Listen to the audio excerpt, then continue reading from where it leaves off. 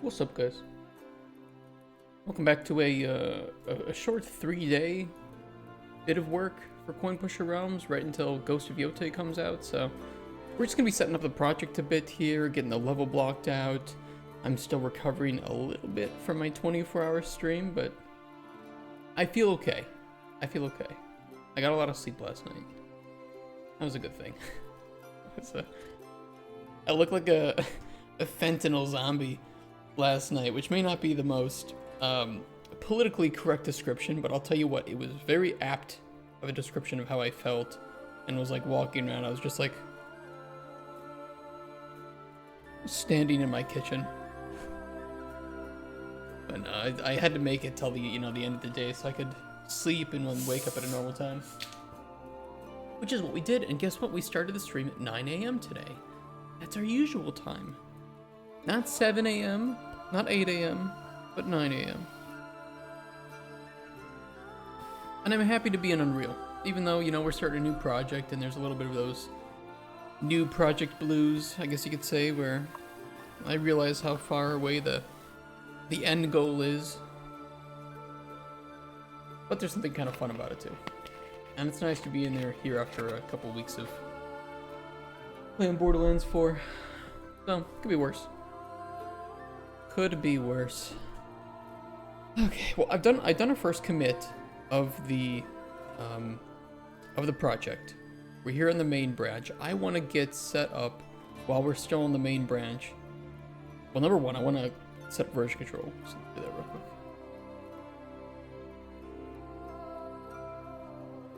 quick. Good to go. And then let's get some of the folders and just everything we might need. Content.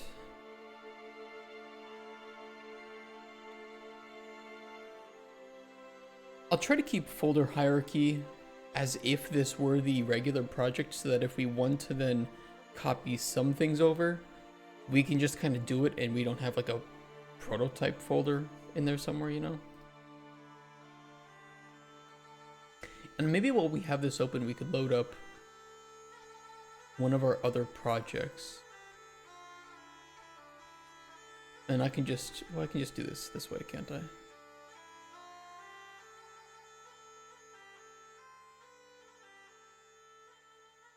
I'll just copy it from here. I'll make it easy. Art. Audio. Blueprints. We are in 5.6, by the way, not 5.7 preview. I'm gonna wait till 5.7 is fully out to, make a game in there. As for, if we want to take a day this week, maybe, if we don't have anything else to do, to check out some of the new features, especially nanite foliage. I'm very curious about that.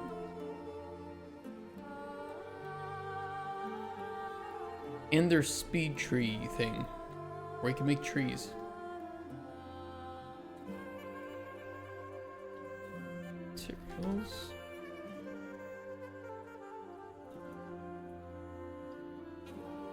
Physics. UI.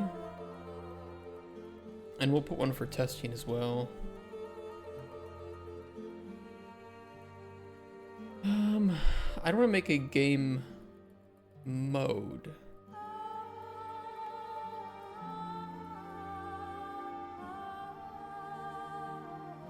Necessarily. I'm wondering if... Well, let's start with a game instance.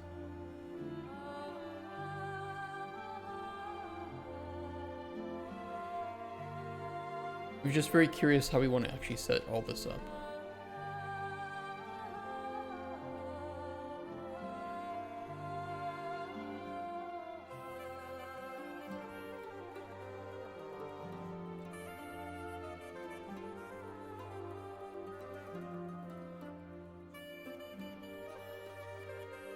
For function libraries, realistically, we probably should have separate function libraries for different purposes. Not just one.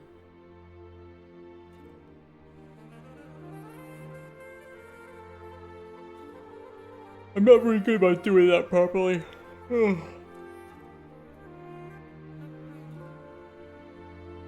We can switch the game instance for now, though.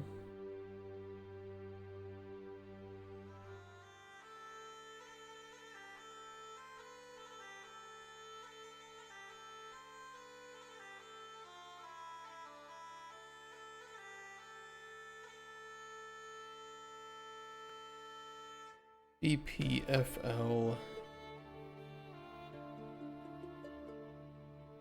or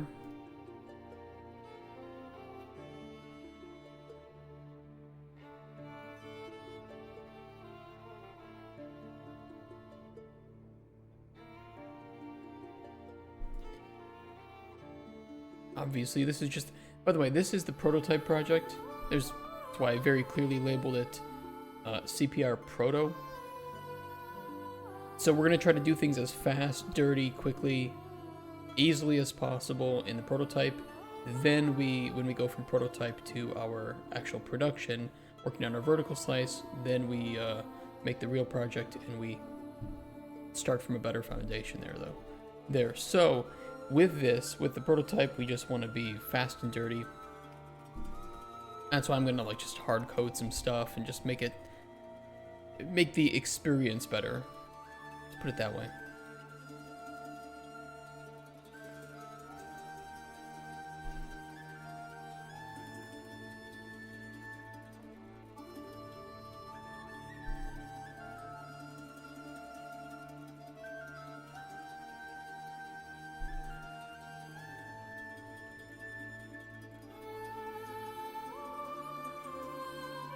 Okay, we can either use this first person level for testing, or maybe we should make like a prototyping level and the Wild West. I think we should have 3 levels in the prototype build. We should have the Wild West, the intro level, and then the general prototyping test level, where we can throw some stuff in just to have it easily accessible. And I'll make separate folders for those, that way we can keep all the data layers that we have separately. I think that might be easiest.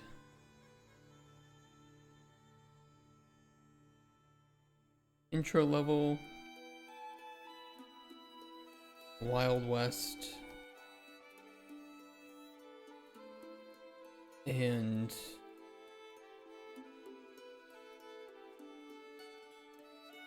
prototyping.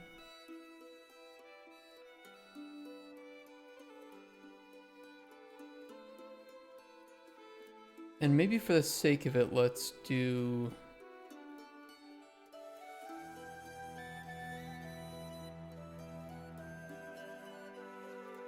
what? Let's make the prototyping the default.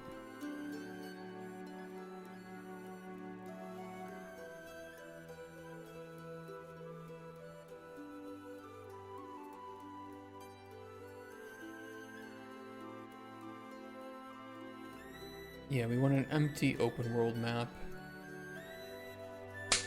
Oh! How you doing, Rex? Guten Morgen.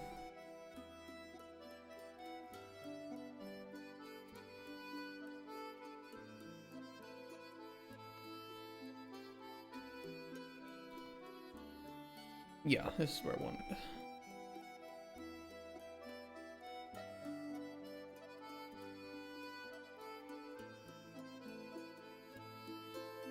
4 hours every night. Sounds about right.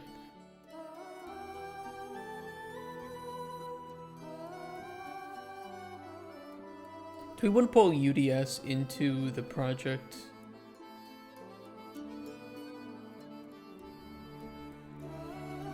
Probably, it'll just make things easier. Hey Thano, dzień dobry. Jak się masz?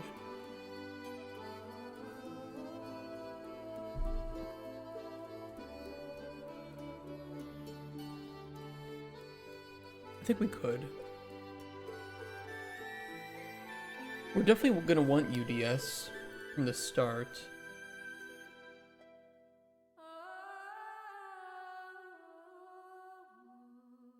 What else are we gonna need? I don't know. We need to get certain things blocked out.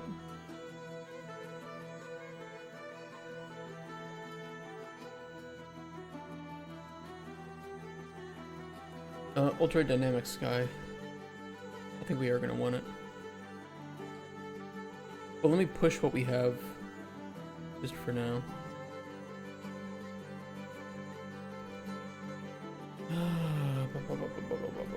Prototyping P. Prototyping P. Close that.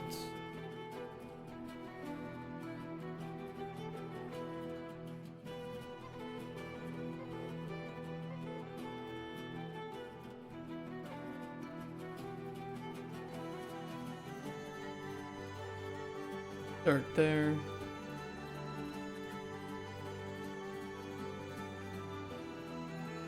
Jesus Christ, dude, look at all this shit that I have.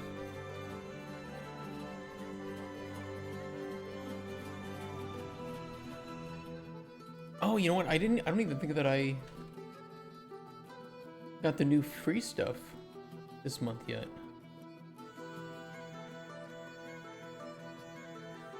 No, hold on. Hold the fucking phone.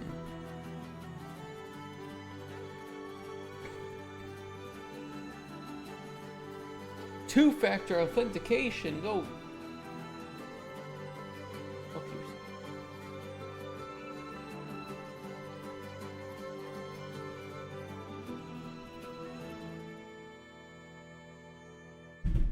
Yes, continue. Thank you. I have one Fortnite outfit. Wow. I don't even know how I got that. What do we have?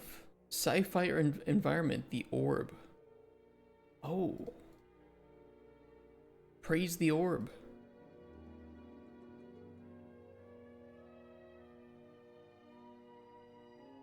Okay, some VFX.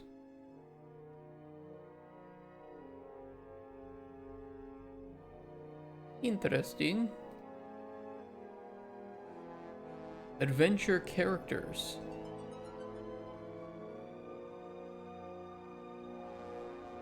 Can't wait to see a million survival slop games using these characters.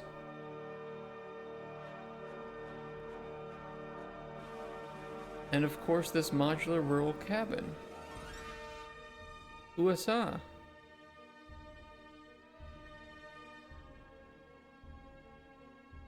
Beautiful. Yes, let's check out.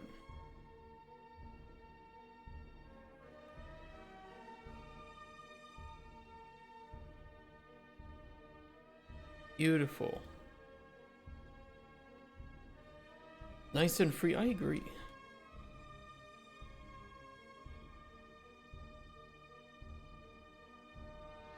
We do have volumetrics too, but I'm not gonna add those yet.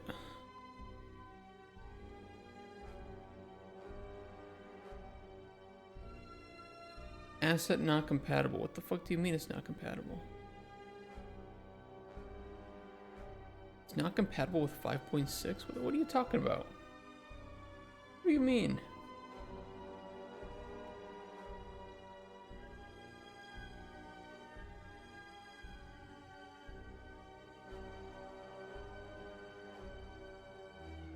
Why would it not be? This is through 5.6. I just need to delete the cache, I think.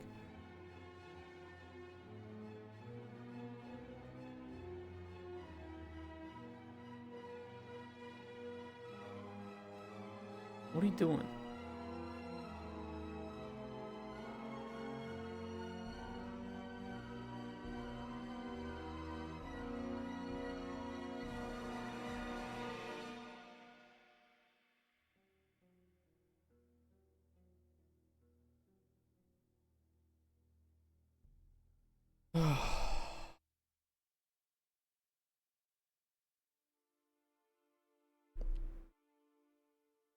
The day that the Epic Games launcher actually becomes usable and decent might be the day that we have success as a company.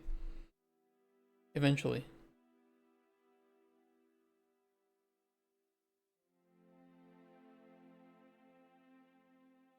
Why did you delete these? Don't delete these. What the fuck are you doing?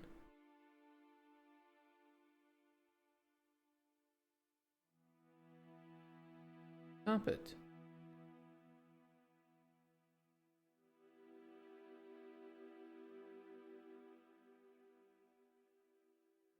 Who told you to delete those? Nobody. Why do you think I added them, game? Because I want them there. If I didn't want them there... Can I get that? Can I tell them to stop? UE5, stop deleting empty folders.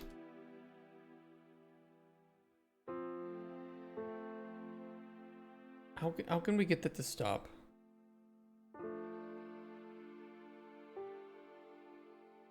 To prevent it, add a dummy folder. No, I don't want to do that.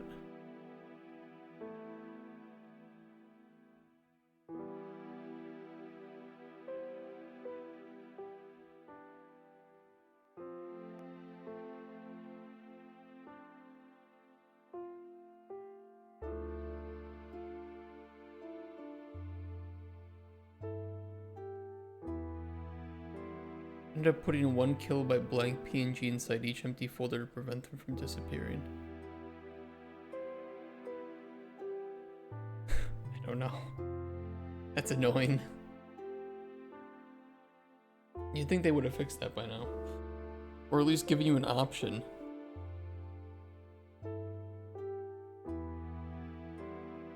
Alright, we should have UDS.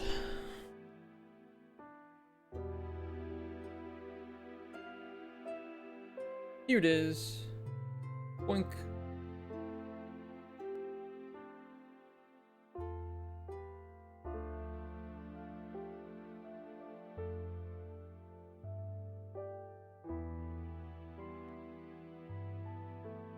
I remember when we were doing UDS speedruns.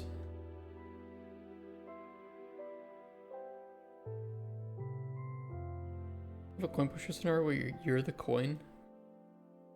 Or you're the coin. If we can think of some interesting way to play that, sure.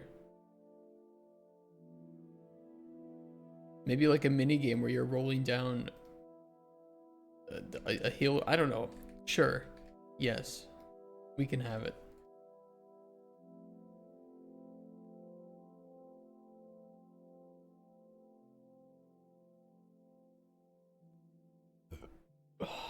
Yeah, you heard it here first. First promise of the game made.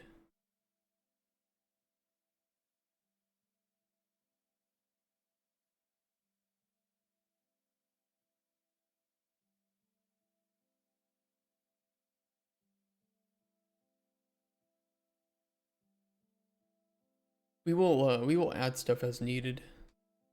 I won't go too overboard with getting stuff in right off the bat. But UDS is kind of a staple, and we know we're going to use it.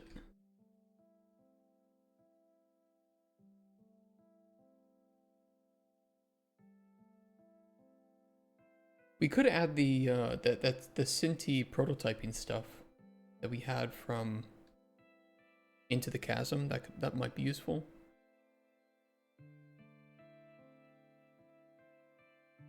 Especially for blocking out. I could migrate that over from the other project if you really wanted to.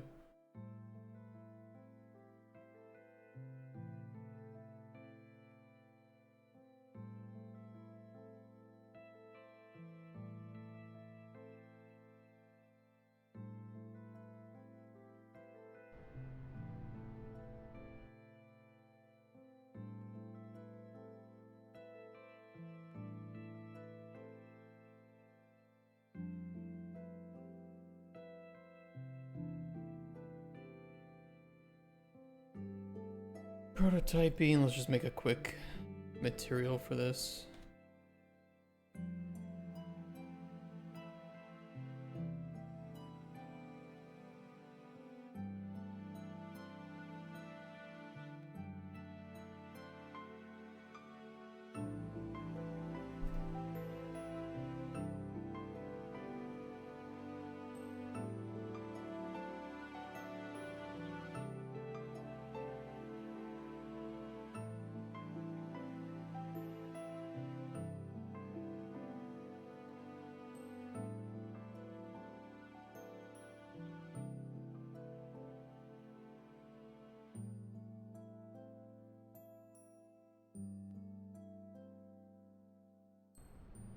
That white is annoying to look at every time.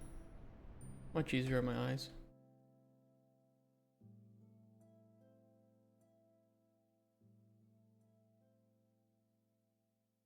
Hey Lepus. Morning.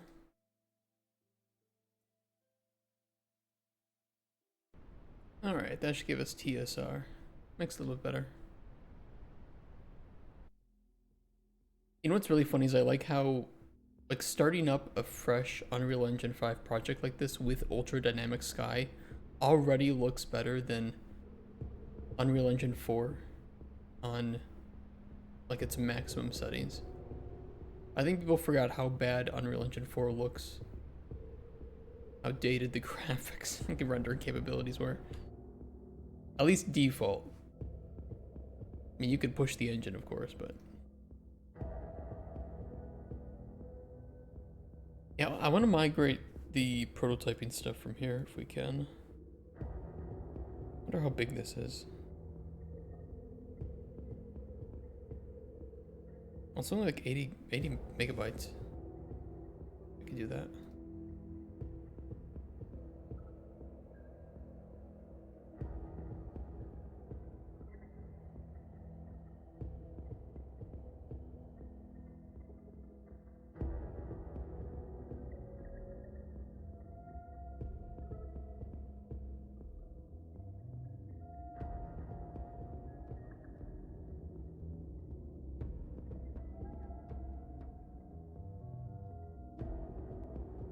Okay, should be here. Beautiful.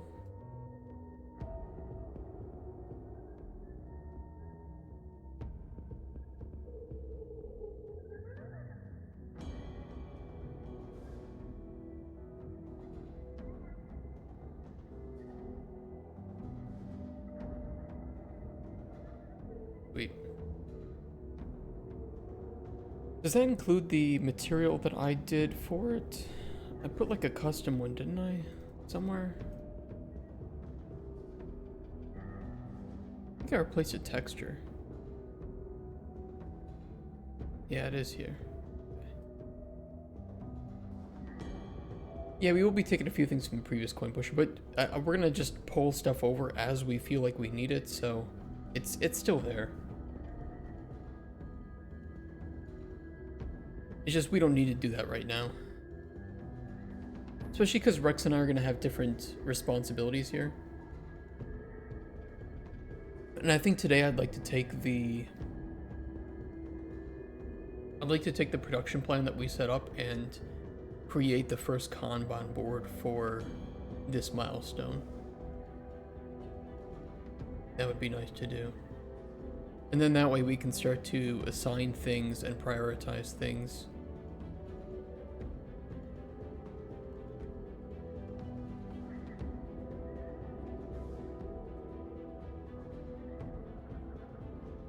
But it's kind of boring to do, so I might do that a little bit later.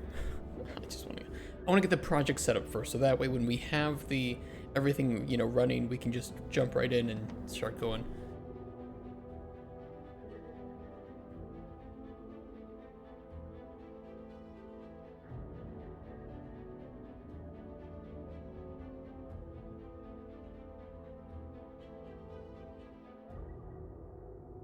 We need those maps. What are these maps? Demonstration and overview? Oh.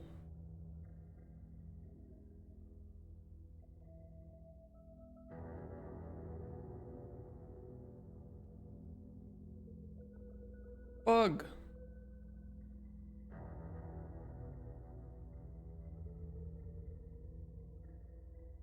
It's kind of nice. This is a nice pack. I do like this pack. Money well spent.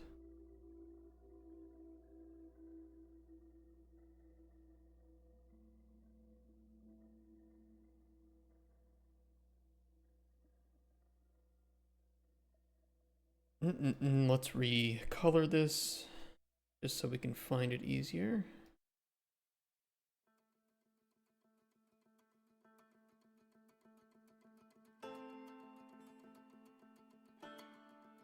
Do you want to make a base level 2 for the intro level in Wild West? I think so. Let's get those started.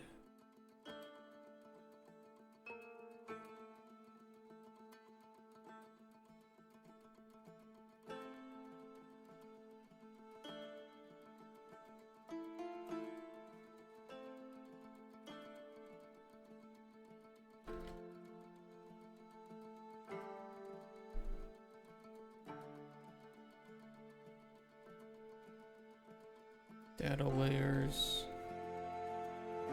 I don't even know if the first level is going to need data layers, the intro level. Probably not, but, you know. We'll see.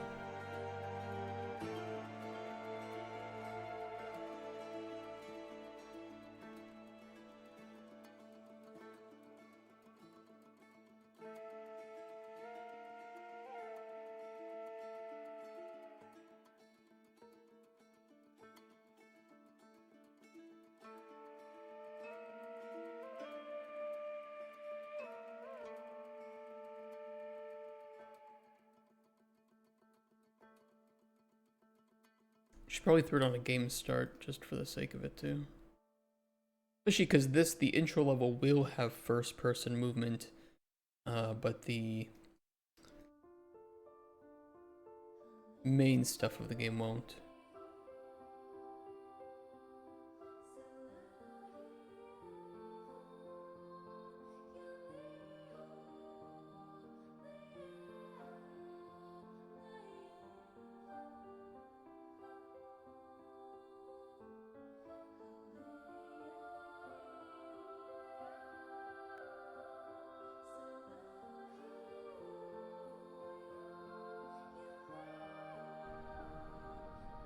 Okay, good enough. Can't complain.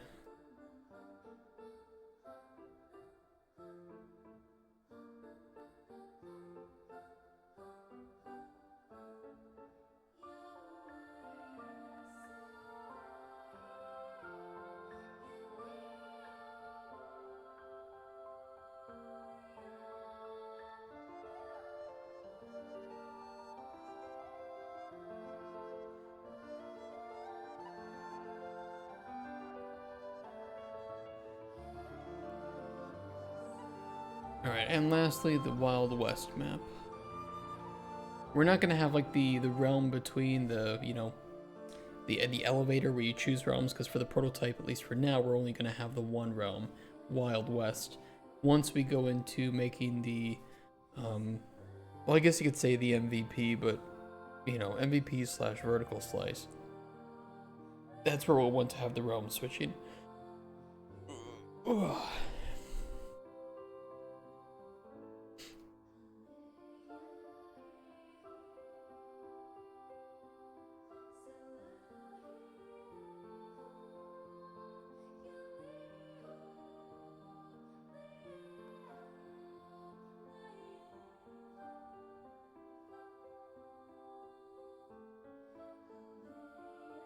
Okay, same thing here.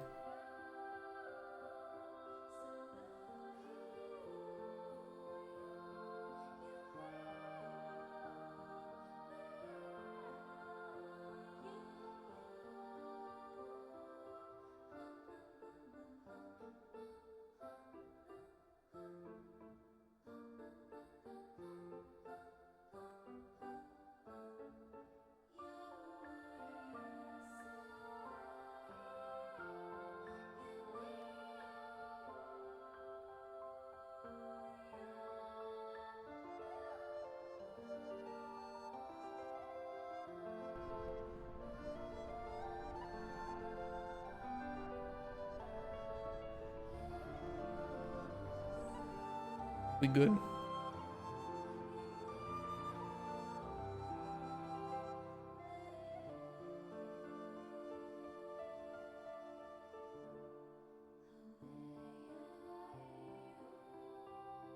Do that for now.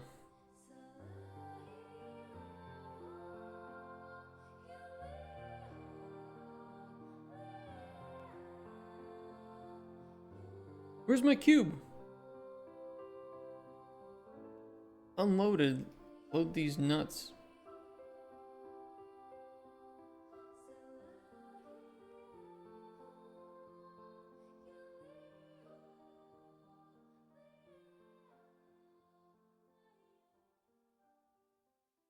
Maybe I should place them in a data layer.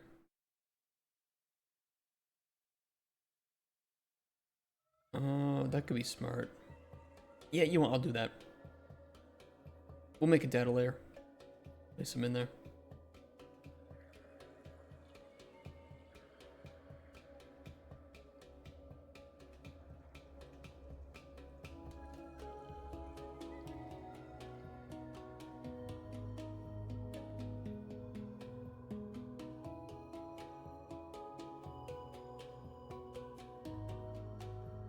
Okay, let's see. Let's put this.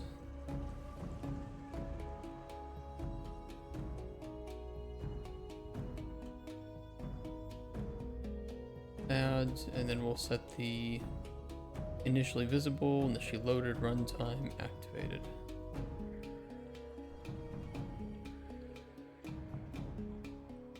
We Gucci.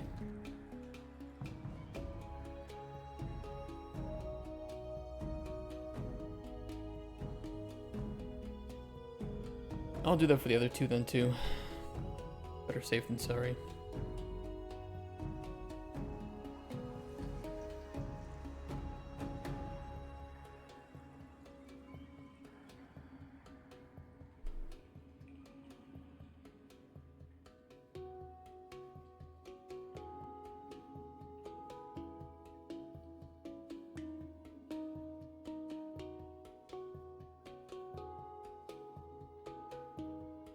And we'll add a player start to this too. Bug it.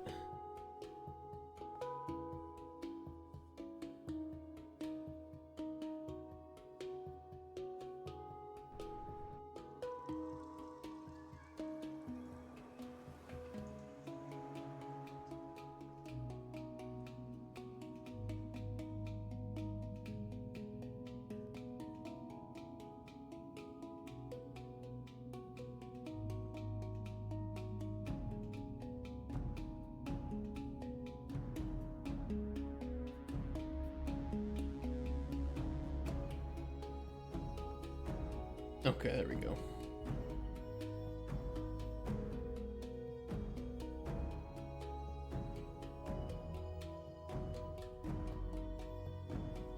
Alright, I think that level's okay. Just leaves the Wild West. Load here. New data layer.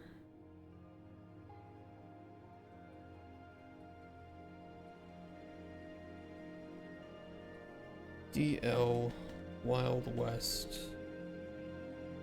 4.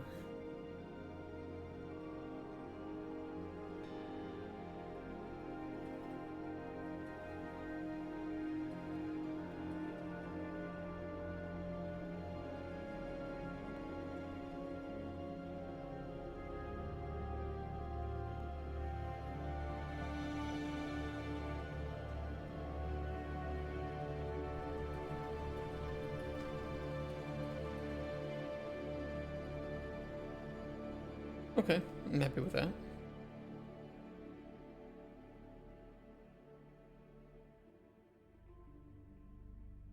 there anything else that's really core to our prototyping that we might want to make before we move forward?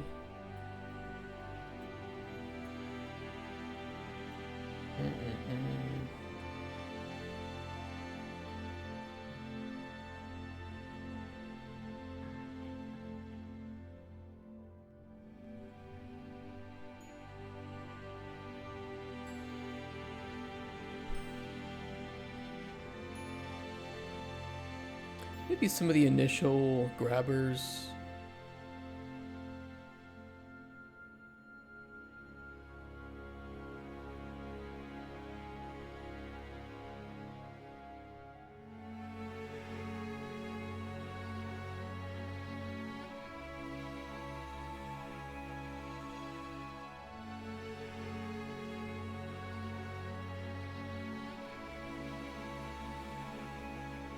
I do kind of like the way that I would do this store and recall inputs. Although I think I handled it best in System Break.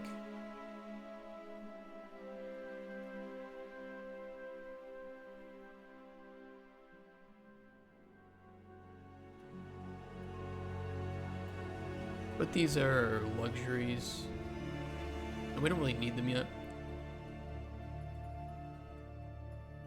Especially if we're just gonna do a little bit of blocking out today.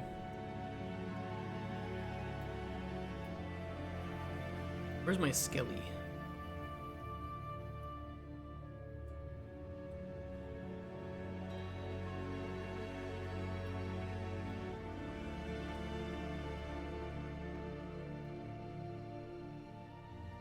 You never go wrong with a skelly for size. Well, let's make sure we put this in like a blockout data layer.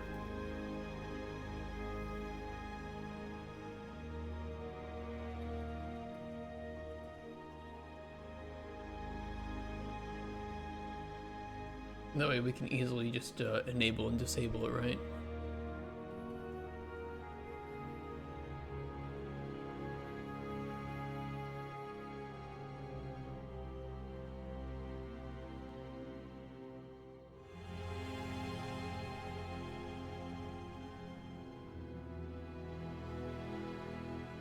Nope.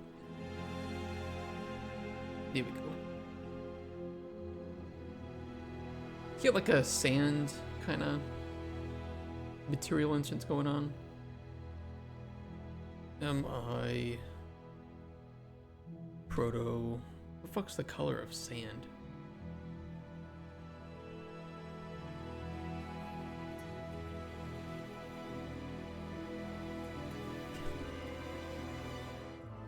Macaroni and cheese, that's the color of sand.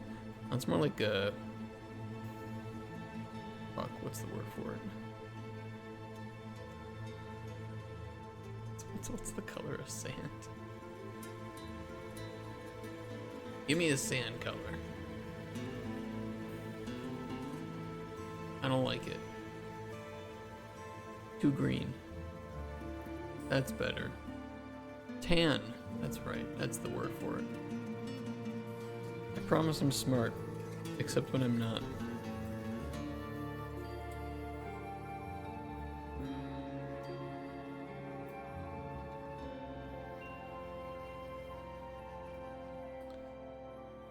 D6 B5 88FF. Looks pretty.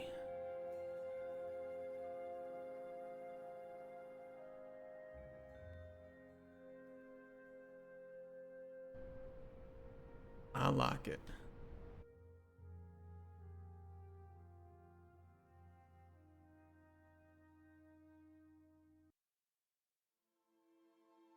I wonder if I have like a little material pack that I could pull in.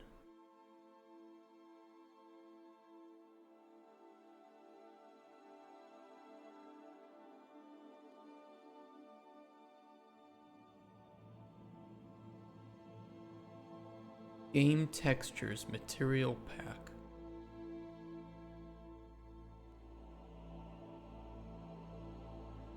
Supported engine versions 4.21.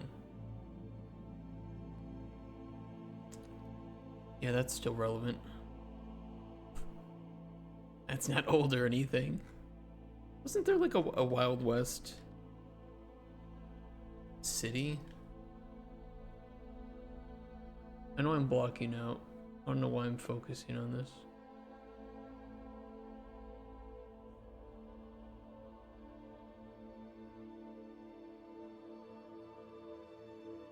How was that Wild West, dude? There's an airship.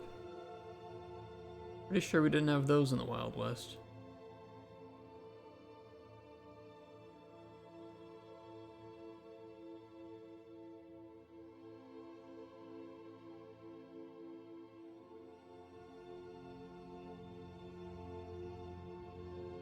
No, wasting my time. Alright, what are the buildings that we know that we need to put in here?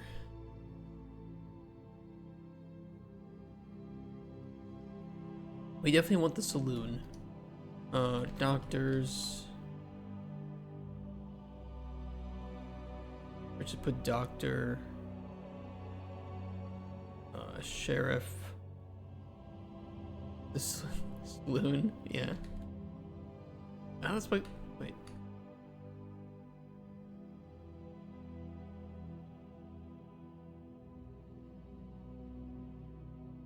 Okay, yeah, that's what we do.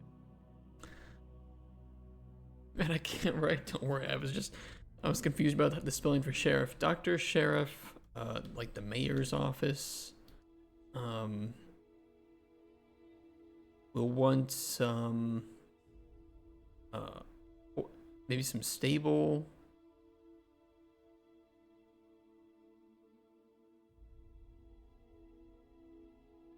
General store.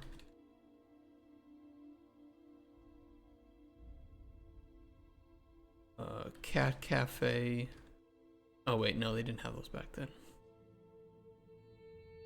That would be pretty funny though. We just throw a cat cafe in there.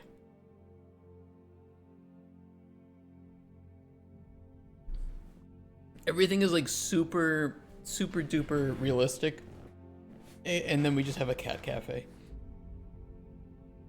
Train station. We'll want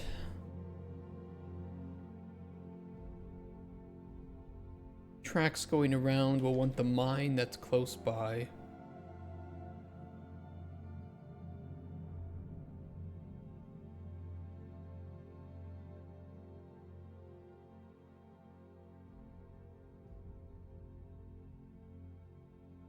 Let's use Grok. Saloon, general store, sheriff's office, jail, hotel. Yeah, hotel, okay. Hotel's a good one. Little hotel.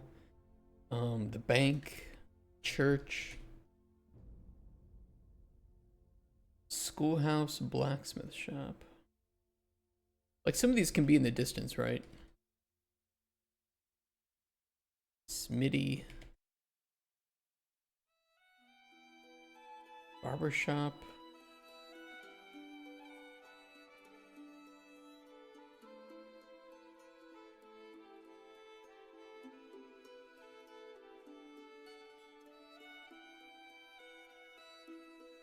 That could work.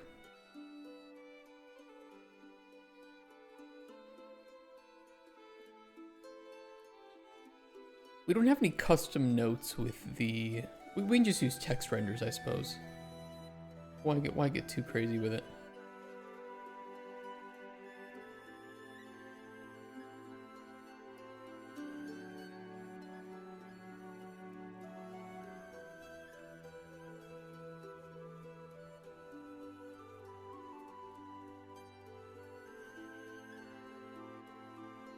And I'll put in like where we expect the player to start.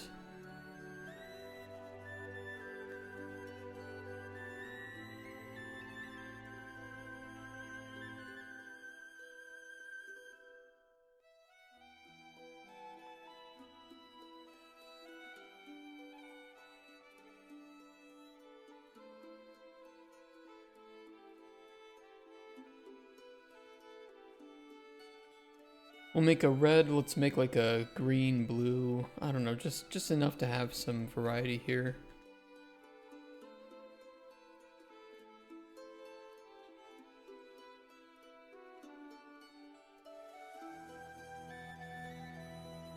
Do we think it'd be easier just to make a blueprint for the text? The prototyping text? Maybe so we can add more options to it later? Feels like it would be smarter.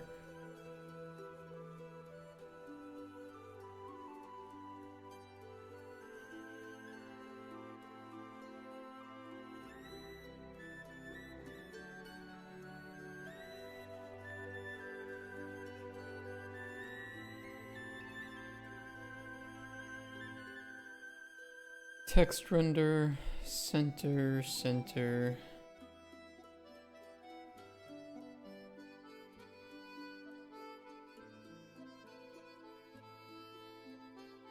Text size, text color.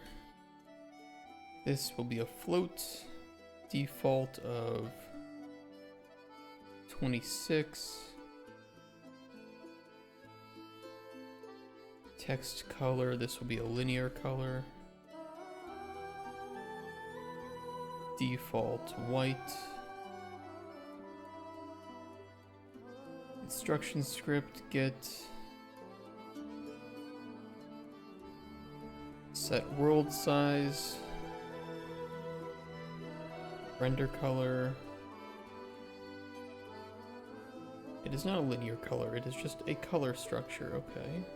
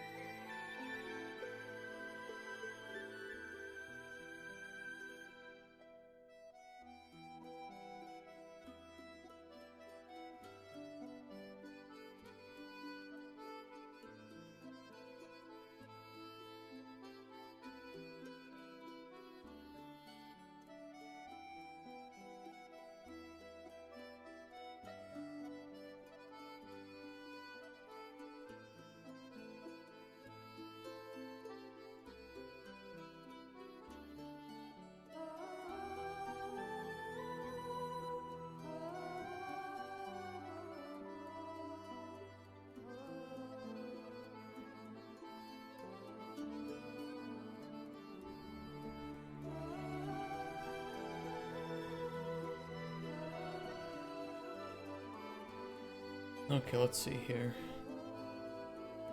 Set these both to instance editable. I can make a boolean 2 for B appear in game.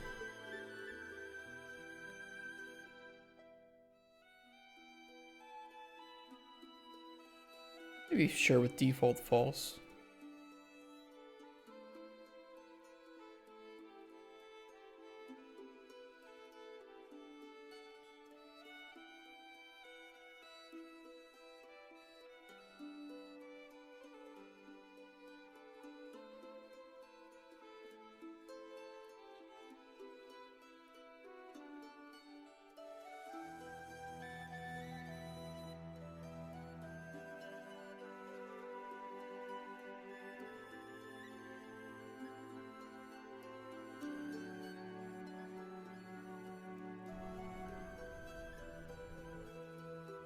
Where's my cube?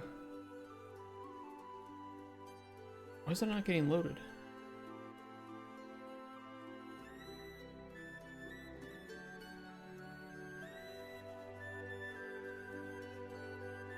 Oh, because it's not initially activated, that's why. There we go.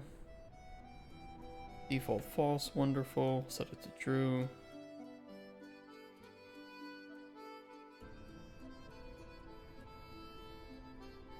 Beautiful.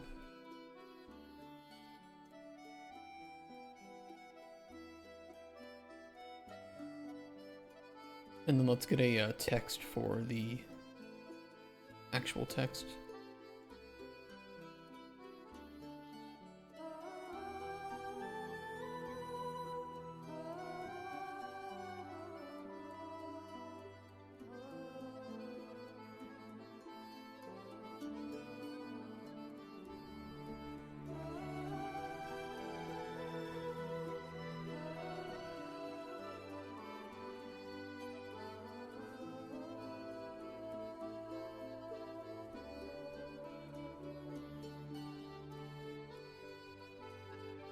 Okay, start/elevator.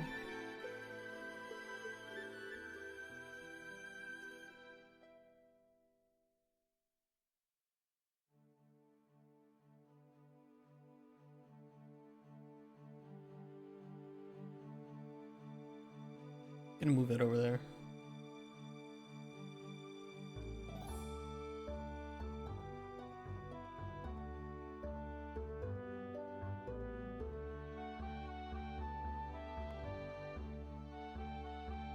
Let's see.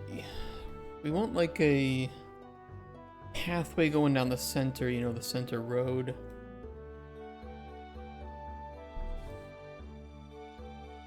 Leading up maybe to the saloon. We can throw like a landscape down if we want. And just give it a really simple layer here.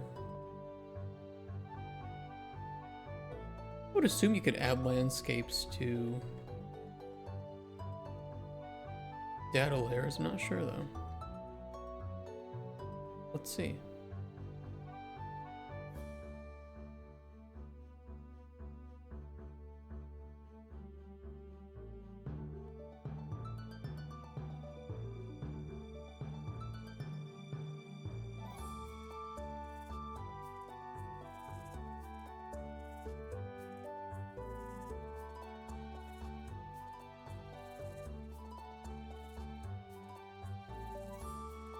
Breaks them up into different chunks. And yes, they are part of the data layer. Okay. That's pretty cool.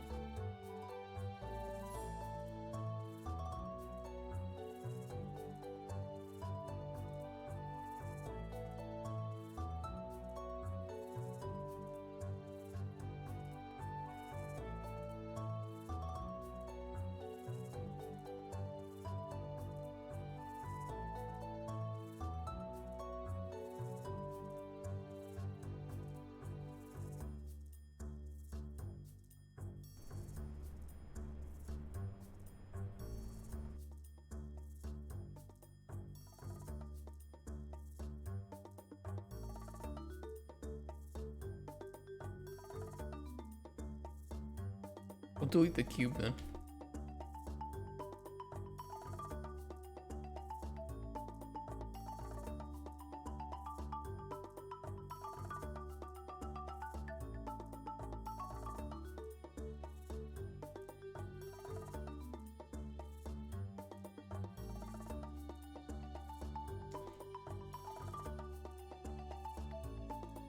Let's see. Let's just start getting cubes down.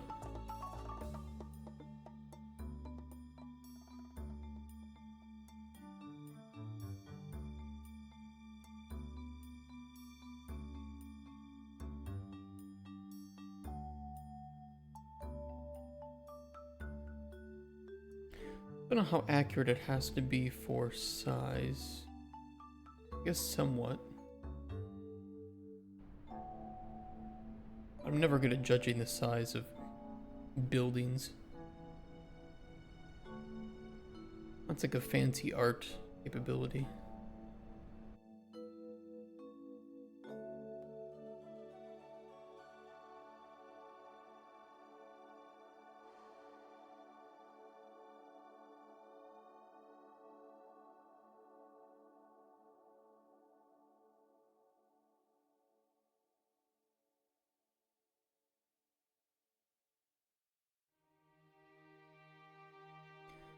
Let's see.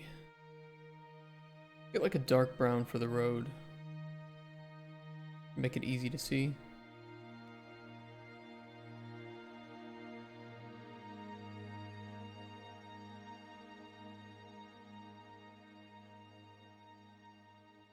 Hoop color.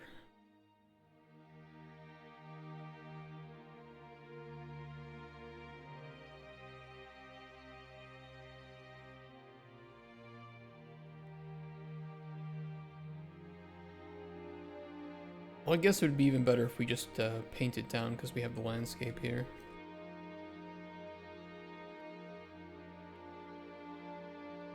Let's see if I can set that up properly. I always forget. Paint. Layers. Add layer. Sand. Create layer info. Weight blended layer.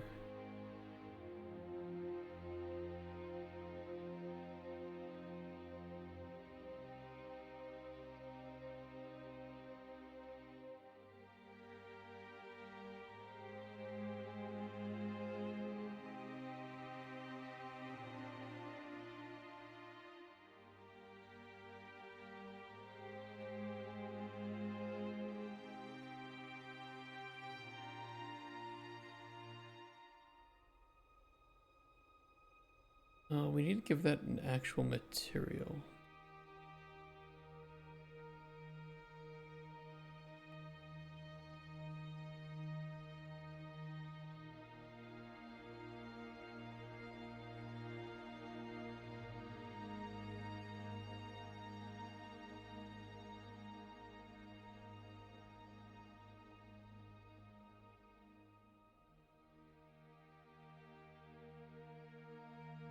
How do we do that again? We need to make like a landscape material as a whole.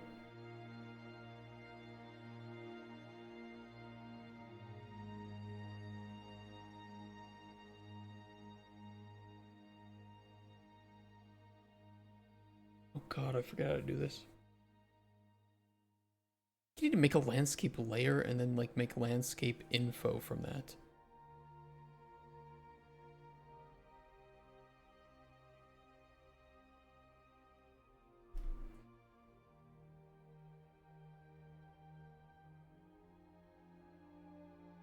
Something weird like that.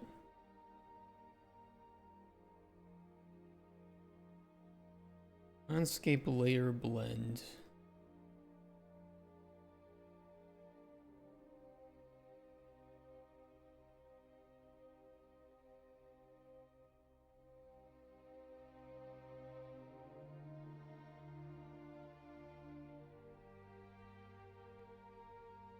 Doors? Who needs doors?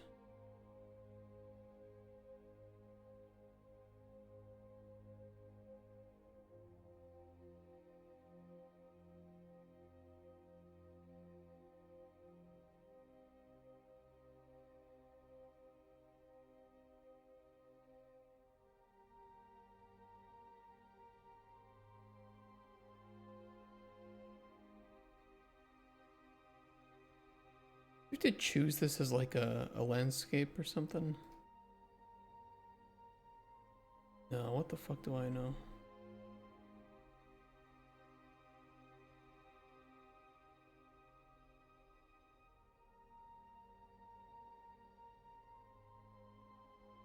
I kind of thought you have to assign a...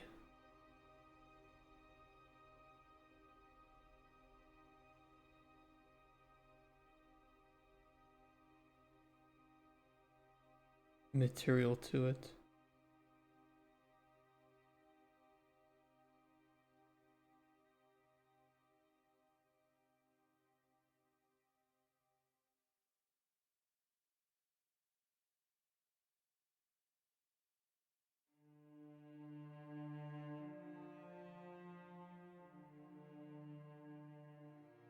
Which of course I did incorrectly, right? Because I assigned the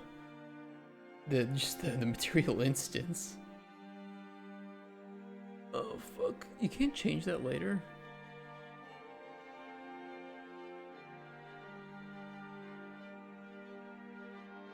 Kind of annoying.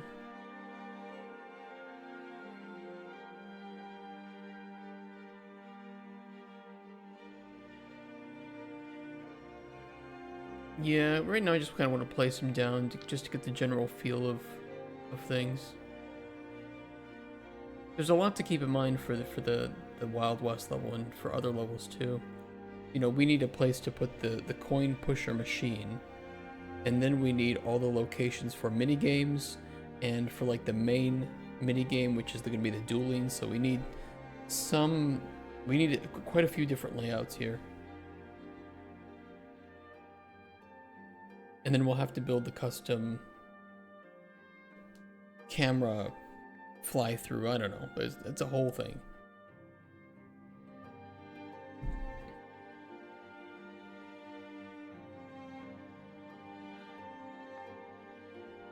I just delete this.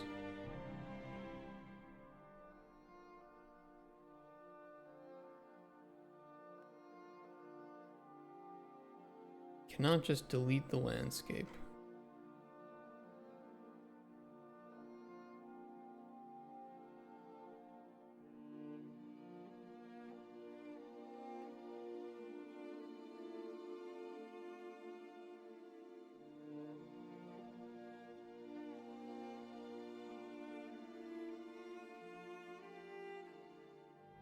Yeah, you'll worry about the proportions.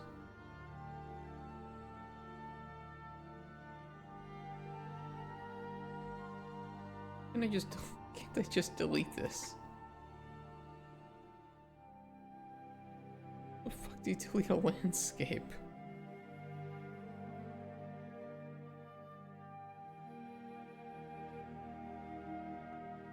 God damn, don't add a landscape to your game.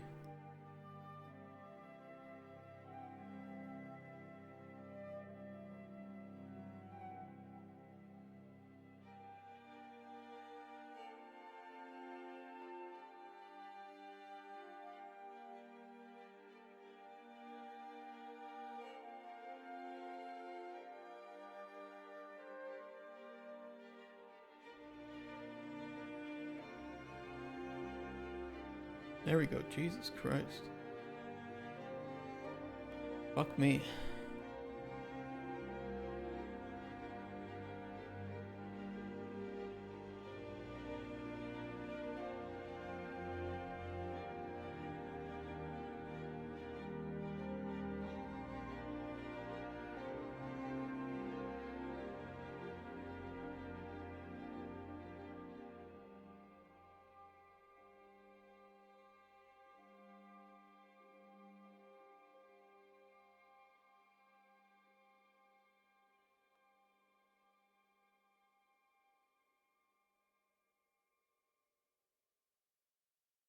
Okay, at least I can get some green in there now.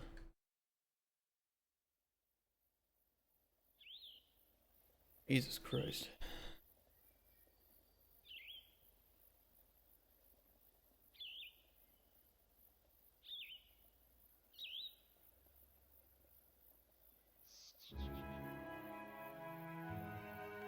God forbid you just want to make some quick bullshit, right?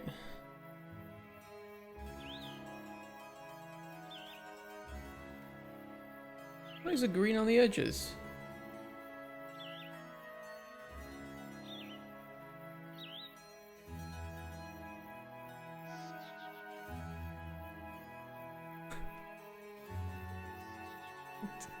Get out of here.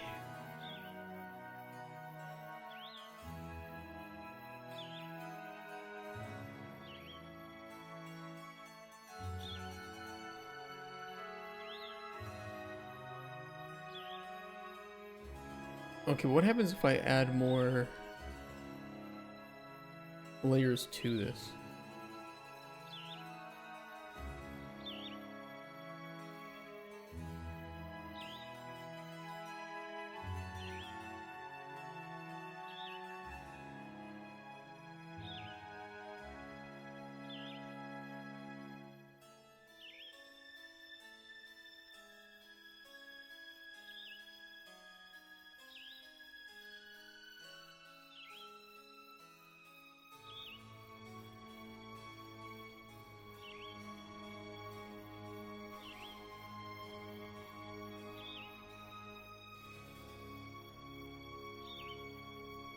Okay, I can regenerate it like that.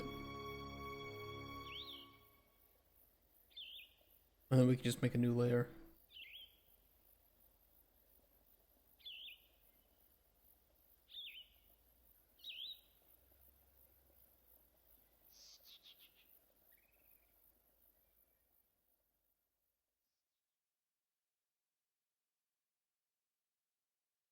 Okay, that works.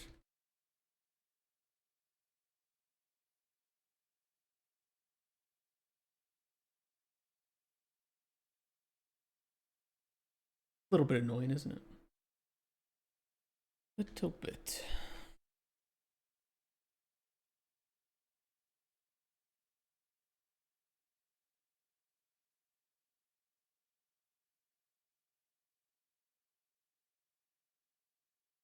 Oh, wonderful. Thank you.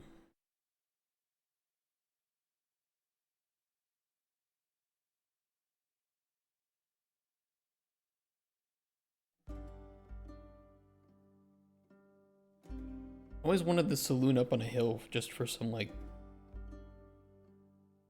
visual prettiness here.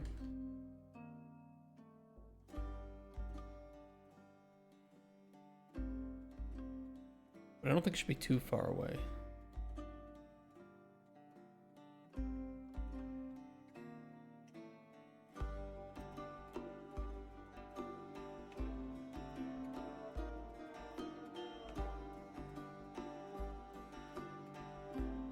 Or too high up, of course.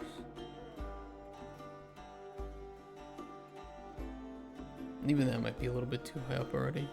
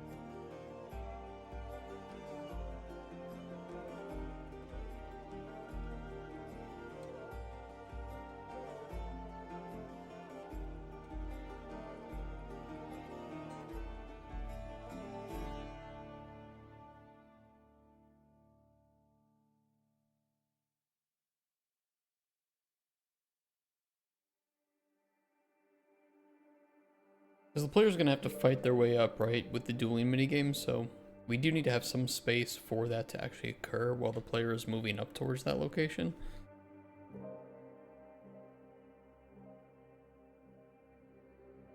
We can even have the final minigame take place in there. Like the final round of it.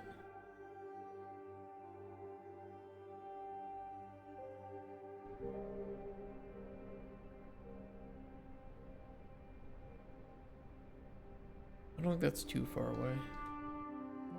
It is still pretty high though.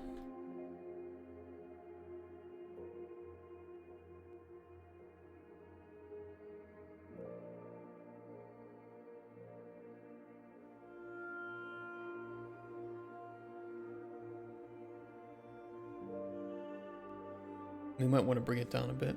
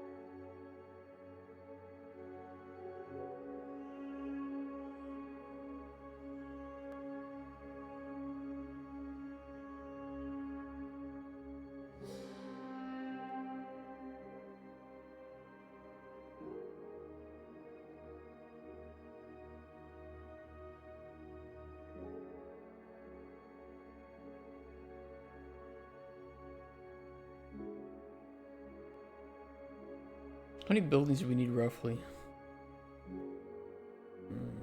Quite a few. Some of these are going to be in the distance because they don't have any relevance to the gameplay. The ones that do are the saloon, the doctor's office,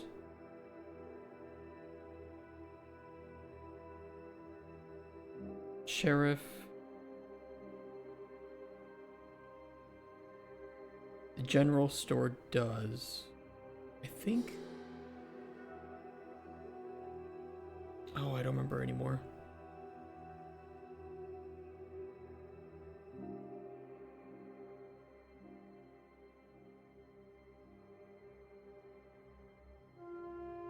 There's the gold panning, so we also need a river running through here somewhere.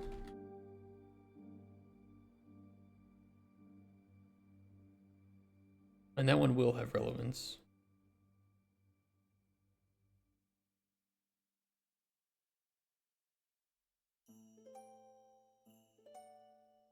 I don't think we'll include the bank.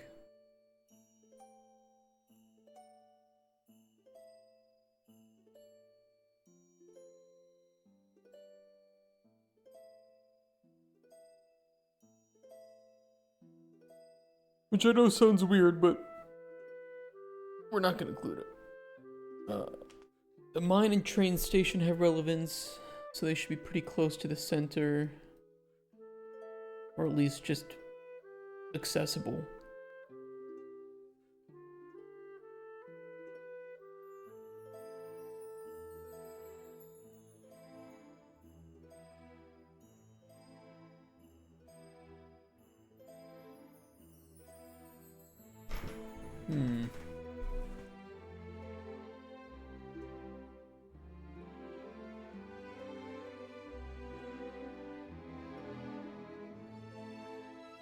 Let's see here.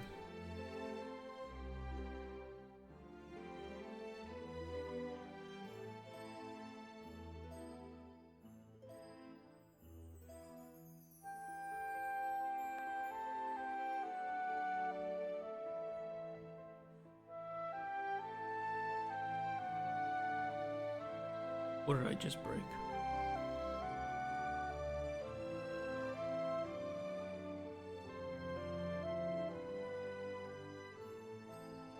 Oops, my brush size was set to 64. I kind of just wanted to add a new block to the landscape.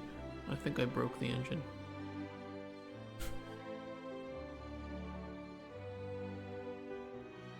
It's just stalled. Hello? You okay?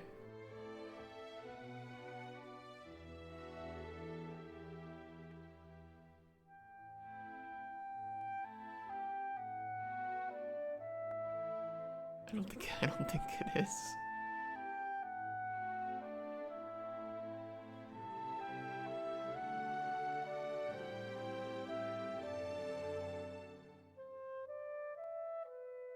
Oopsies. Maybe we'll just wait for it.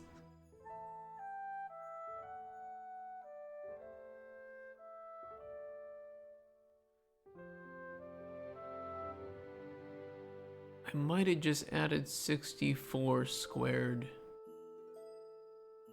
landscape sections.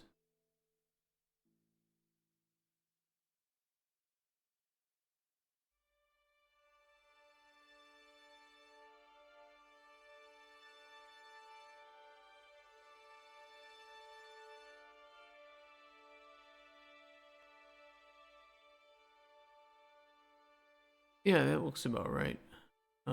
Oops. That's not what I wanted to do. Let's just Control Z that. Wait another 2 years.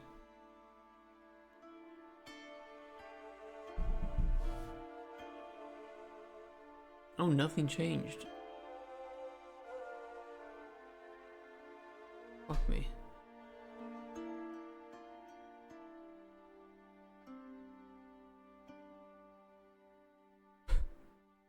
Damn it.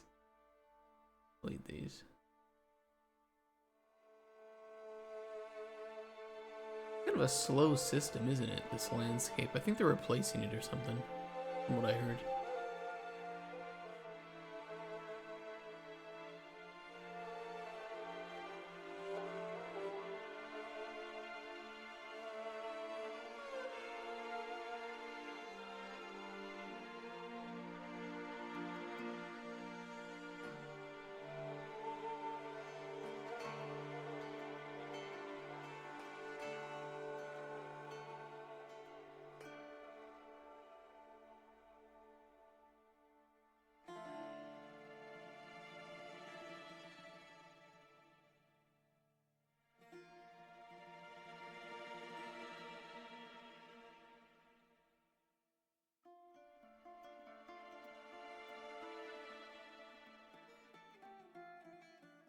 Yeah, that's annoying.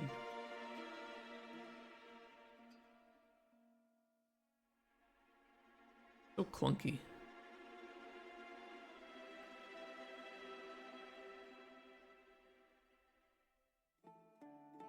I can't even just click out here and add it. I have to add it to the like existing location and sections. But then it, oh, what a horrible system.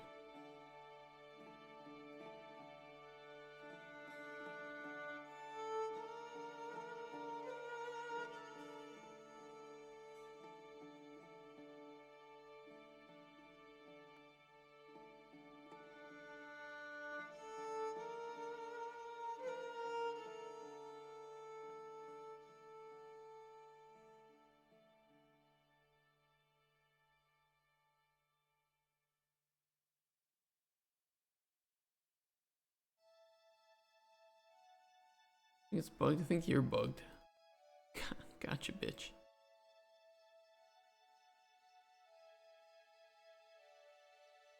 Supposed to get edge on current landscape? Well, maybe.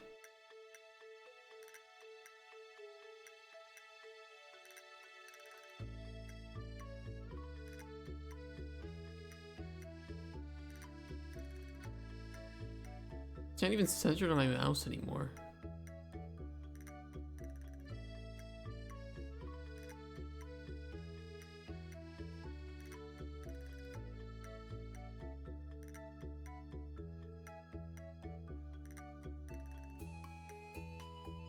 Look at this.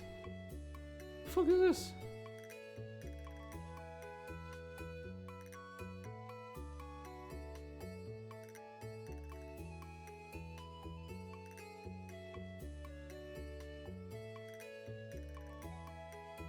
It's afraid of the black.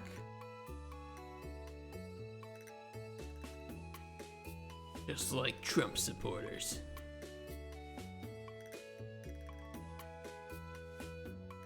How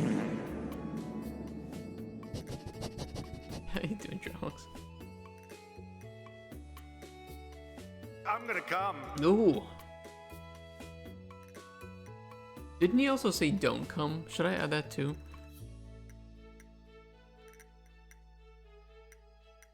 How big are these layers? Like what's the size of this landscape?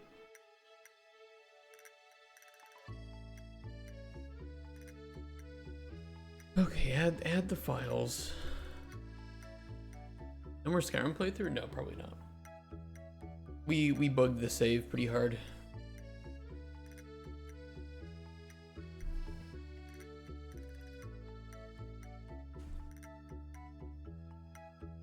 And the worst thing bugged too, it was the doors that bugged, which makes it pretty hard to finish.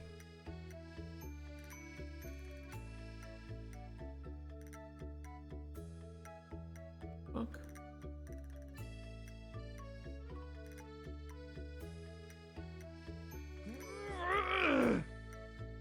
Why is the landscape so bugged? Let me try opening up a different level and coming back.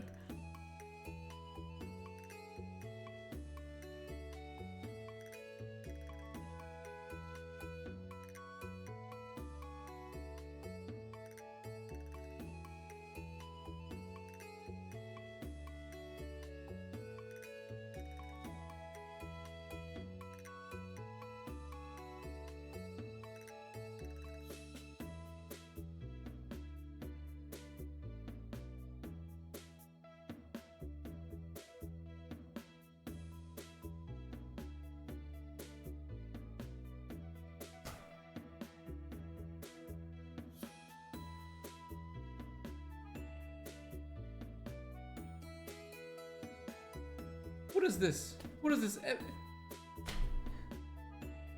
Really epic?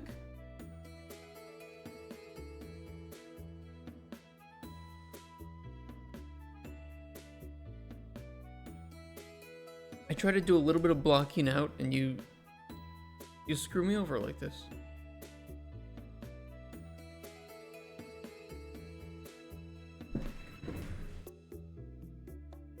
What is this landscape? What have you done? Why would I want this?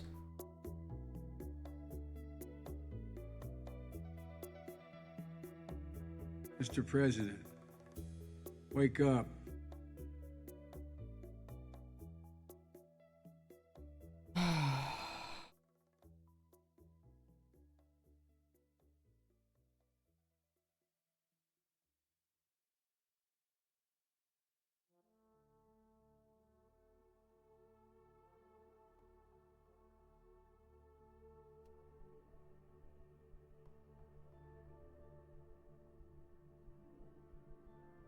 What does it look like, a plane?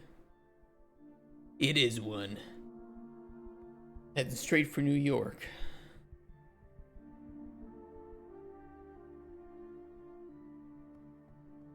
I'll just make a new landscape.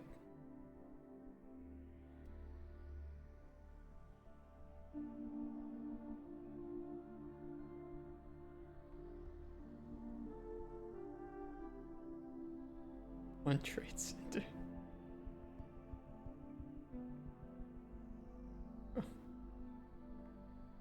Oh.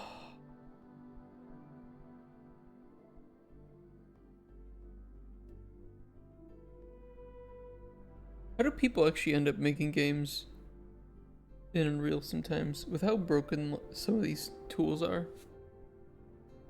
Like, how do they even manage it?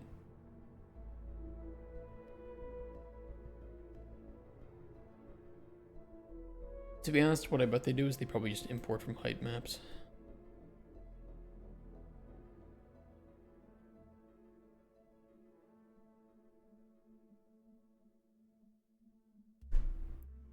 I'm trying to delete all these bullshit layers. Thank God.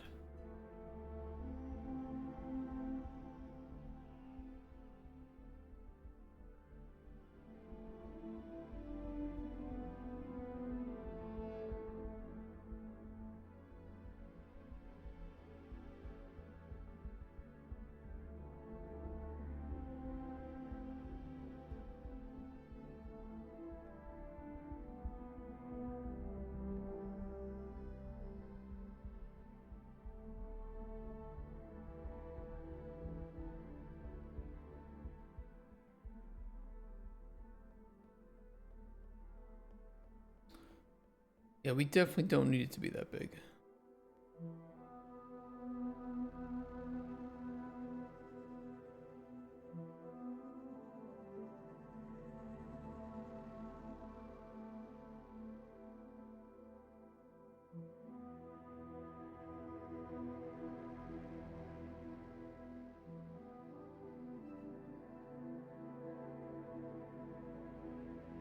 But that might be okay.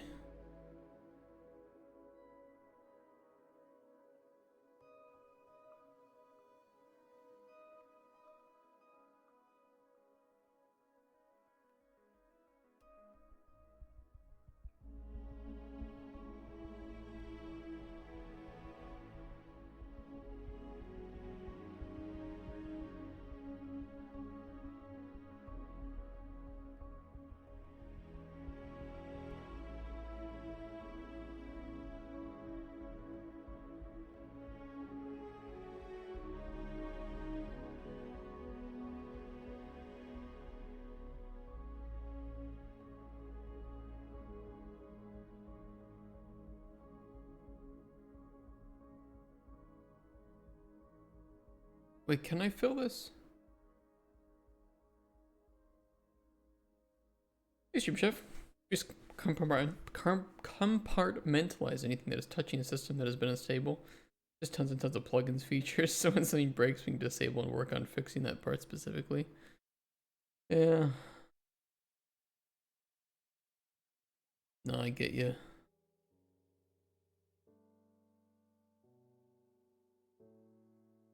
If you right-click the material and take fill.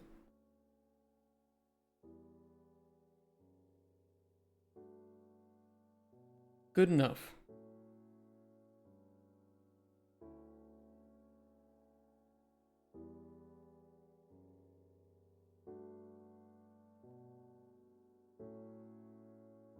Yeah, close enough. Good fucking enough. I'm not gonna worry about it.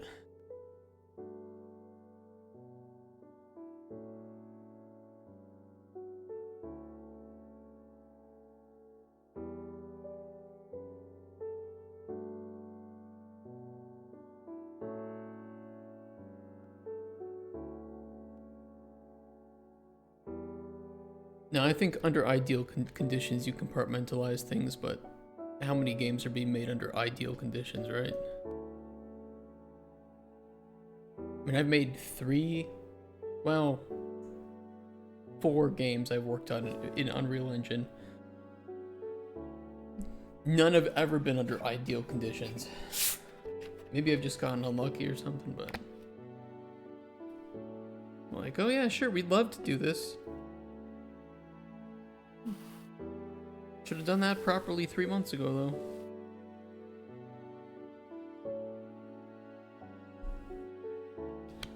though. Never proper.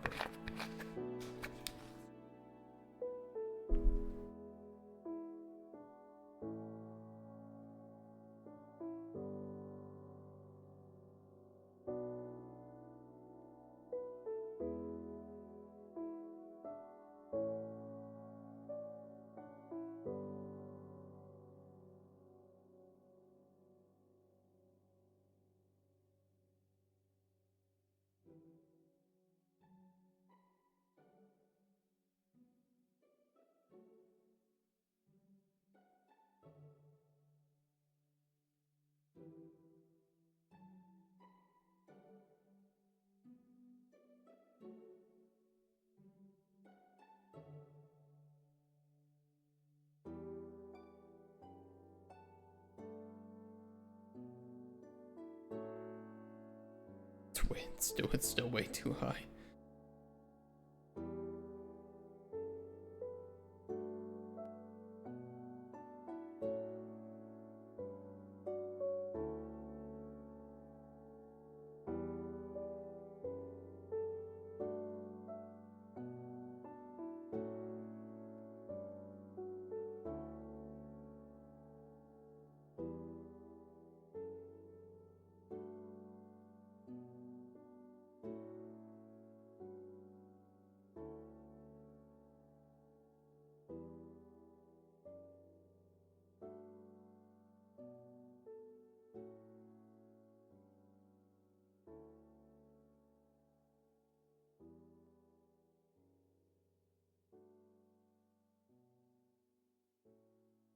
Hmm.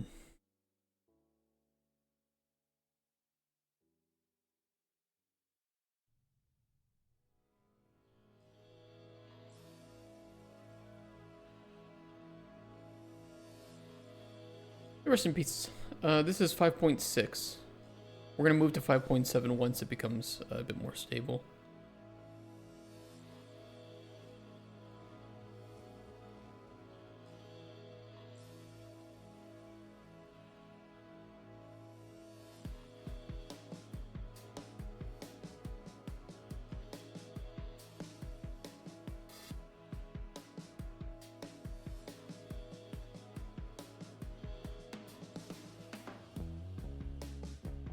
And once I can play around with nanite foliage to see if it improves overdraw performance.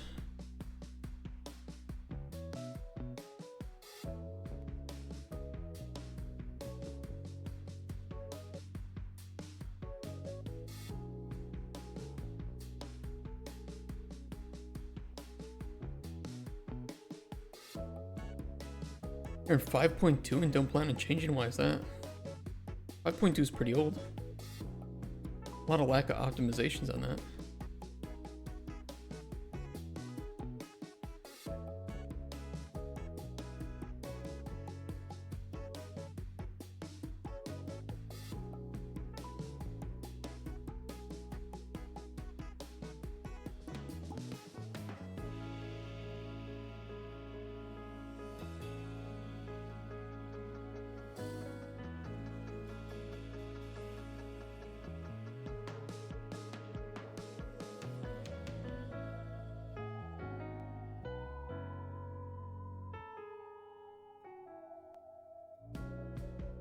No need. I mean, you do you, but I would just say that between 5.2 and 5.6, the game runs significantly differently. I mean, 5.2 was even before nanite skeletal mesh. And then we had a lot of performance improvements to both nanite and lumen in 5.6, of course. Took them long enough.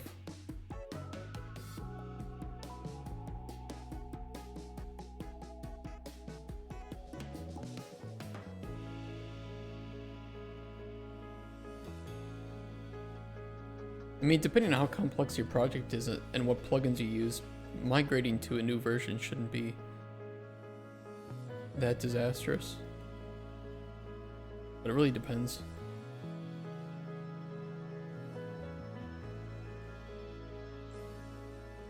Ever used Lumen?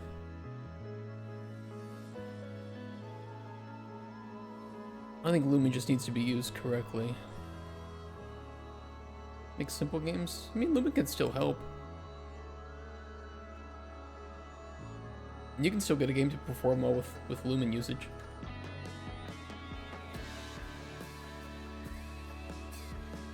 How steep is that grade?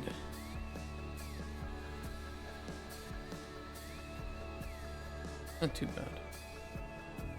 Need it to feel like it's a little bit higher up.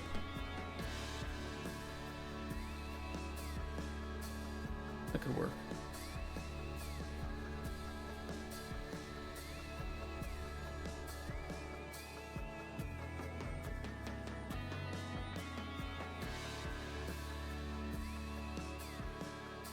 I don't know. It really just depends. Lumen's the big performance hog, though. But I mean, I would still upgrade to 5.6 if you're just using nanite or something, or maybe I don't know if you're using either. But you'll find that performance is better on 5.6 than 5.2.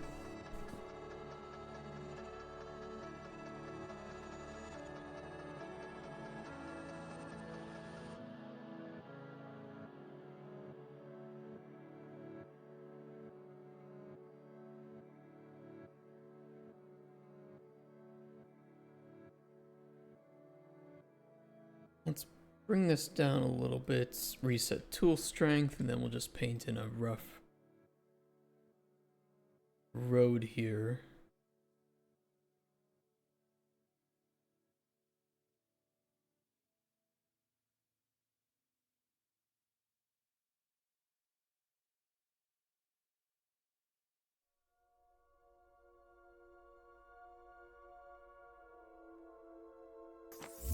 Hope it doesn't get too...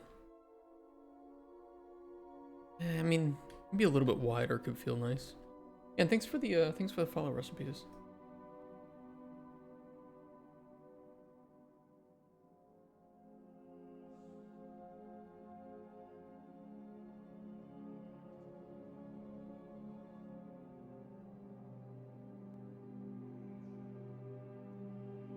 I mean, no matter what, you're gonna get people that shit on you for using Unreal. Unfortunately, because we're in that day and age.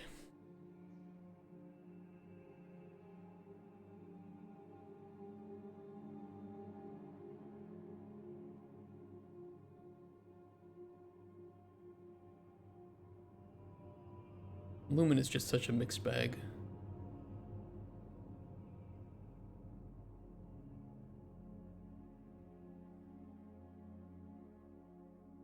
When it looks good, it looks great.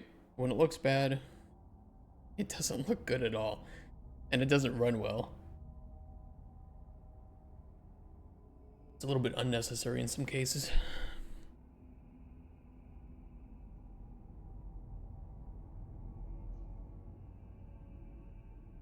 And if you're making simpler games, you probably don't even need nanite.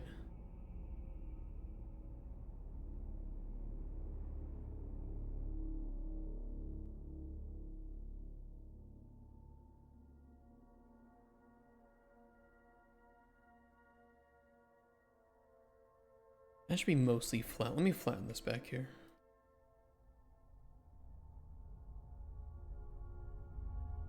That'll be the train station.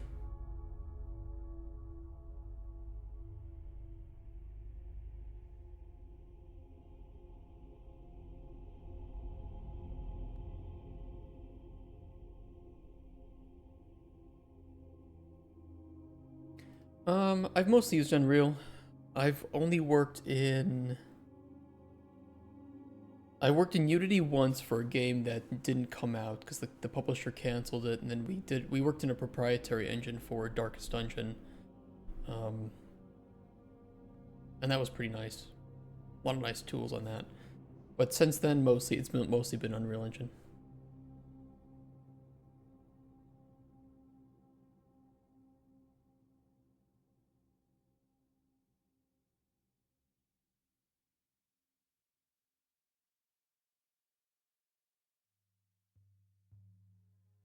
Okay, the intention of this is to just go around the whole map.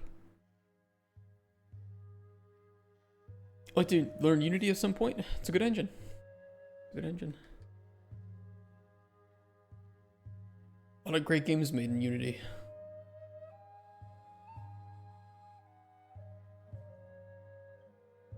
For what I make, though, I generally find Unreal best. Good tool set for what I do, too.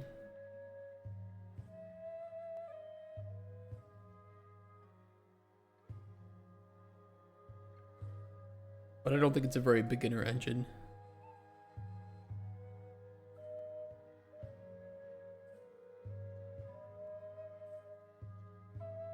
I think, you know what, I'll say this. I think Unreal Engine 4 was a better beginner engine than Unreal Engine 5 is.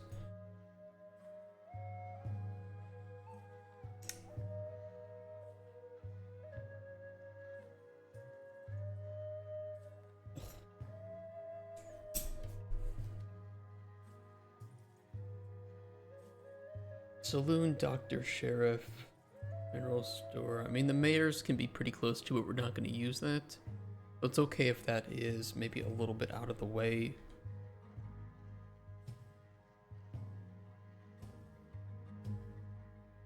No, Andre, it's the same game. Can be intimidating when starting, I agree, because I started with Unreal Engine 4. Yeah, same with me. I mean, I've been learning Unreal ever since the first release of Unreal Engine 4 that you had to pay money for. I'm glad that they reversed that, of course. And it was a good mix between beginner and intermediate. Yeah, it was $30, right? Yeah. I think they only had that for like 1 or 2 months though before making it free, and then they gave people back money on the Unreal Marketplace. But now with Unreal, it just feels like you need to do so much work just to get it running decently. Whereas with Unreal Engine 4, I think you had to do a lot of work to make it look good. But to get it to run decently and to actually make a working game, it was pretty easy to do.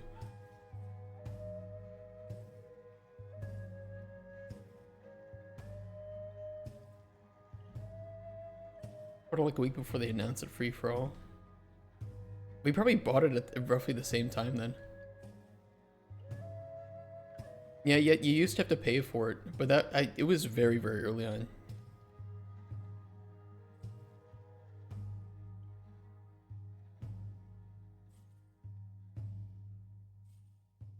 I see a post here from 2015.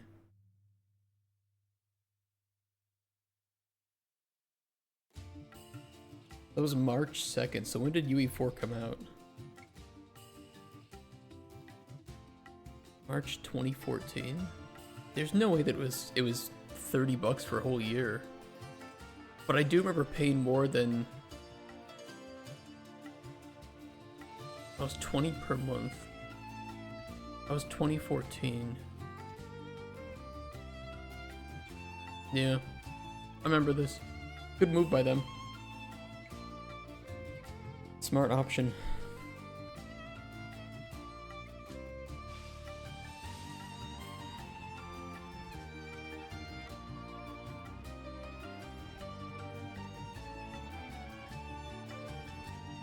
UE for the first public engine, or were the others free?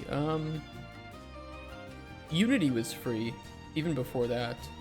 But Unity had its regular and then its pro. And pro was, I think, like $75 a seat or something. If I remember correctly.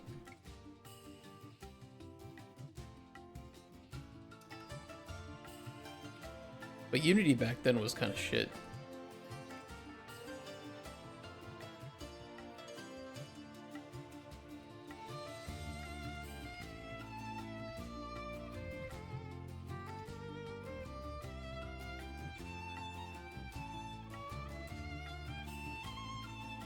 We need a river here too. Let's quickly add another layer. Oh yeah, I mean, well, Unreal Engine 1 and 2 were there, then there was UDK with Unreal Engine 3.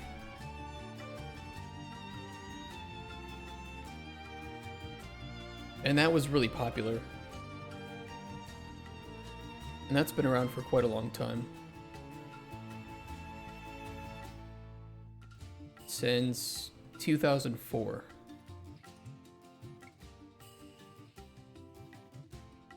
A lot of great games were made using that.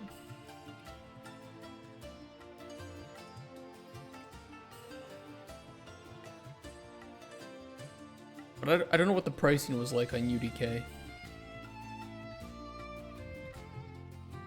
If I remember correctly, I believe it was free. Oh, you had to license the engine, but in 2009, Epic released a free version of the SDK, which is what they called UDK.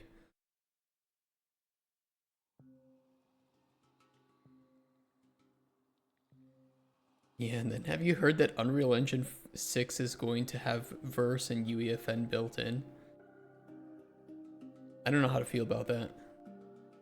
You remember that logo, yeah, right? You feel old yet?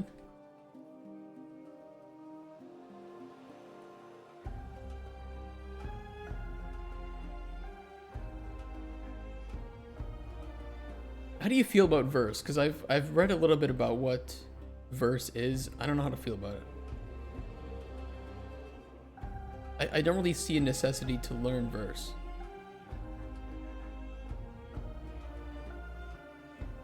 In early development. Yeah, but none of these new languages have ever really found footing, especially when it's, I don't know.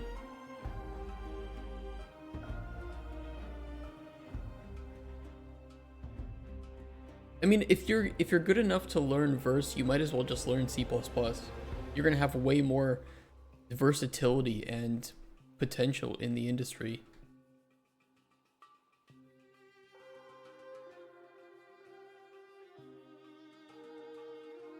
Like Turbo Pascal that I've learned in high school. I've heard that that exact same comparison before.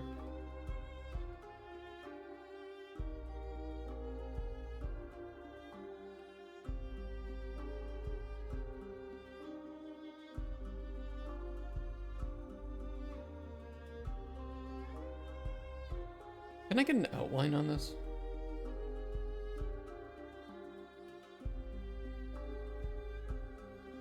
No, it's kind of annoying.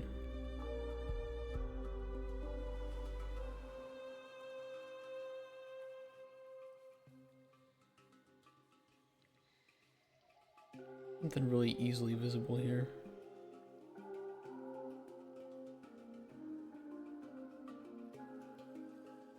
It's universe mostly from the monetization with Fortnite, but it seems like a whole different wheelhouse. I don't know. I don't think I'll ever make a game for Fortnite.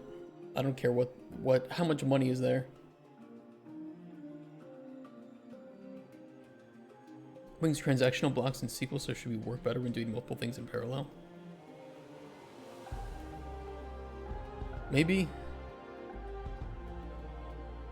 Only time will tell.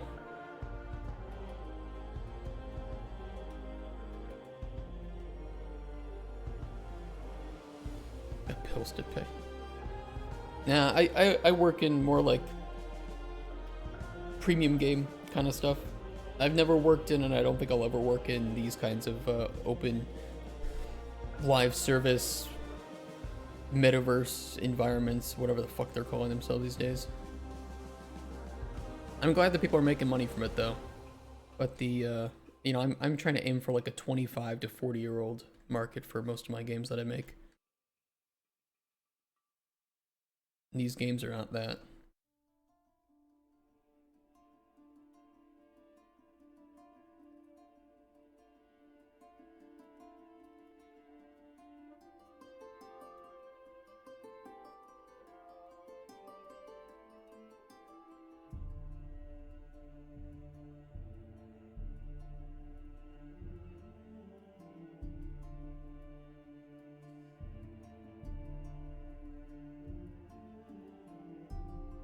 That'll be the train station. Web 3.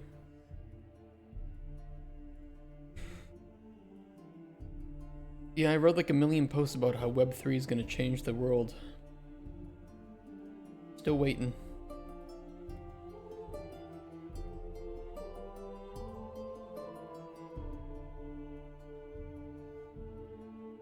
I don't know.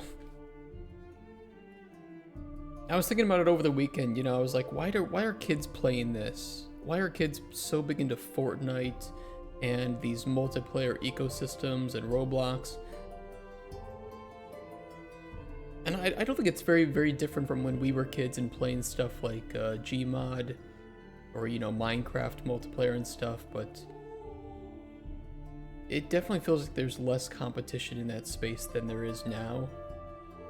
Probably because there's just way more money in it, and the big boys have the landscape covered. I mean, if you wanted to make a new multiplayer game that appealed to the, you know, 14 to mid-20s crowd, you have to compete with people that are spending billions of dollars in there. Ain't no way. So I'm just gonna try to make games that appeal to my generation, the older crowd, the ones that are heavily playing PC, or you know the kids that are growing up from Fortnite or Roblox and looking for those single player experiences. Yeah, they only saw dollar signs. Yeah, there's a lot of dollar signs. I haven't ever worked in mobile either, but there's certainly a lot there as well.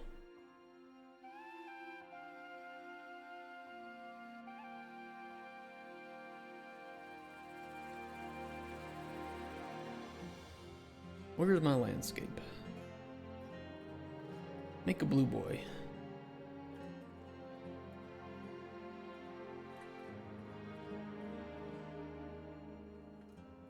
You playing this Skyrim? Wasn't it Oblivion?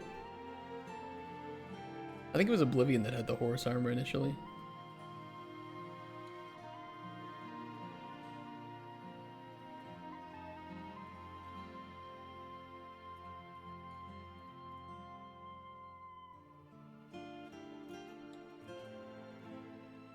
I mean, either way, the point still stands. You're right.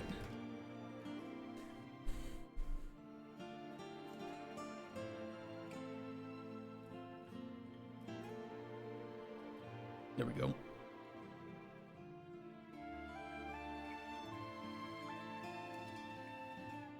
Okay, we needed like a river running through this.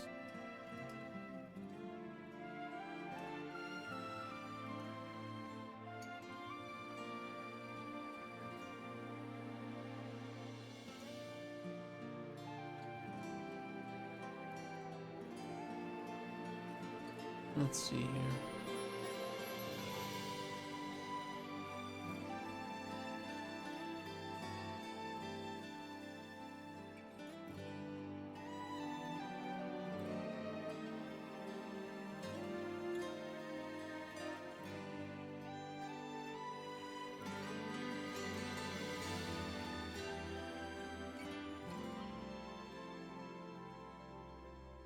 Doesn't have to be too precise.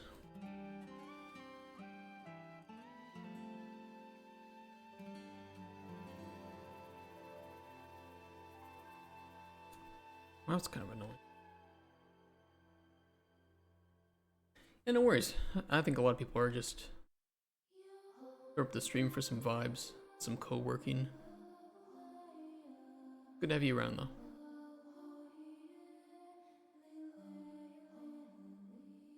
And then once in a while I'll say something out of pocket and then you can always jump back in and comment on it.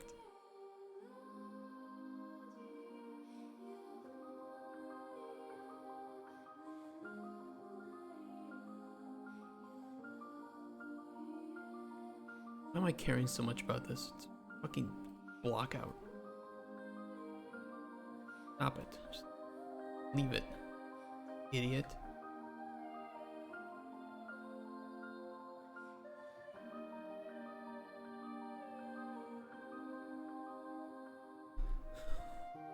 What would I do sometimes? What's the point?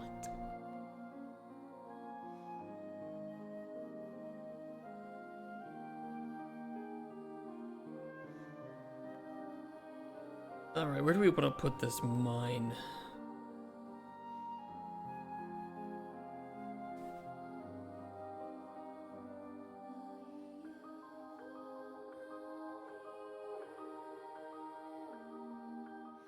This does not have to be a realistic looking Wild West town, but I would like to at least have some things visible in the distance, especially, you know, the mine should be a little ways away, but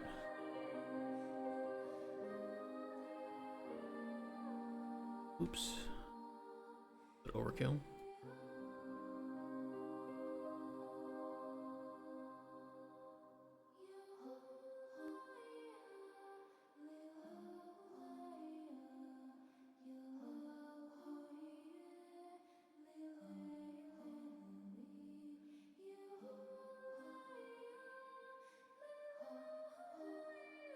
Maybe we can put it here.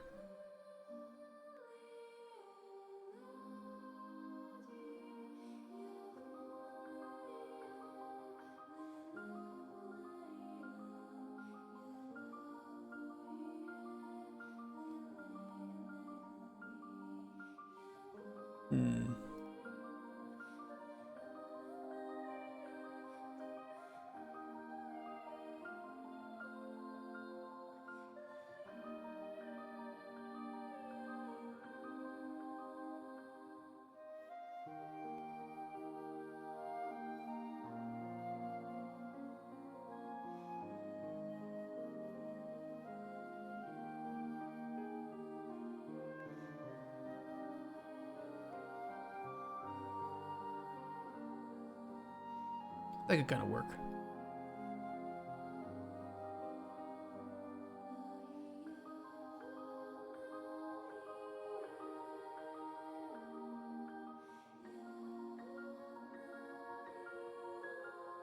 I'm gonna put some other hills back here or something. Something easy. And then just flatten it down.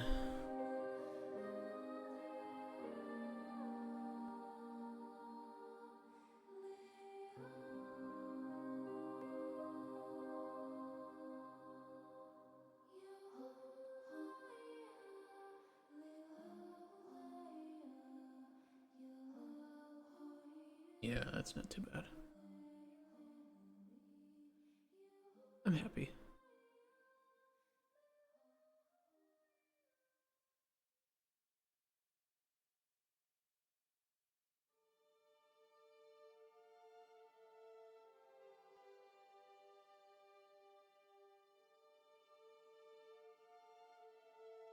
Okay, we'll have a little pathway leading over here. And then we'll just place a cube down that will represent the entrance to the mine. Doesn't have to be anything crazy. Does Landmaster quickly make and move some mountains around before you go into details? Because that seems like a lot of work to set up when I can just quickly press a couple buttons and block it out.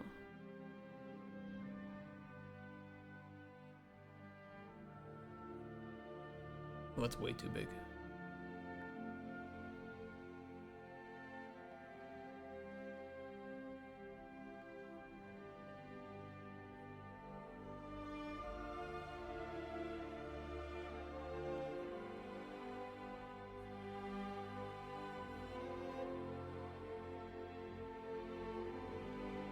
It's like what you see here, this is the extent of what our prototype is really going to look like. We'll worry about the visuals for this down in the first playable 2. First playable 1 though, we should just have the block out. Functional cabinet, functional minigame. Then we'll make a beautiful corner. Iterate through that, and then determine the asset list from there. This is Coin Pusher Realms.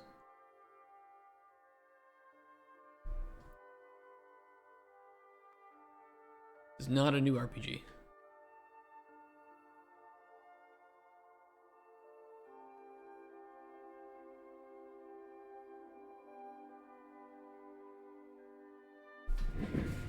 This is all Coin Pusher Realms. And that's the only game that we're working on for them at the moment.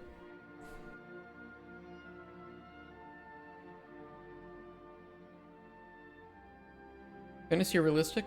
Yes.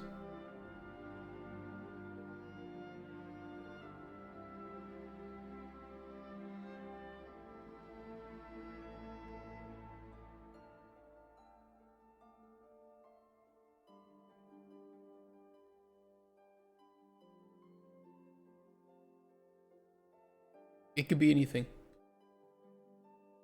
Why limit ourselves to one art style? Who would want that?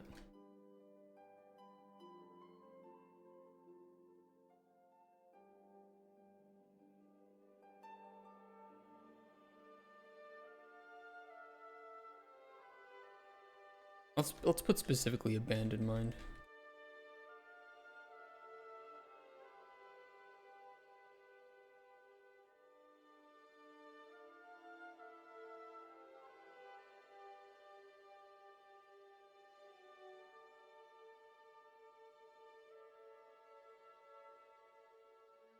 Do you want to worry about making these different colors or just make them all the same color? I guess we can just make them all the same color.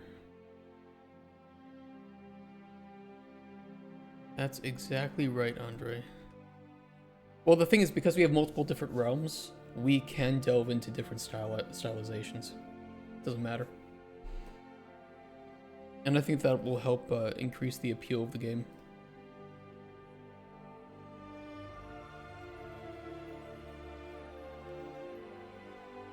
I'll fix that text color on that in a sec.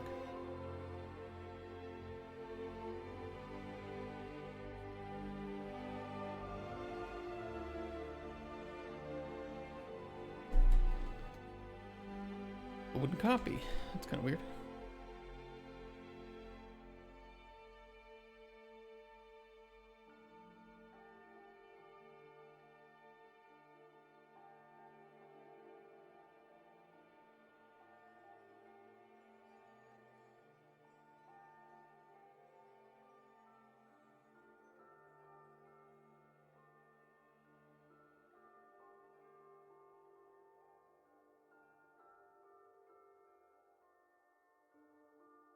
I want this to be the jail.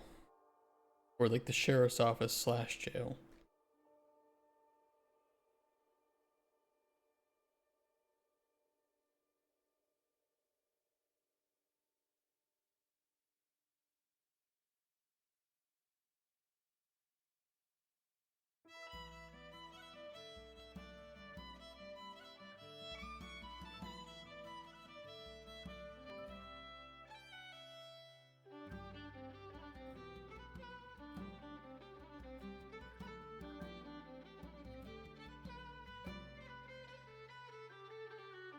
I think that's a better size.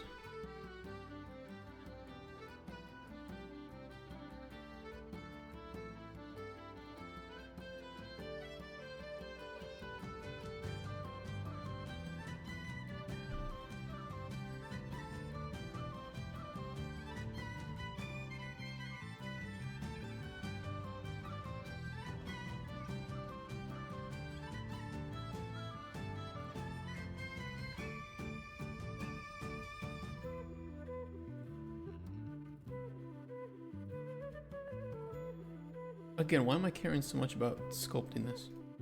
What am I doing?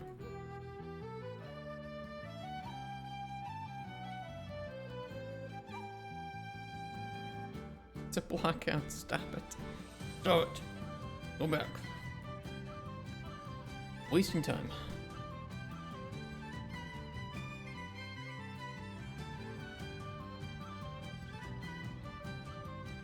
Sheriff slash jail.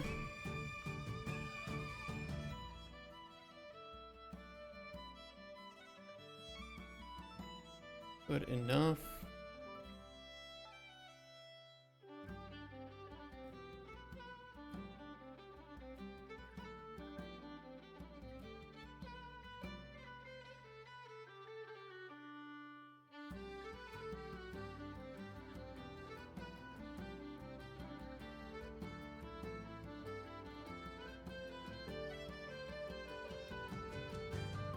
Player start doesn't really matter at the moment. Don't worry too much about it.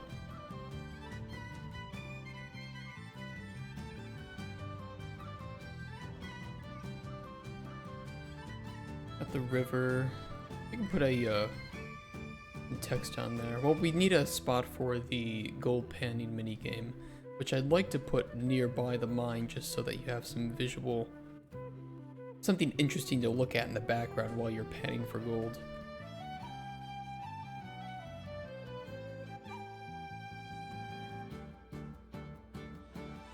But then we'll need the train tracks to go around the town too. I think it would be cool if there were something more than just the town to see while you're on the train tracks, because of course in the design documentation we had it listed that it would kind of just go around the town.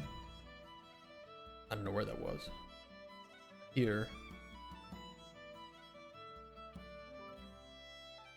But having a couple interesting locations, like a little bit of a valley,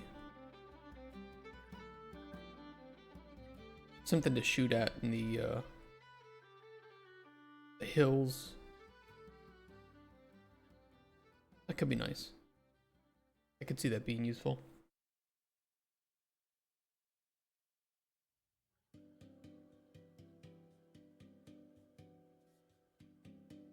Use a spline for that.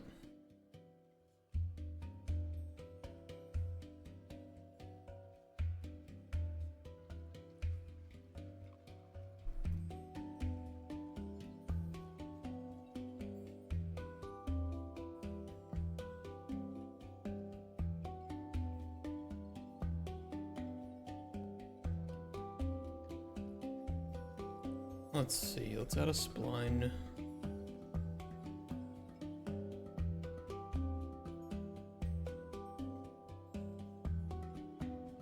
we're gonna adjust the color here.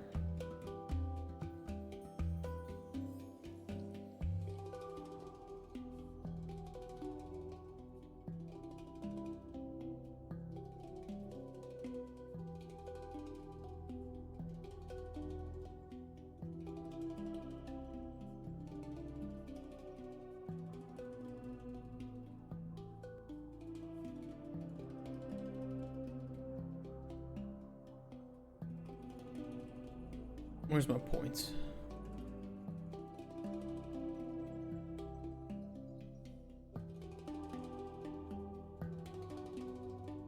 Let's go like this.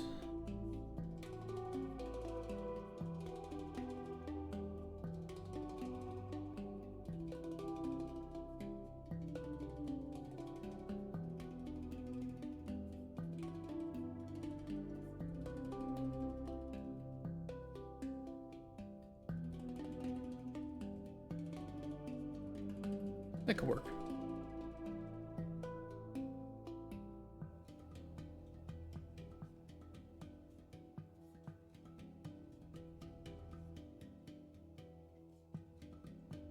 Although I did want it maybe a little bit closer to the town. But that'll be up first with the balance.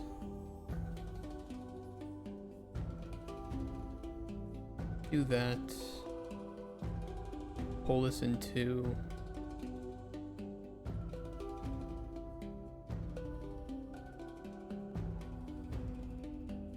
that way there'll be more locations to shoot at from the train as it goes around the town.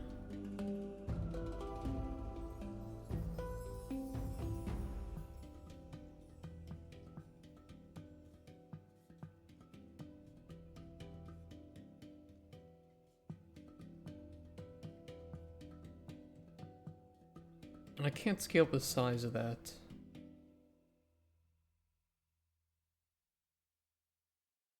I believe.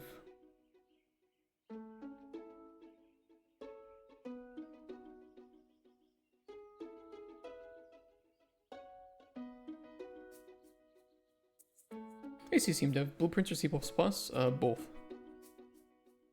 But for prototyping, we're going to stick to blueprints just because they're faster. And then we'll nativize what we need to when we start to enter production.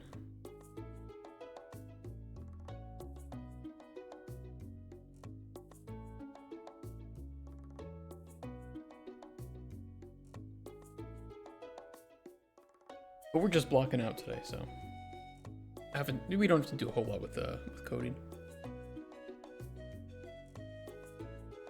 I've tried Godot or Unity. I've tried them.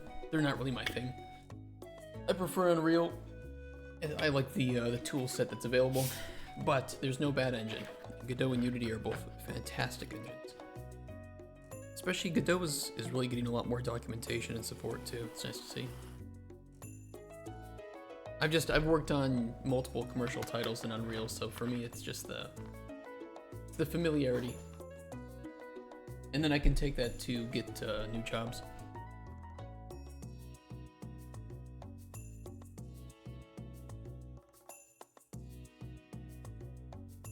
Okay, sheriff and jail we have. River mine, train station. We need the general store and doctor's office pretty close by.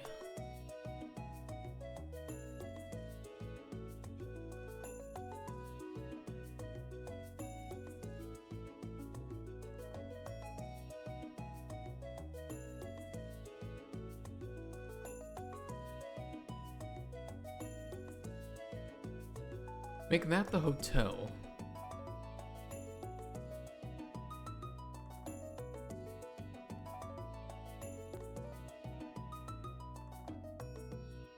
I feel like the general store should be a little bit larger.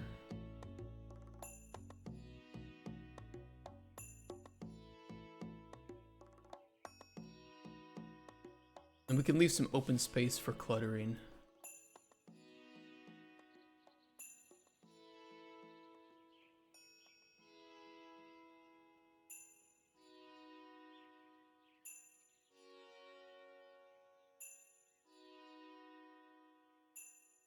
Let's do that. General store. How big is UE5 in gigabytes? Like the core engine itself? Oops.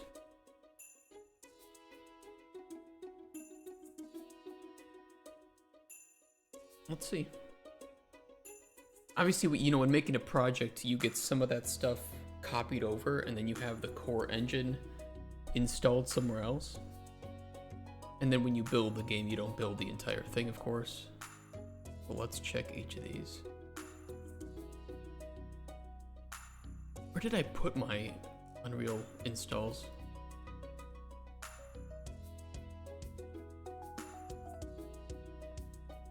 Oh, here's 5.6. 5.6 as a whole engine is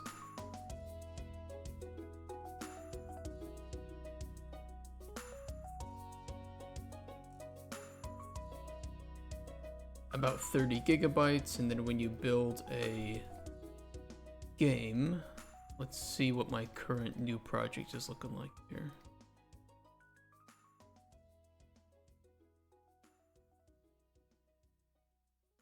Project itself right now is, I think I've added about 600 megabytes so far of a plugin, so you're looking at about like 300, 400 megabytes for a new project.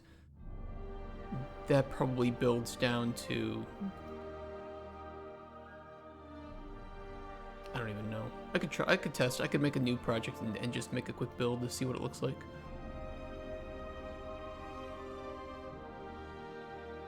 So it's pretty beefy behind the scenes.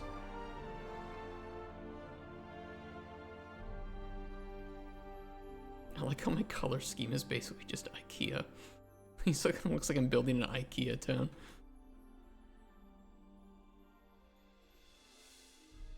General store, we'll do the doctor's office here.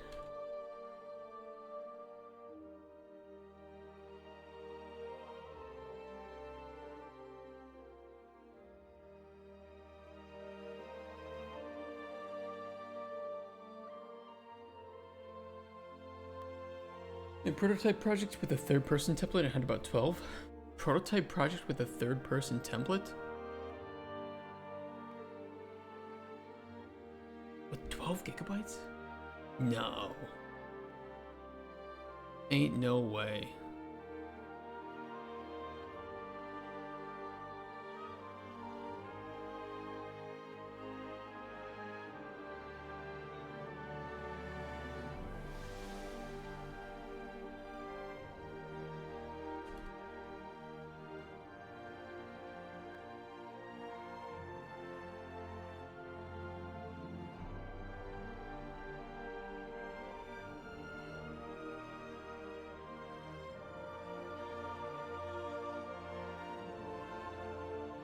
Only 200 megabytes.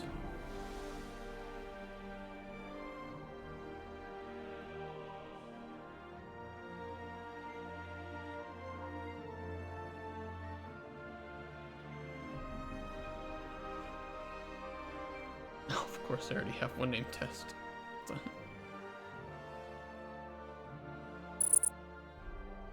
And we'll see what that cooks down to with a shipping build.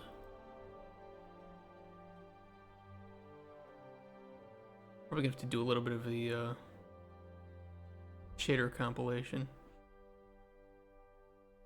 Shouldn't take too long. Where are the blue cubes? Yeah, they did change that. Yeah, they changed all the templates with 5.6. I think they added a lot of new templates and changed the old ones. There's multiple variants too that you can choose now with, like, if you want like a horror template, you start with like a, you know, you walk slower and have a little bit of head bob, I believe, and then have a flashlight that you can aim around. So they've added some cool variants to each of these.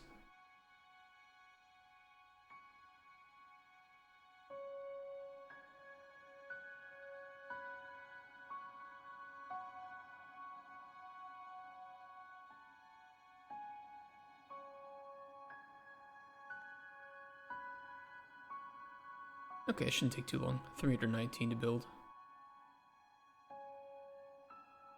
Down to 150 already.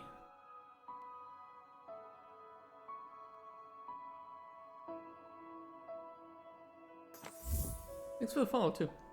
Hope you're having a good Monday.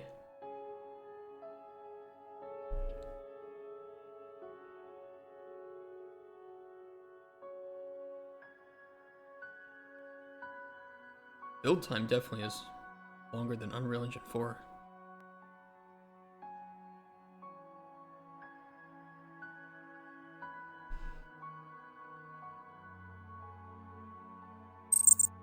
Alright, and that built down to 1 gigabyte in the shipping build. That's not too bad. Obviously, most of that's just the engine itself. It's pretty crazy though, still, for one.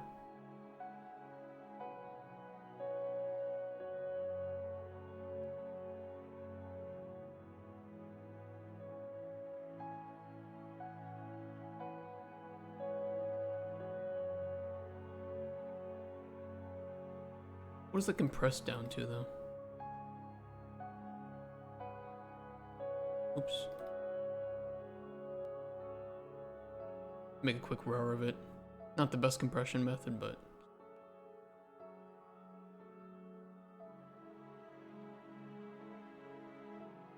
And about 430. Not too bad. Could be worse.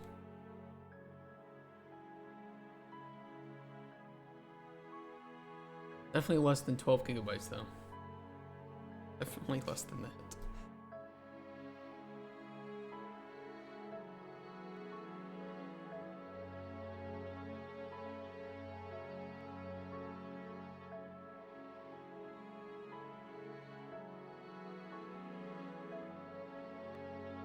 It is a heavy engine. That's true. A lot of stuff out of the box that looks nice, which can contribute to that. It's a good looking engine, but we were talking about that earlier, just how I think Unreal Engine 4 was a pretty good beginner's engine, but now Unreal Engine 5 feels more like a... not as beginner friendly as it used to be. You have to know a lot about the engine in order to optimize it well and actually build a successful game, and one that feels more complete.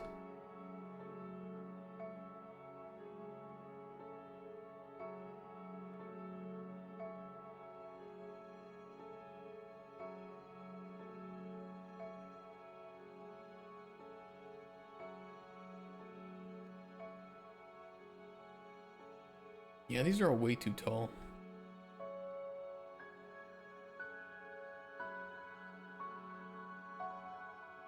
Just push them down into the ground a bit more.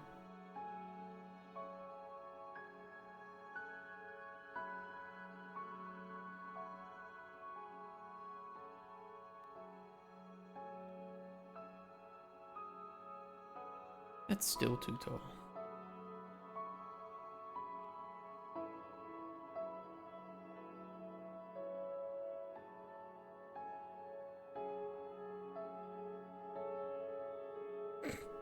It's so fucking, that's so tall, man. How tall?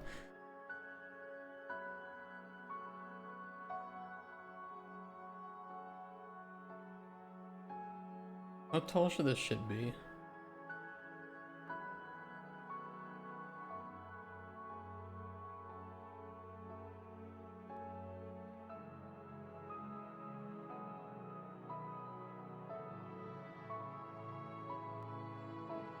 They have height here. This is for HO.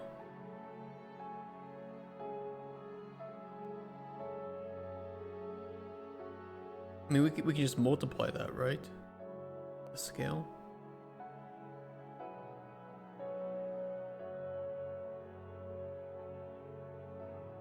Oh, life size I see here.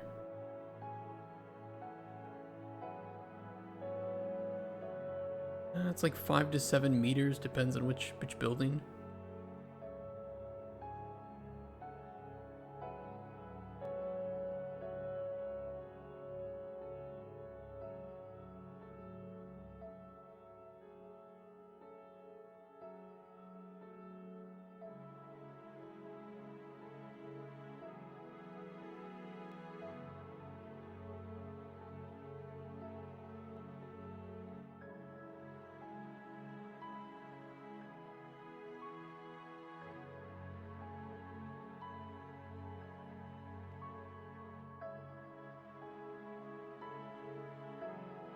That's more legitimate.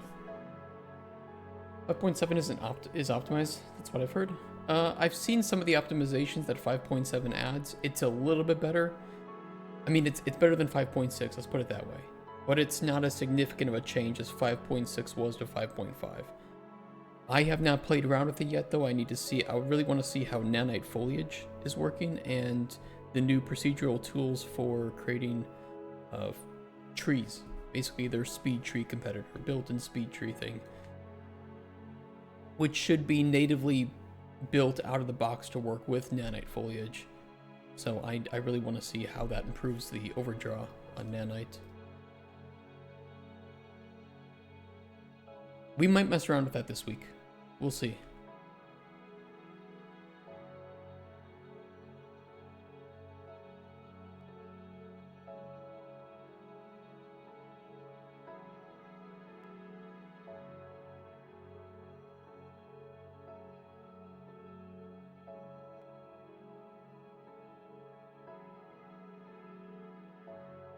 It's gonna look too wide.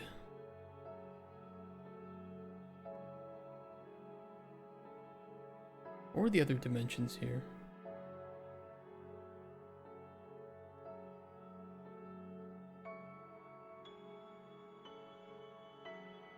Like 8 by 8. Like half of what it is now.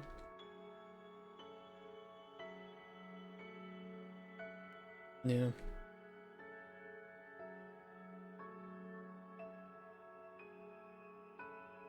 Oh, you're doing like the PSX, PS1 graphics? That's fair.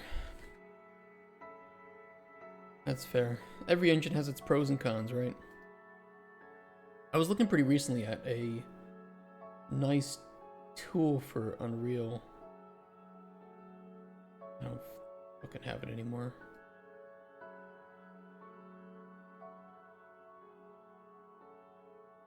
I think it was this one, wasn't it?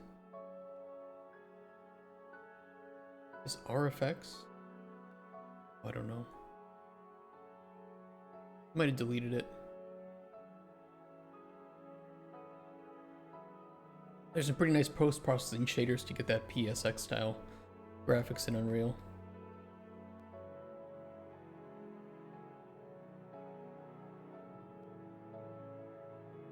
How does the size of that feel?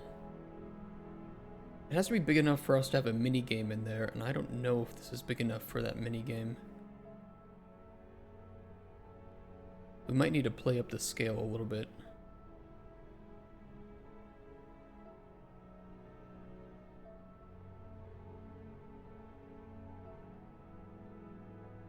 I think we should play up the scale.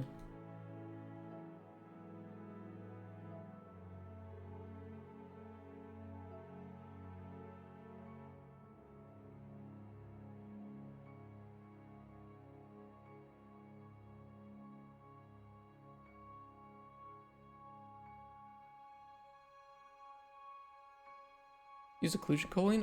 Well, if we go with nanite, we won't have to do much. Well, I mean, Unreal, by the way, has built-in occlusion culling. But if we use nanite, then we will use the cluster culling for that. But we have not made the determination if we're going to go with nanite or not yet. It's too early for that. Lumen, we will. Nanite, not so sure.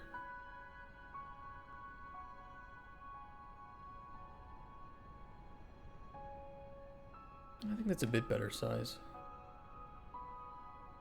We need like we're gonna have like a tumbleweed toss minigame, which if you think of like the ping pong ball carnival game where you throw it into the fish bowls, it's gonna be kind of like that, but in a doctor's office where you can bounce it off the items and try to get into whiskey glasses. So we're definitely gonna want some space to properly set dress all that up. And that feels much better at this size.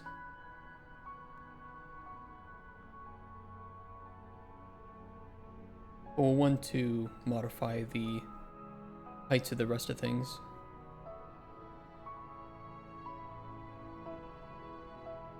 The game itself is not in first person or anything, or it's, you know, you're not walking around the level.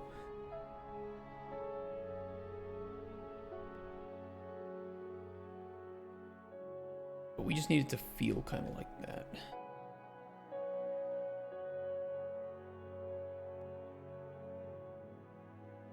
Let's push this down to about 12.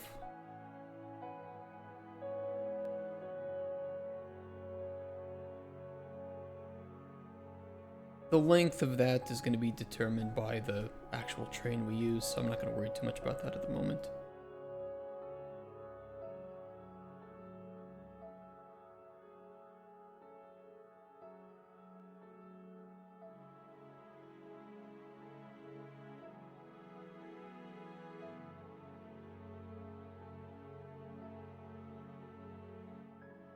Let's make that 6 meters. Bring these down.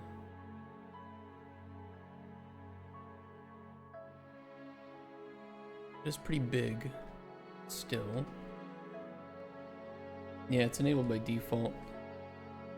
They have pretty good culling too. I was playing some Dying Light the Beast recently, and you know, it's a good game, by the way.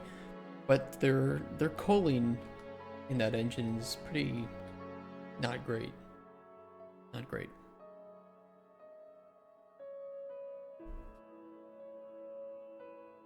I think I take for granted how good Unreal's is.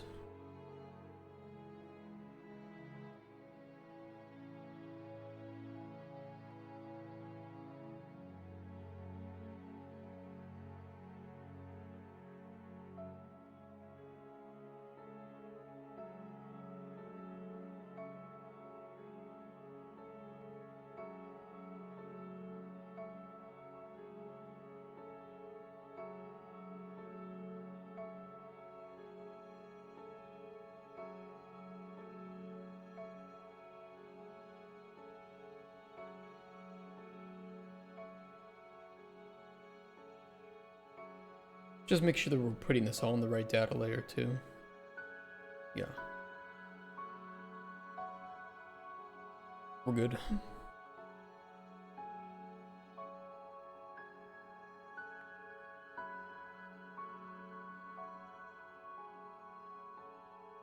Hotel is probably too high, but I do want the hotel to be 2 stories tall.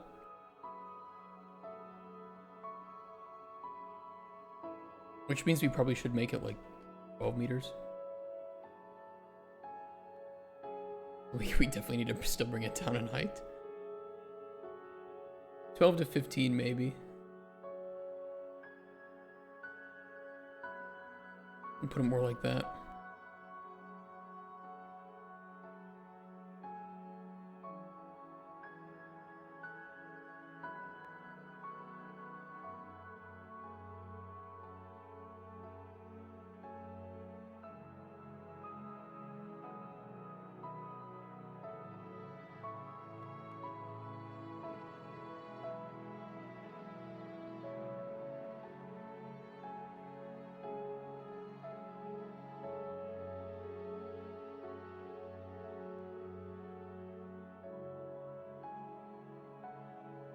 That's better.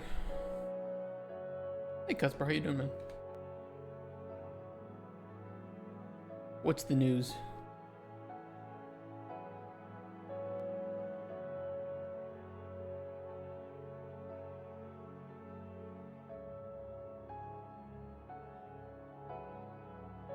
No, I do want the saloon to be 2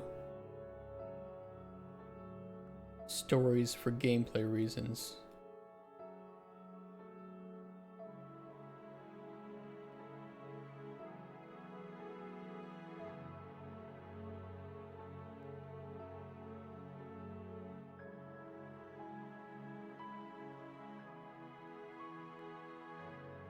Yeah, no worries, no worries. The 24-hour stream is fun. But it made me really tired. Yeah, I got really fucking tired from that.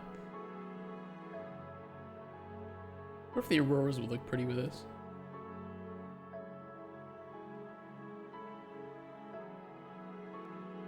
I never liked how fast the auroras moved in UDS.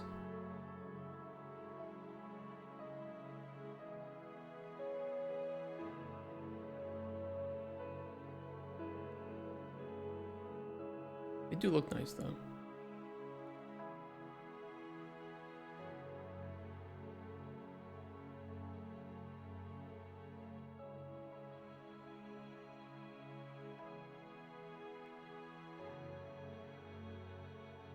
Sky mode space. Oh shit, that's pretty cool. Navigation agent system? Which one specifically? Are we talking about like just the navigation system in general, or about how entities can avoid each other?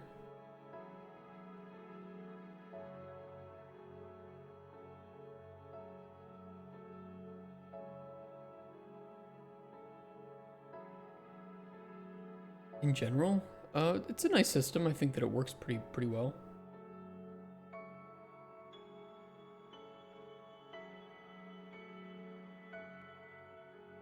Takes a bit of learning to get used to, though.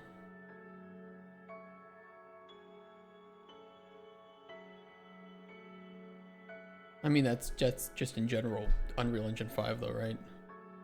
Every single system is its own new compartmentalized thing, and you have to learn each of those separately. They have their own editor, their own terminology.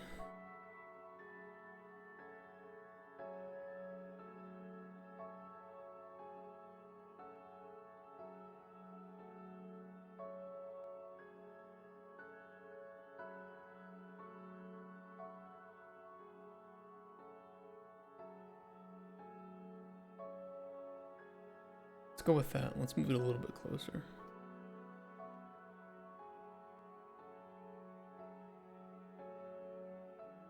Now, the general store is a good height, but it is very, very, very big.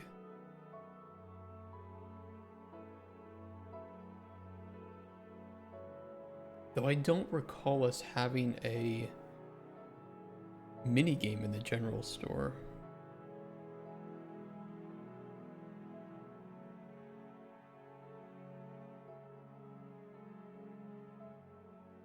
No, we don't. So that can be a facade.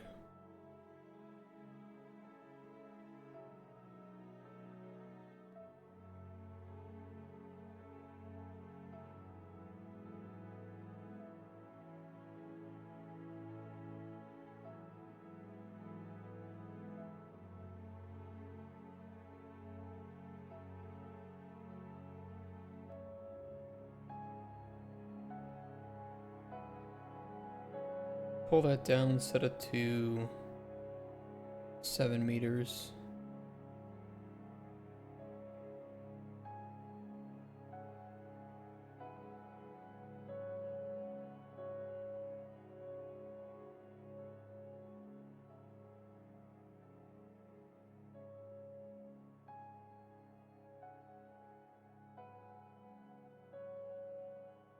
We'll go like that. We'll put one of the other buildings that we need to. So this is a facade. Maybe we can make the facades a separate color than the ones that will have gameplay inside of them.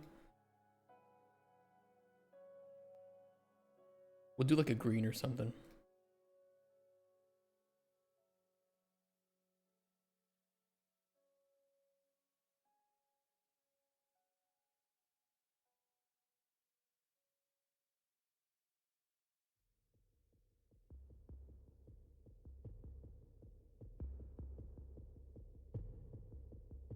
It'll work. So green will have gameplay.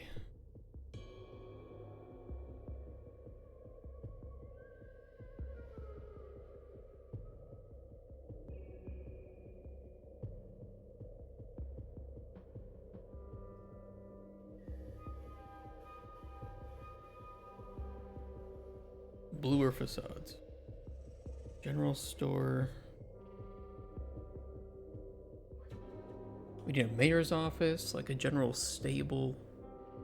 Stables are pretty big though. We could always put those outside. I think I probably have some horses that we can throw in with animations. I'm pretty sure I do. Let's double check. I'm not gonna put it in the prototype, but I was curious if we already have that or not. Farm animals. Do not see a horse. Horse. Horse starter kit.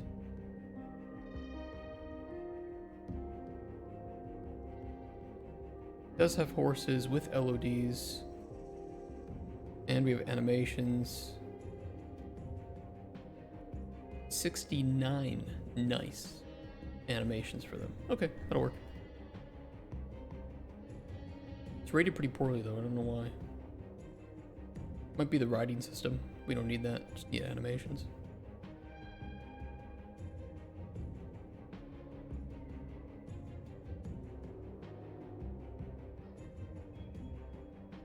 For all I care, they could just kind of stand there and graze.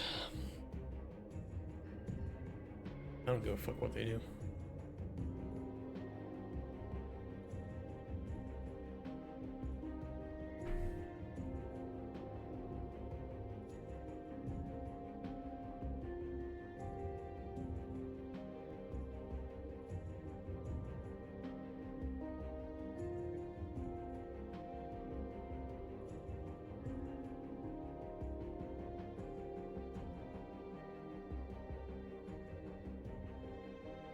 Mayor. Okay. Hotel we need the stables. Put those over here.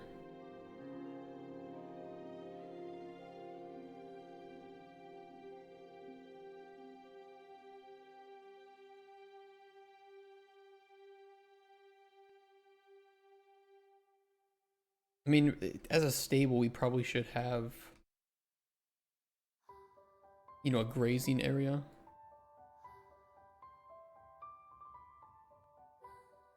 We can do this.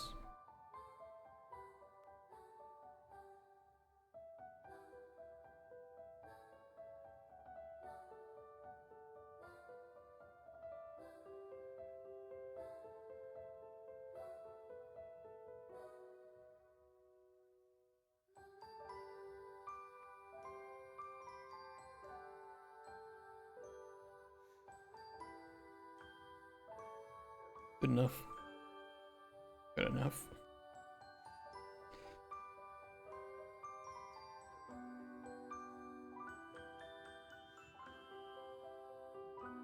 What am I asset library? We don't need assets yet. We're just gonna be doing blockout for the moment. After the first playable milestone 1, we'll have an asset list, and that's when we can start to see what we already have that we can throw in or what we need to make bespoke. But if we get some extra time after the blockout today, I'm going to start to create the first Kanban board for our first milestone here. But I did make a production plan. And our estimated due date for this will be the end of the year. So I want to have the first realm, visuals incomplete, functional cabinet incomplete, and 1 functional minigame, a beautiful corner, a mood board, blockout, asset list, and then a rough TDD and rough GDD.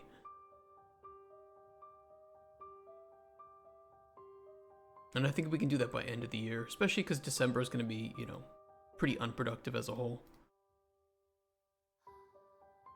But that'll give us about a month and a half of good solid work to do all this, which I think we can do.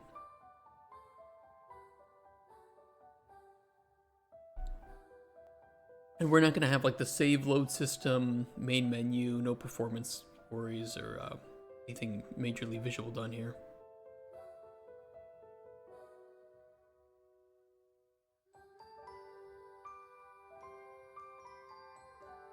Stables.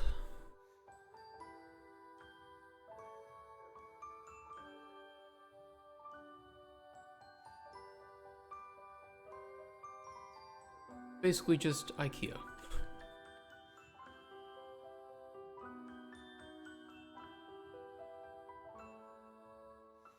Pretty big stables though for a small town. Maybe we'll make the buildings smaller but keep the grazing area larger.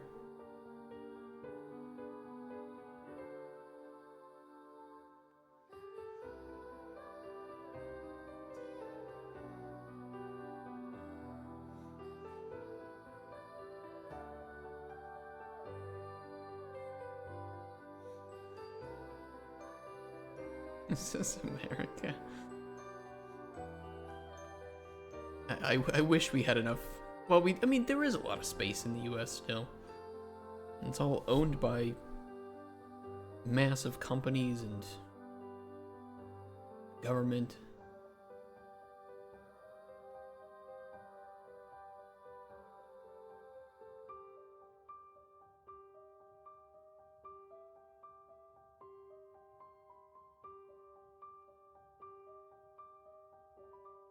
That'll work.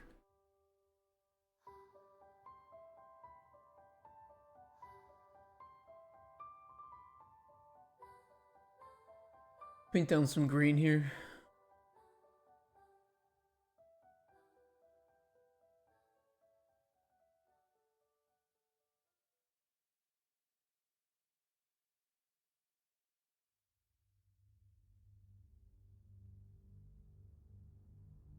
Now, if you know anything about like Oklahoma, Texas, ranch area, that's very green for that. But it serves its purpose. Where do people live? This is America. They live outside. On the streets. Doing fentanyl. What are you talking about?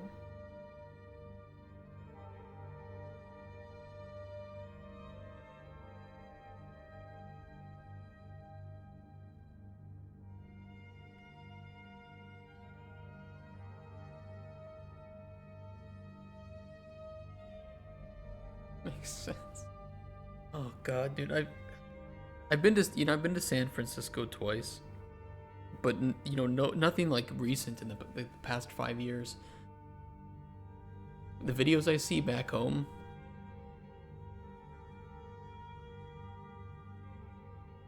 it's sad, very sad. I wish somebody would do something about it, you know?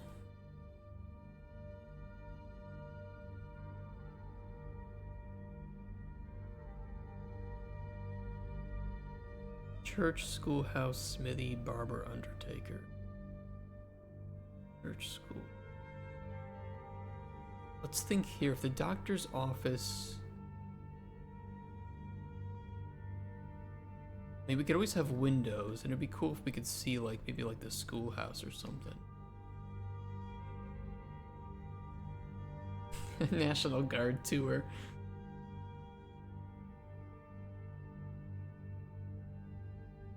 At this point, I have like mixed feelings about the National Guard going in to clean up crime because, in one hand, I absolutely support it because these mayors are not doing anything about it.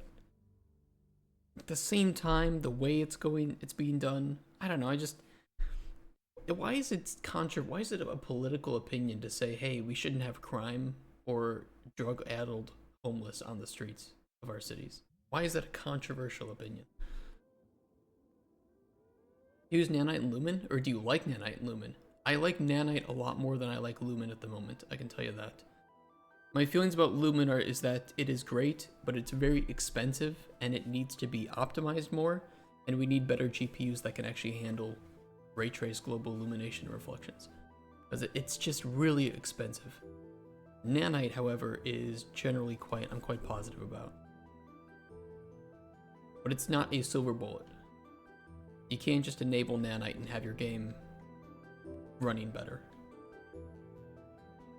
It's primarily meant to be a tool for efficiency for development, not an optimization tool.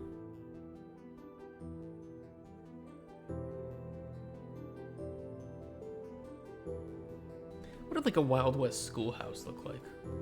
Did they have a place to play outside? Probably not. Yeah, it was just gonna be small like this. It's not like they had a whole lot of kids in towns.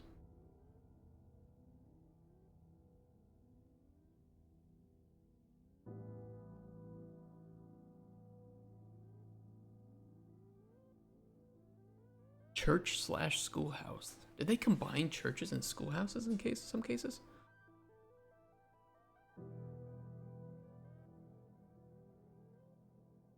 I wouldn't think so. I guess you could. We played Hello Neighbor 3. I've not played Hello Neighbor 3. Snowdy, have you shared the stats about Coin Pusher? Do you plan to? I've shared some on Coin Pusher.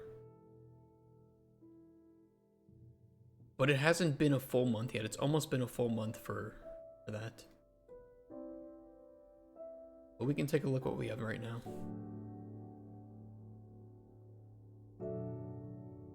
We had about 3,500 total lifetime unique users, which I'm pretty happy about.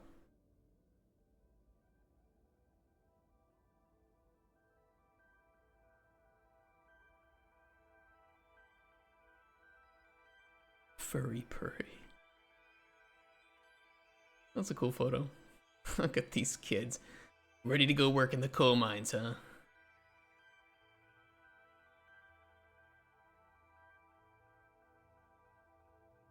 A total unit so different to unique users? I think those are people that have added it to their library but haven't played it.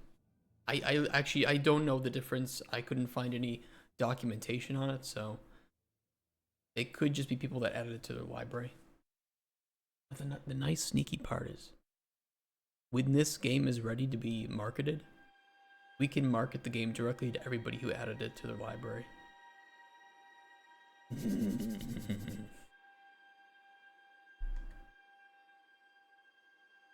They don't even know. We're there, waiting.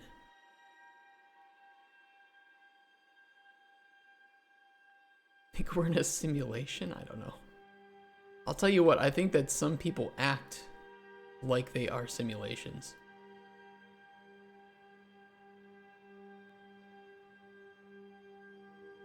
I think the schoolhouse would be right by the train station, but...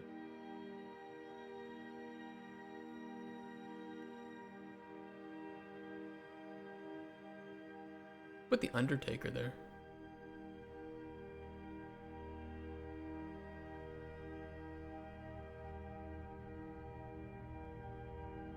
Godot documentation about navigation is bullshit? Well, let me ask you this. Would we be game devs? Would this entire industry be valid if we actually had good documentation for our engines? I don't know about Unity. I've heard a lot of Unity documentation is outdated. A lot of Unreal documentation is just missing. When do we ever get lucky with documentation?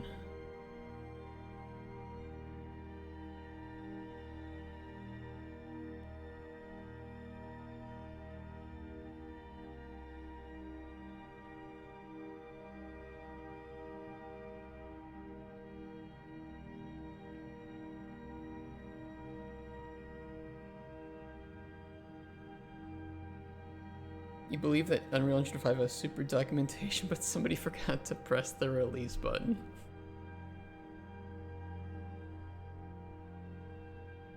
That could be.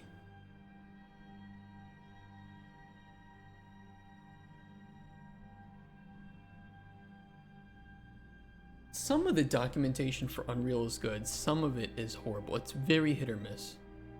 And because of that unreliability, sometimes you just forget to check the documentation, thinking that it's not going to be there or that it's going to be shit. And once in a blue moon, it's okay.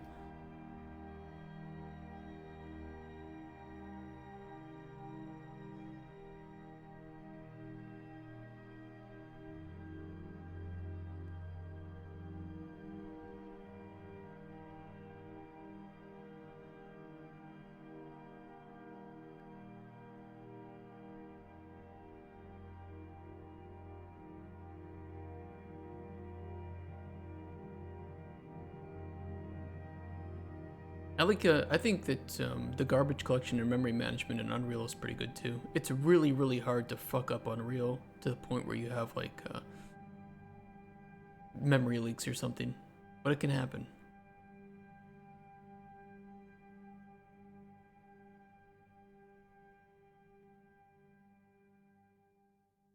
You have a big game on Steam but want to raise funds for a new game. Not sure where to start. What is your big game on? Like, is it a game that you sold? Like, have you made money off of it? Is it just not enough? Same. You guys all have big games on Steam. Lucky you.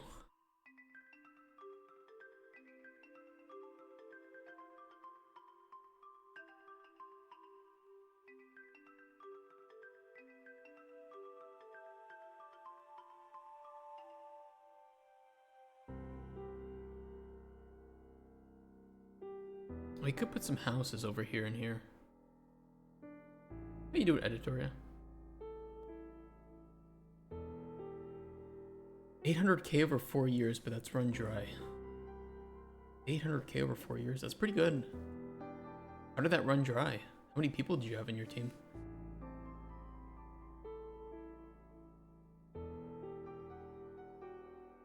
800k is pretty wild. Average Microraptor Games Twitch viewer is just a AAA CEO that comes for tips. I don't know if I have any tips to give. Where's my success?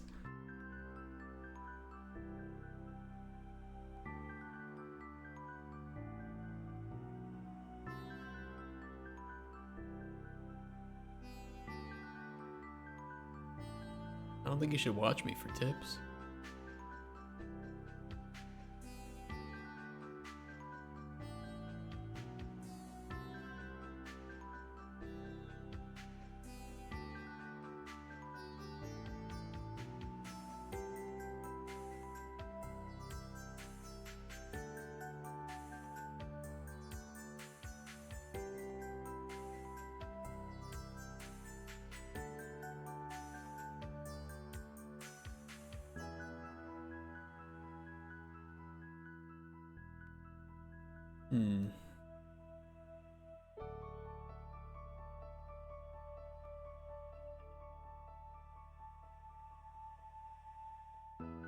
Taxate half, of course they do. Two-man team but hired a social media guy while it was running hot.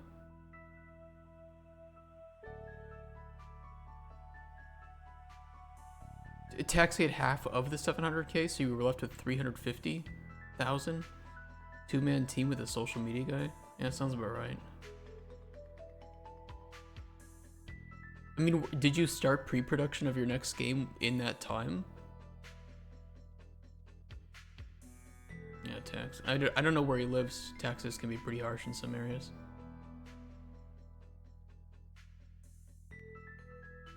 Just take it as personal income. Well, it depends. Some places taking it as personal income can reduce your tax rate. Other places, shoveling it into a corporation can reduce the tax.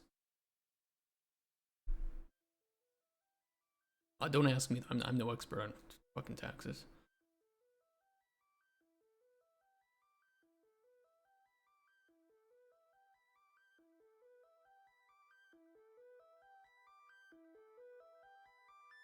UK fucked up honestly, but learned a lot about all that. Yeah, don't worry. I'm not gonna judge you for. At least you had money, right? But I think that ideally it would have been. Here, I'll play Captain Hindsight, okay? Our favorite glorious superhero, Captain Hindsight. Starting pre-production of the second game would have been pretty great. You want to leverage just attack natural. What? I mean, you have a lot of. Okay, let's look it up. Let's look it up because I don't know anything about this game.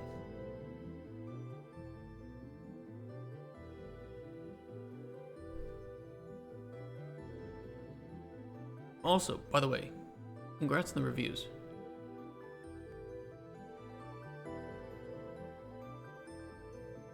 How did you make so much money by for a free game? Was it not always free?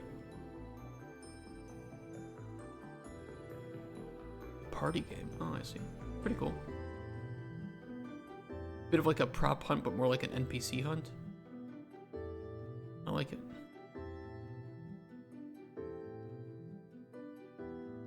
Or did you have like in-game purchases or something? How the fuck did you make that much money off of this?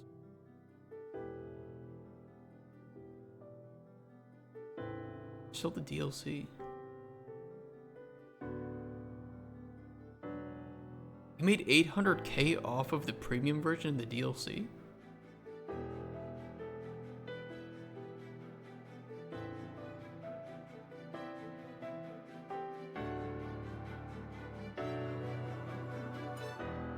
I would not have guessed that with the amount of reviews.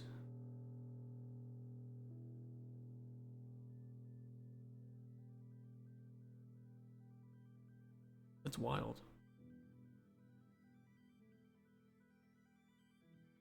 What's your average players per week of this game? And I guess what is the second game that you want to make? Because if it's pretty similar to this game, then 113 in a 24-hour peak is pretty fucking good. It's consistent.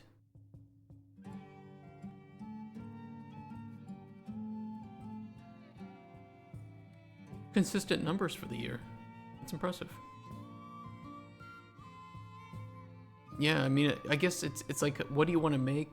Do you want to make it similar to this, or something that the people who play this game would want to then play that game for? Because then you could market it to these people, you know, run like an in-game event, or do some advertising to those people through the library.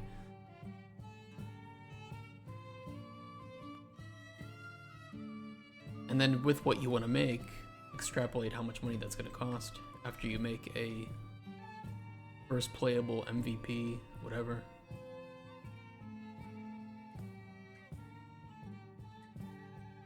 But I don't think you fucked up. I wouldn't say you fucked up. It's just there's always a way to optimize things.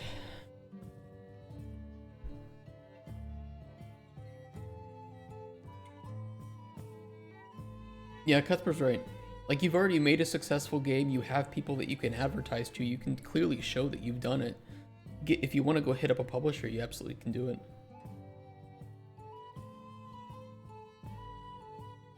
Send you the details in Discord? Who did you send it to? Oh, I see, it's a message request.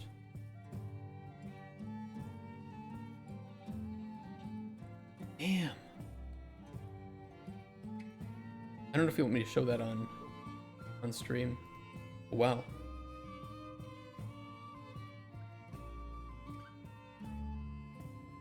Wowie. Kickstarter publisher. Okay, well, so there's two things. I would say you could run a successful Kickstarter if you do it properly, mainly because you have people that you can convert over to Kickstarter, right? When you do a Kickstarter, ideally you would want to run a pre-campaign. And you need people that you can bring to that pre-campaign, otherwise you're not going to have people that actually come to your campaign. You have people playing your game. And it might be enough to get it started. But for a good Kickstarter, you would want to have something playable. You would want to actually have something that you have that's marketable, and I don't know, Kickstarter's not as good as it used to be, but I think that you could find a way to make it work. How much money do you have in the coffers right now? Do you have like 50K even? Investors could work too. But then you'd have to make like a company and actually sell shares of it. Close to 0. Don't worry. Do you know what your next game is going to be? Have you done any pre-production for it? Should make company anyway. I agree with that. Because once you have a company, you can write off all of your like everything. You can write off everything as for taxes. Like even salaries, you write those off. Those are company expenses. Pre-production for your game. How much? How far? What's your current milestone in development for game number 2? And is it similar to game number 1, either in like art style or its market, you know, its demographics, the genres, or is it something completely different?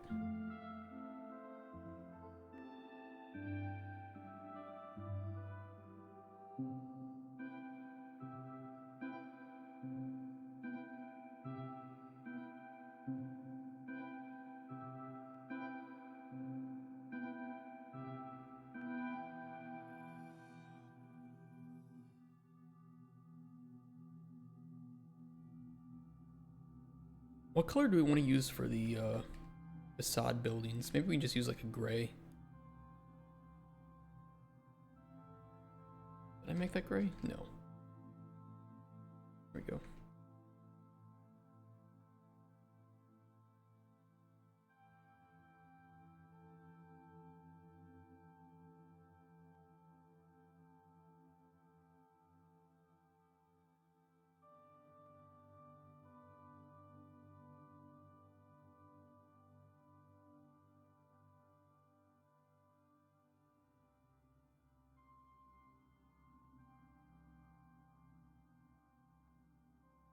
Got lucky.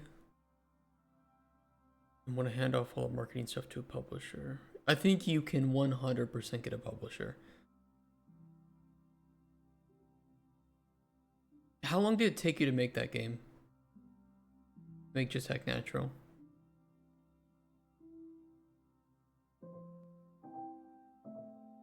And did you do the production decently well? Like, did you have proper milestones, decent documentation?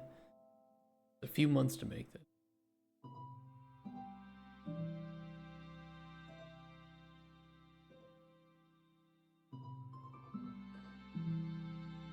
Could you get out a demo to your second game in some way, market it to your existing player base, and use those metrics of how well people liked the demo, how many people played it? That's a massive, massive bonus to bring into talks with publisher, because then you have the metrics of how many people actually want this game to be finished.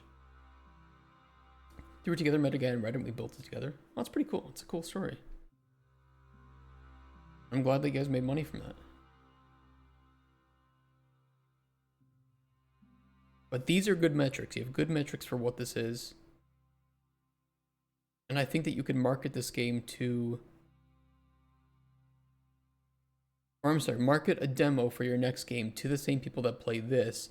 Bring people in, use those metrics with a good pitch deck, a proper budget milestone plan, because they're going to want to know how long it's going to take to make. You can say that you made this in 3 months, but there's no guarantee that your next game, if similar in scope, is going to take 3 months to actually finish, and they will pay you based on milestones. So you're gonna need a milestone plan regardless. You could always go to investors, and they aren't going to care about the milestone plan necessarily. They're just going to be like, when can we expect return on investment here? You know, is it end of year 2026, second quarter? And they're not going to get into your business with things, right? You can kind of just make whatever you want, but they're not then going to help you with the marketing. You'd have to pay somebody else for the marketing or do it yourself, which, who the hell wants to do that?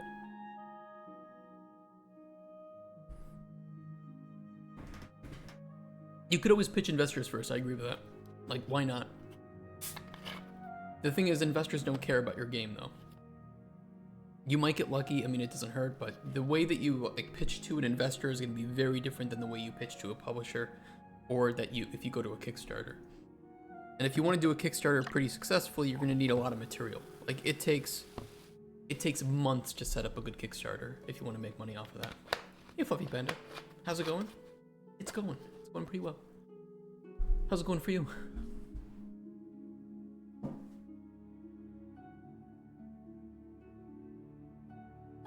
Where do you find them? Investors, you can find a lot at like B2B sections of game conferences. So you said you're in the UK. There's plenty of game conferences around Europe. You can always go to GDC as well and set up discussions with investors there. The thing is, or not GDC, Gamescom.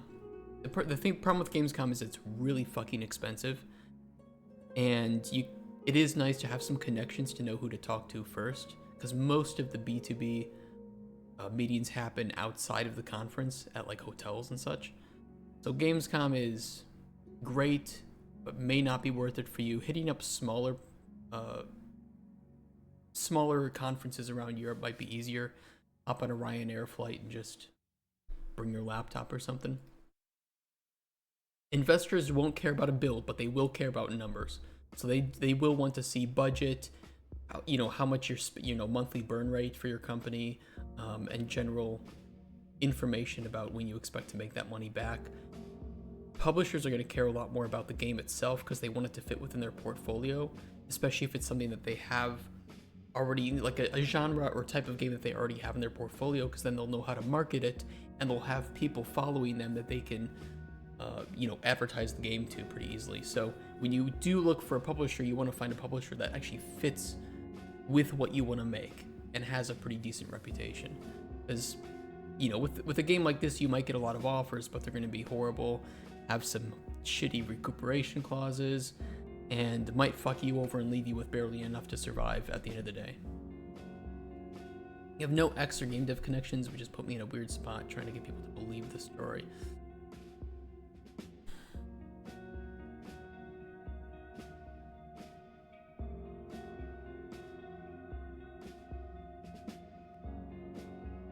You have verification with this game, which is very positive.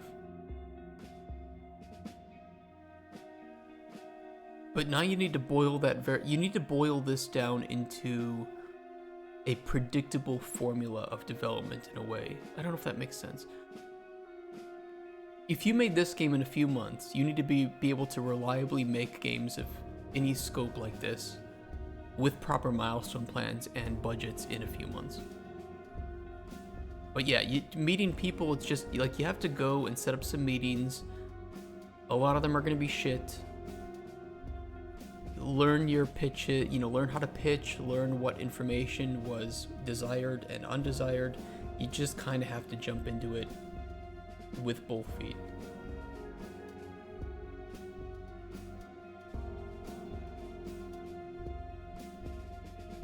I wish I had better, but I mean, that's kind of what I did, is just, if you say you have a game, and you say you have a pitch deck, and ideally something playable, you will be able to set up meetings with publishers, because that's their entire job.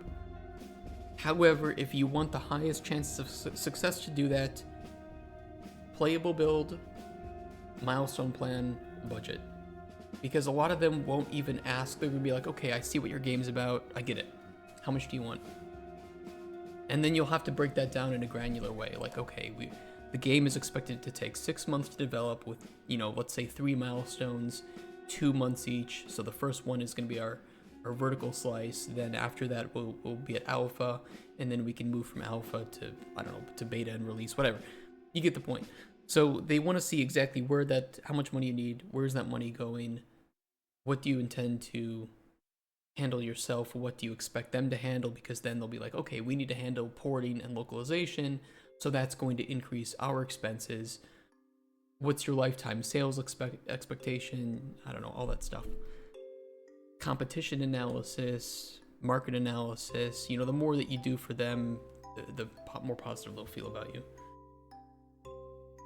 You need to get out of the house and start talking to people. You can do a lot of stuff online. There's a lot of places that you can pitch online. Like, let's say, like Raw Theory is a good publisher, and if you want to pitch their stuff, they have some really nice developer resources too that you can access for free, which includes all their like legal, money stuff, pitch stuff. This can be super useful, so you can see what they kind of recommend you having for like a pitch deck template.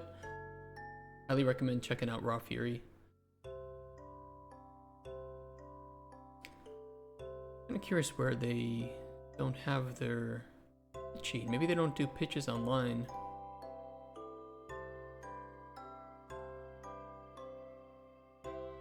Well, I know other places do. I don't know if I have any here.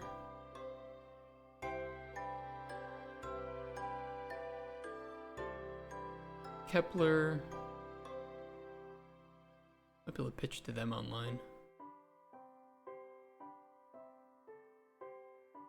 Yeah, here's one. So they might have a whole form to fill out where you can pitch stuff and send it in. But realistically, they are going to want those materials, those Steam keys, actually be able to play it too. Government grants could do. That's true. Yes, mega grants has gotten very difficult nowadays. To the point where it's just not the same way that it used to be.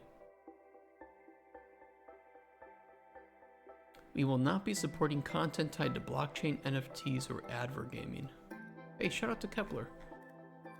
I like that.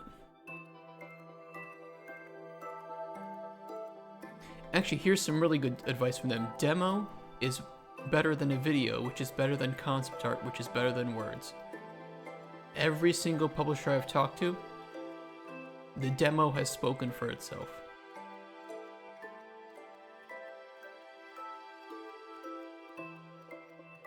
Because it's just proof that you actually know what you're doing and you can make what you say you can make.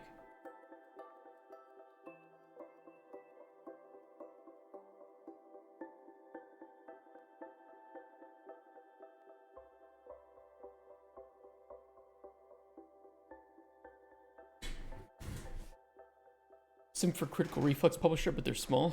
I mean, in general, I think the thing to keep in mind is just to look for publishers that match what you're doing. You know, why would you take your RPG game to some, you know, publisher of horror games, right? Even if they could do the job, they're not going to have a market that they can really advertise the game to.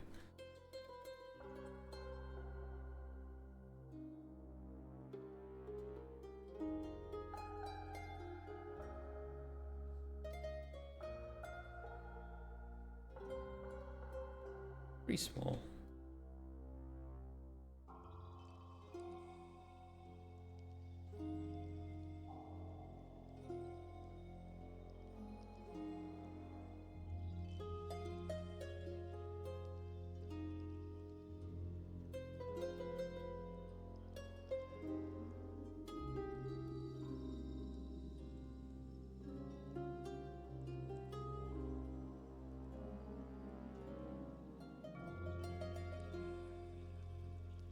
Okay, I'll put some houses around here.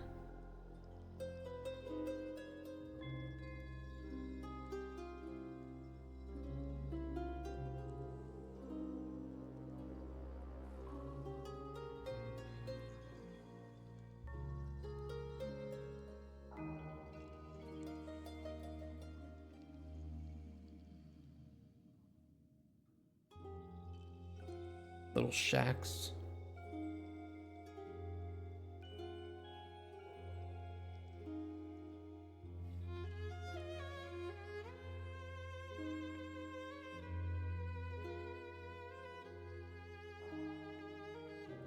That'll work.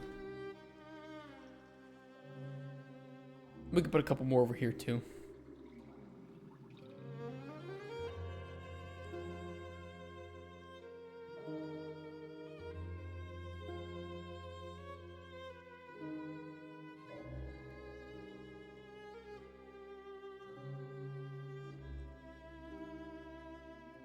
Build an Unreal, go to Unreal Fest.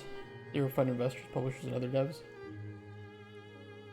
I'd focus on Unreal specifically. If you running your own company doesn't work out, probably get a job at a non-games company that needs Unreal people. This is true.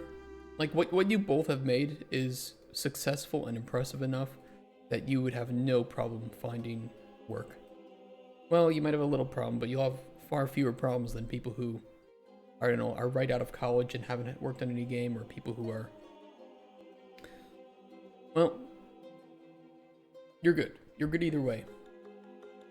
But starting up I don't know what the UK equivalent of like an LLC is, or something where you can channel that money into something simple to work with that won't put a whole lot of pressure on you too, would be nice.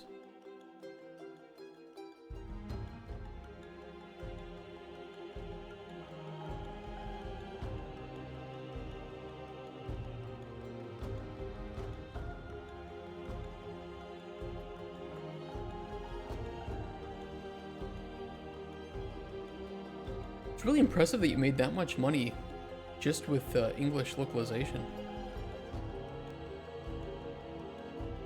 Thank you for providing the data points on that. Well, hey Snowday, it's good to have you around, and I don't know if you need any recommendations of publishers. I can provide a little bit of that. Or if you want me to review any like pitch deck you make, or budget, or milestone plan, or whatever, I'm not going to be as ideal as somebody with more experience, but I have some experience with that.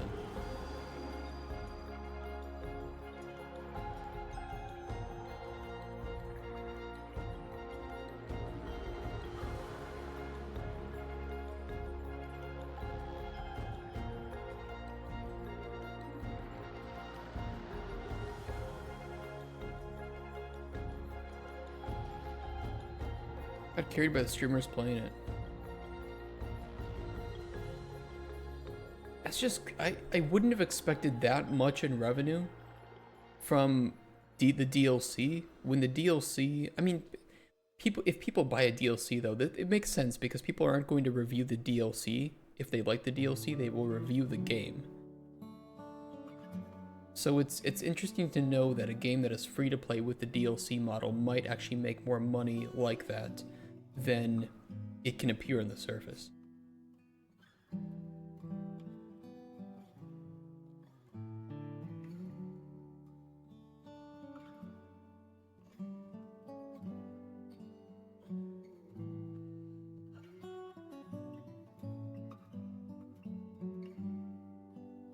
Alright, we still need to place the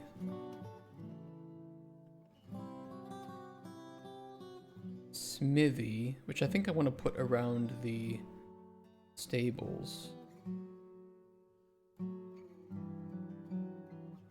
The schoolhouse and church.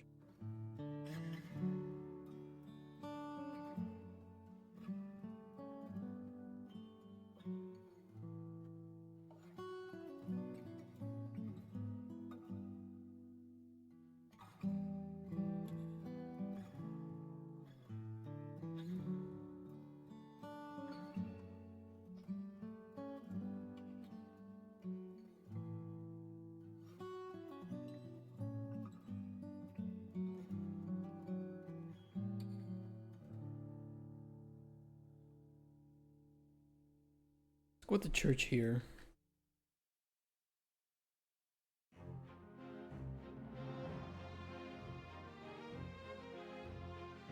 Oh, that's cool, Snow Day. Yeah, I really like that in games.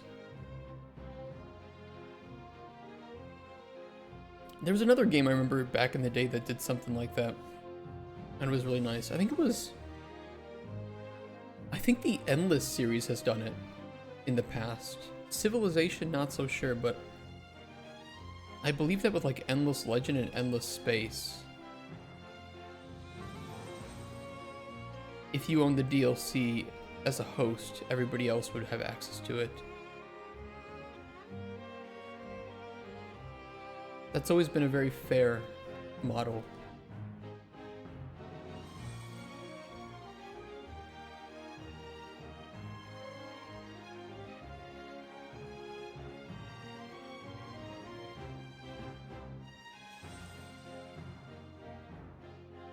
And the schoolhouse as a whole is not going to be that impressive of a building. I don't mind if we...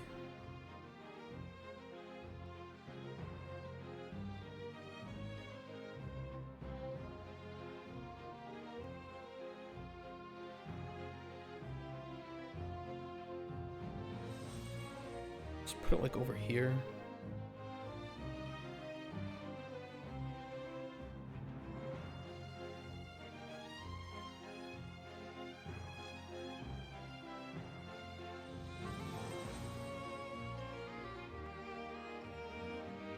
And then we'll put the cemetery and undertaker nearby each other.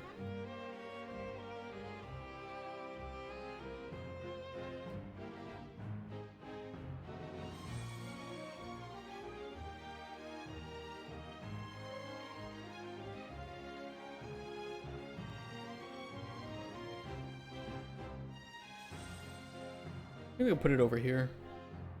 And that could be part of the shootout.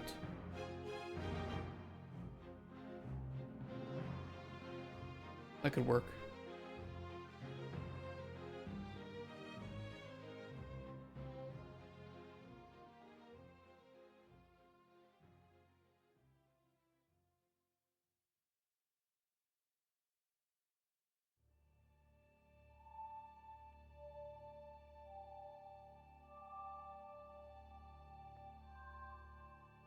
I mean, realistically, though, wouldn't this cemetery have been part of the church?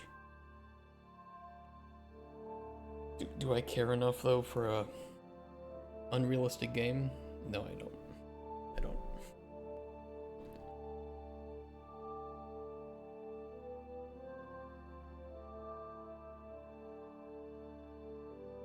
And of course, blockouts have never changed between prototype and the final game version, so we won't have any time in the future to adjust it.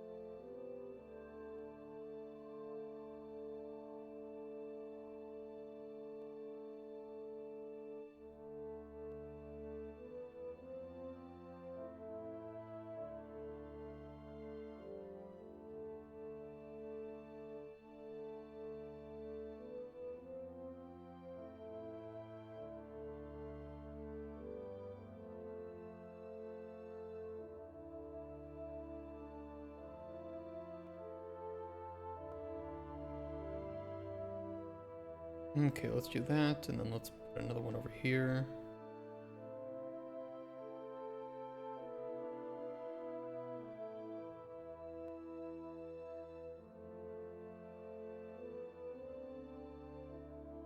That'll work.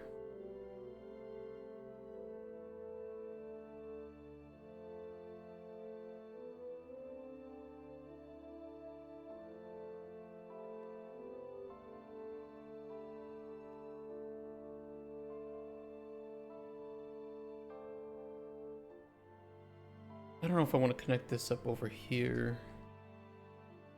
Let's leave that being for now.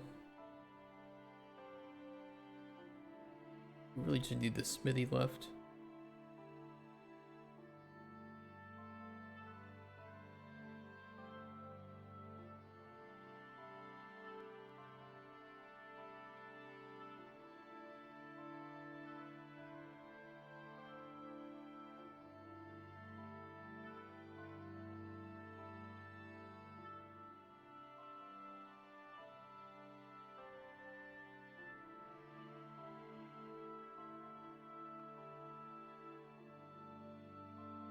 Okay, smithy.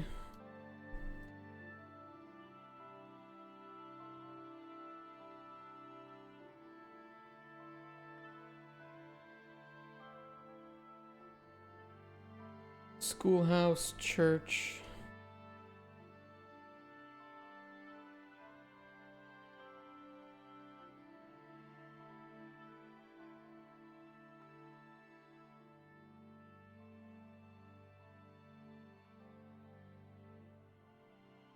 Undertaker.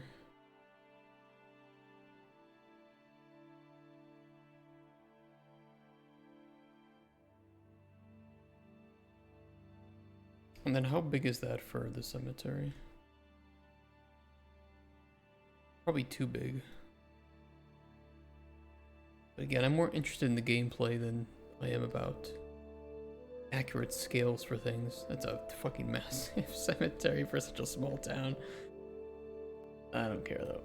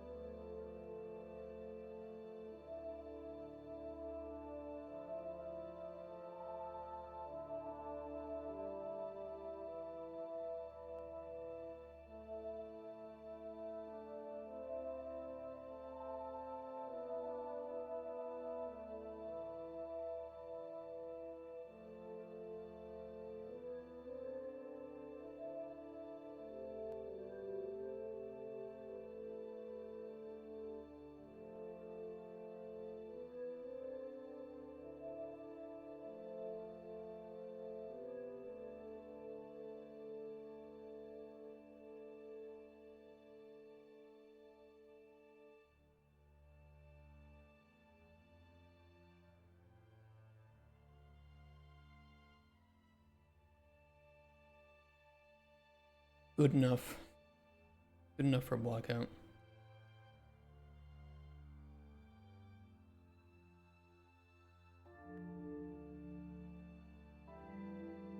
In which case, I'm not unhappy with that.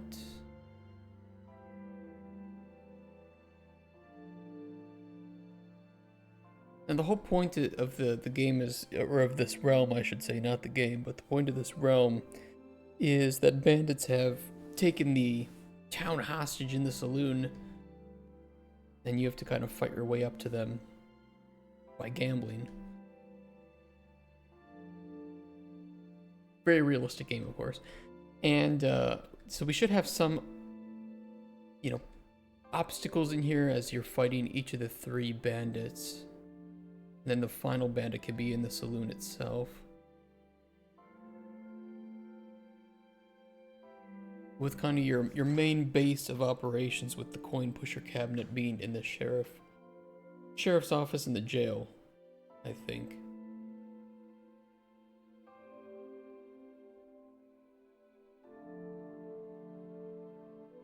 That would make sense to me. Give me 1 second, I gotta go to the bathroom. Enjoy the music, BRB.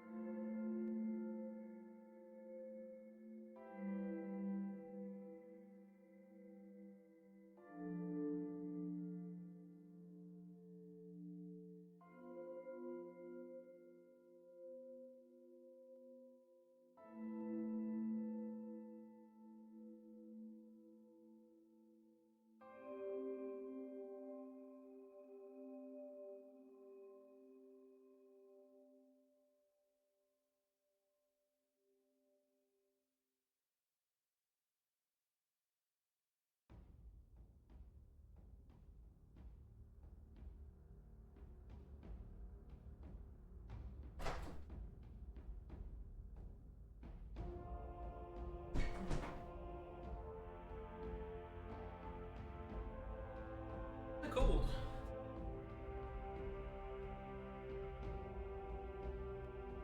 Putting on the jacket. Coming out. Hey, Claremont. You're alive. You reset your sleep schedule. I did reset my sleep schedule, yeah. I went home and fell into bed at like 10 a.m. I woke up at like 1 p.m. so, or like 1:30 or something it was. So I didn't get very much sleep. And I came into the office and got my chili. Still smells a little bit like chili in here though. Brought it home. And then I went to bed early. But I kind of woke up a little bit early too. So yesterday I was really tired, and then I went to bed at like 9 p.m. last night. Woke up at 7 this morning, and I feel okay. I don't know, could be worse. Could be worse.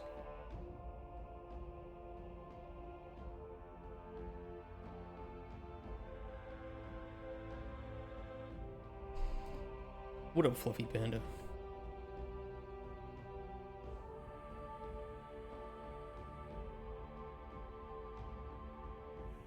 Yeah, it was okay. I mean, the last like 5 or so hours were pretty tough. I'll tell you that.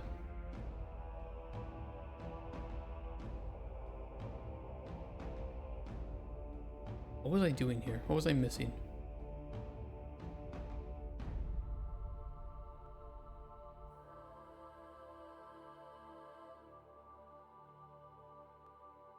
I don't know.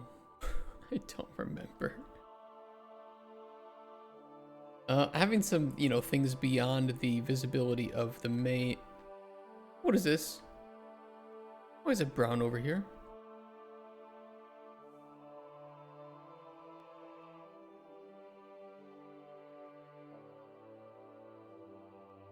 Who made it brown? Don't sniff the brown. That's the last thing you should sniff.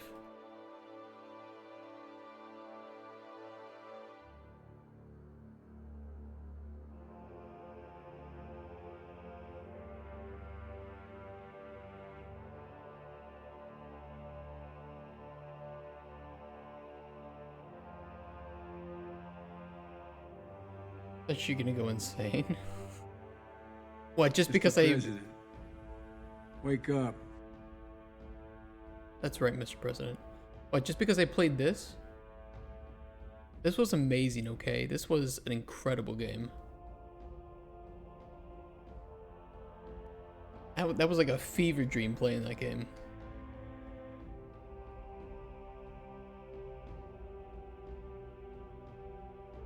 But I do have to edit the 24-hour stream.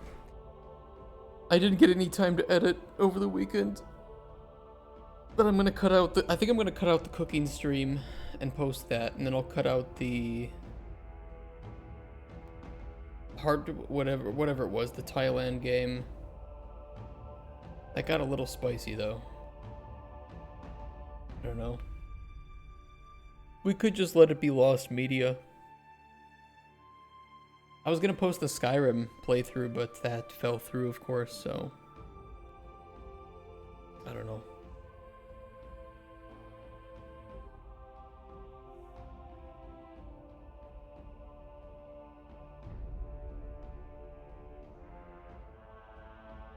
Okay, the initial blockout I'm relatively happy with.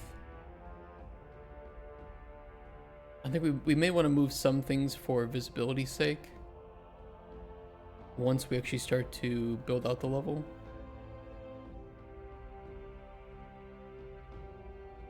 But I'm not unhappy with it as the center point. And then of course we have some pretty nice areas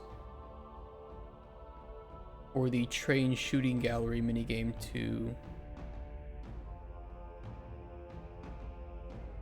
include, especially the cemetery, stables, over here with the houses.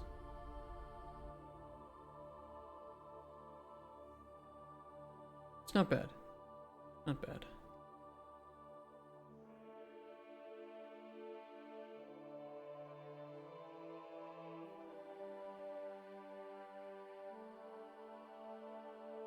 Let's push that. Should have made a separate branch. This is what it is. Sue me.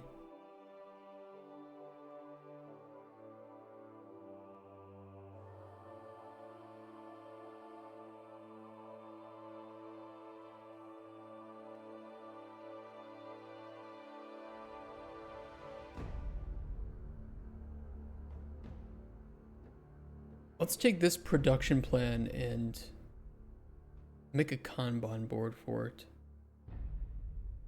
Otherwise, other team members are going to be upset.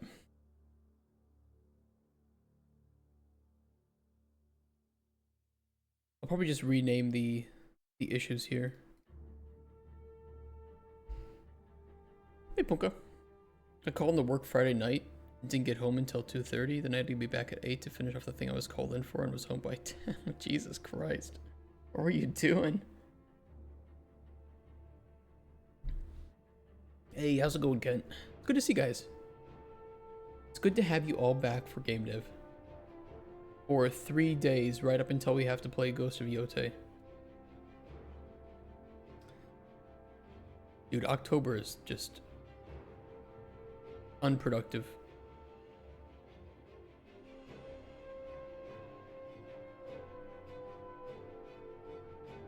Whatever happened to these months, huh? I even got married and still did a full month of work. Fine. By November and December are gonna be really chill for us. You do what you gotta do.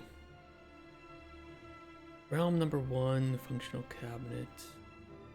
How can we break this up?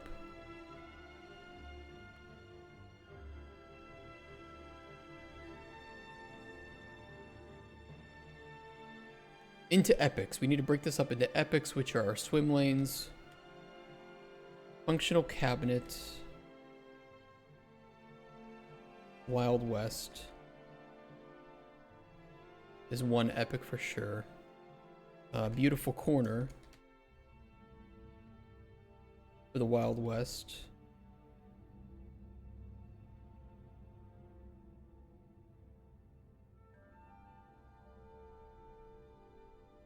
Mood board, blockout. I don't know if the mood board and blockout should be considered epics. They're a bit smaller than that. They're more like tasks. We could say the Wild West realm is an epic itself. And then within that, we have the functional cabinet and the beautiful corner as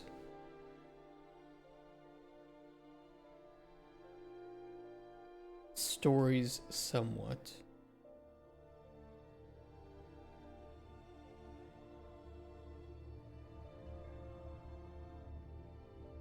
Or features, sorry, not stories. I thought I was getting that wrong.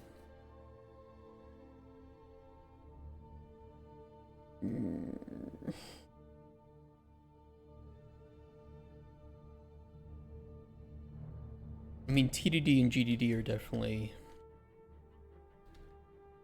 epics to some extent.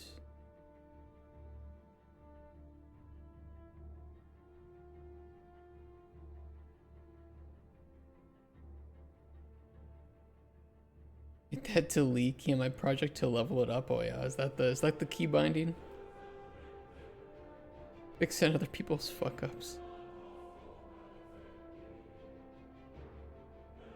What are you, lead of a department? That sounds like what leads do. You're really good at your work, so we're gonna make you a lead. So that you never do work again. You just review other people's work and then fix their fuck ups. And be on meetings for half the day. Hope it's worth it.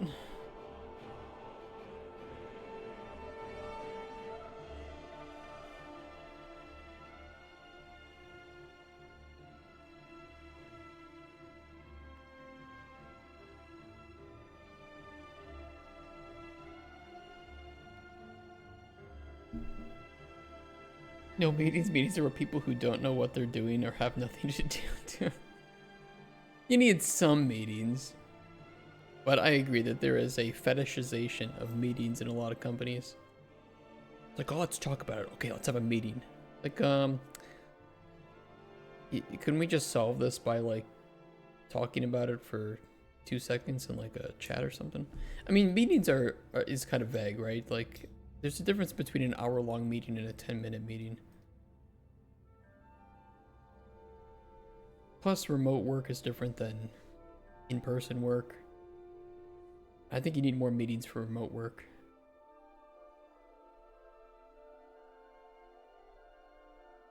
Functional minigame. Yeah, I agree with you. If you're in an open office, I think you need fewer meetings because you can just go up to somebody's desk and say, "Hey, what should we do for this?" "Oh, let's do A." "Okay, but A is gonna take 2 weeks." "Let's do B then." "Okay." Done.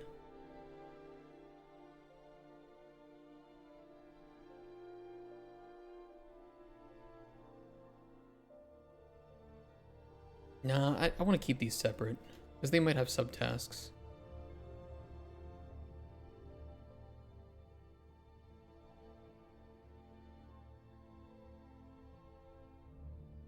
You're throwing cash at you for a 1-hour meeting. We have cash that needs to be thrown away. Dude, I wish. I wish I worked in a place that I'd throw away cash. Wouldn't that be nice? What does TD and GDD stand for? This is a technical design document and then the game design document.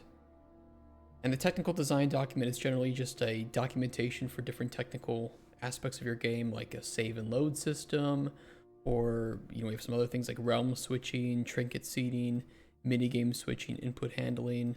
So general documentation for that. And then you have, GDD, which might look more standard and just involve the aspects of your game's gameplay and general design. Stuff like this.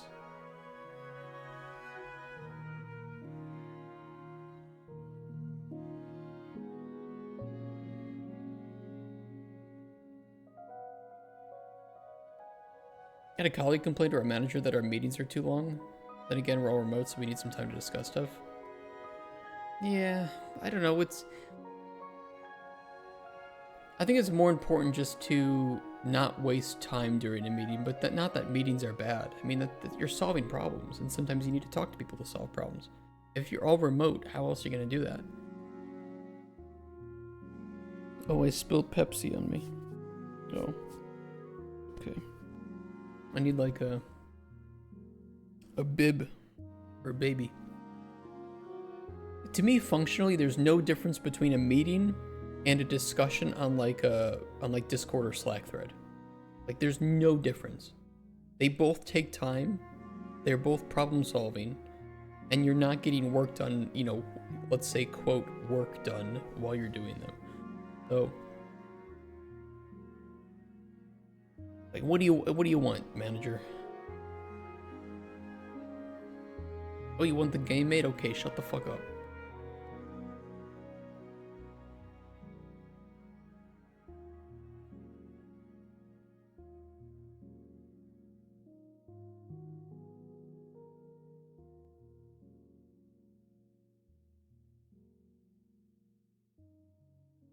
We'll need to actually list the minigame that we want to be functional.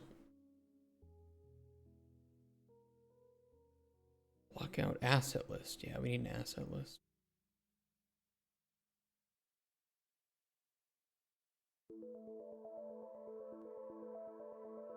Yo, shout out to Coin Pusher Reloaded.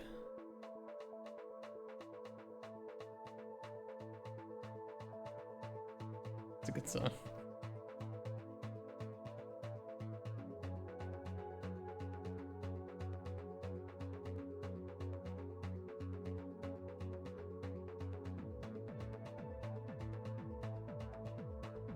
I almost wonder if the mood board and asset lists are a little bit too large to be separate features.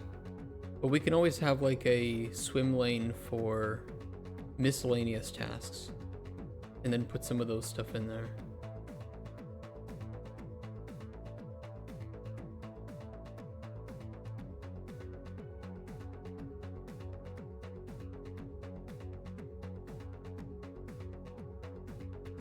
Miscellaneous. I think I spelled that right.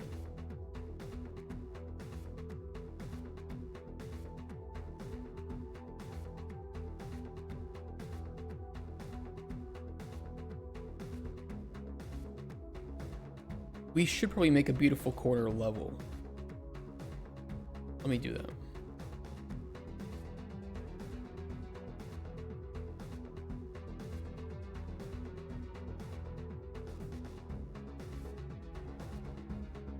Show a text block?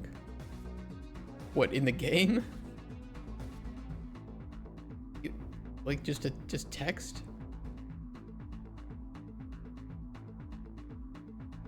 Hey, here's your text block. Does that get you hard? Turned on by all the text blocks? What's a beautiful corner? A beautiful corner is, what's a good way to display it? Let's use this. Good old Cauldron Chronicles. I can't just let this game die on life support.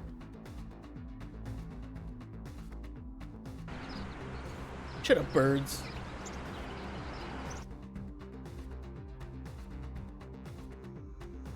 Imagine this level with the Wild West art and you know, examples of different, like a building and some of the different materials and textures being used. Yeah, it's just a small slice, a little corner of your game that is fully fleshed out visually, only visuals. And that way we can determine if the style works and the different materials, or if there's a material that looks out of place compared to the others. You know, we might want to isolate that. This was fun. We used this to test different data layers and how we could simulate the switching of seasons between and corruption of the level.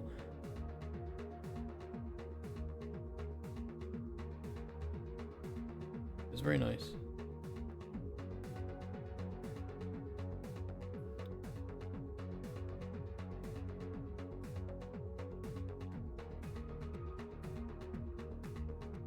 So that's basically what it is. Church and bar in every corner, very Wisconsin.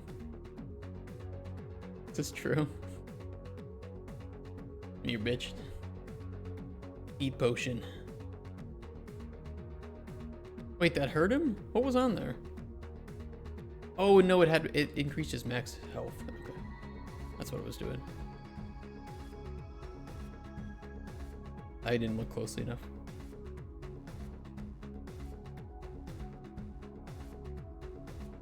That was our open world RPG game.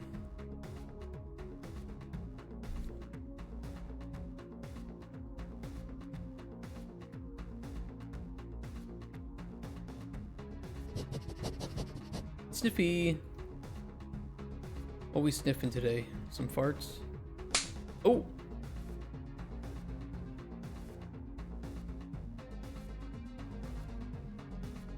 Yeah, let's put well, you know, maybe we can make this like a sub of the Wild West.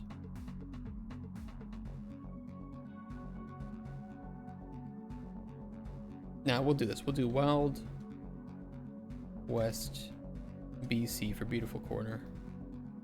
Before Christ.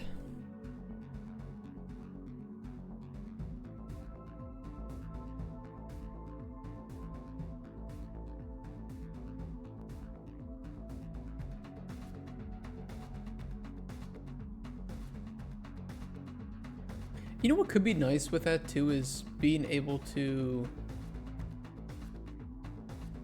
switch like time.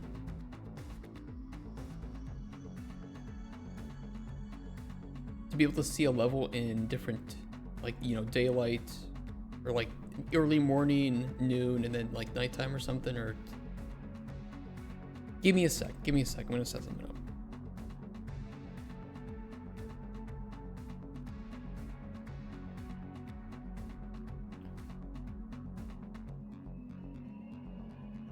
DL Wild West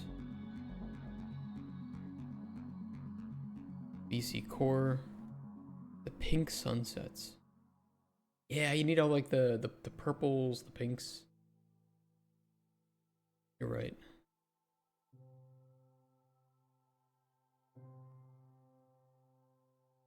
So much about lighting can dramatically change the way that a level looks.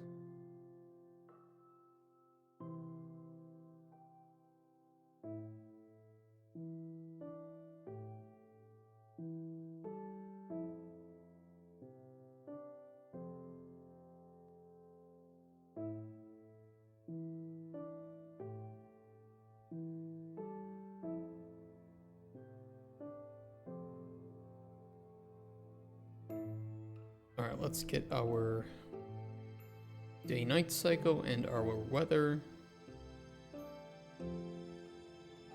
We can even make it snow. Why not?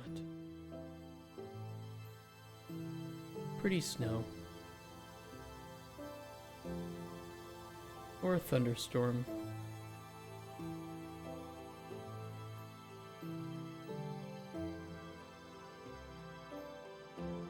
I still think that the thunderstorms at nighttime can just look really, really nice.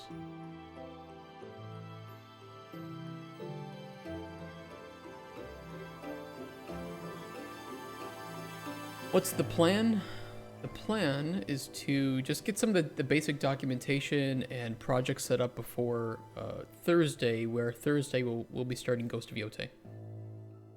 This looks better than my weather system. Well, I can't make anything like this. You're not the only one.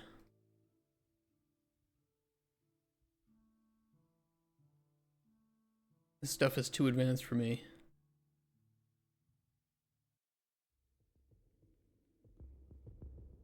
That on a PC?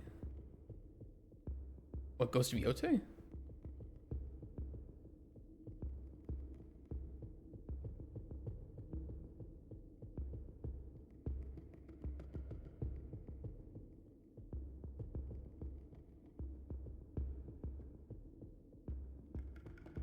It'll be on the PS5.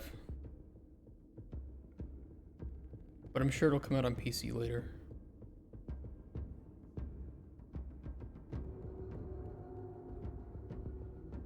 But I love Ghost of Tsushima. It's so fucking good. We will be playing it in Japanese though, with English subtitles. Like 4 years later.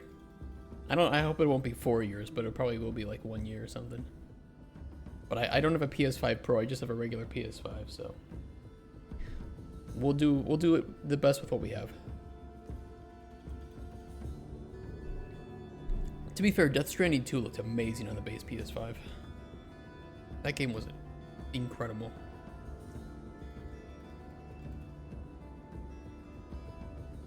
Well, you know, I get the arguments against exclusivity, but at the same time, if they didn't have some exclusivity, why would you buy a PS5? I don't know, maybe console. Consoles are a really great price for what they can deliver. Like, incredible price for what they can deliver. There's no way you can buy a PC anywhere close to the price of a console and get the same performance or simplicity. It's locked in their walled garden for a long time. I mean, I enjoyed the days of exclusive console games. It was nice to have both. But nowadays, maybe it's a little bit antiquated. Which starts out asshole and doesn't start with fuck? Do they? They don't for me.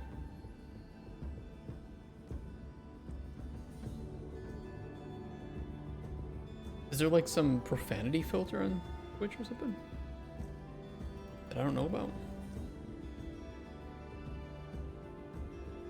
Soul is a star. Logic checks out.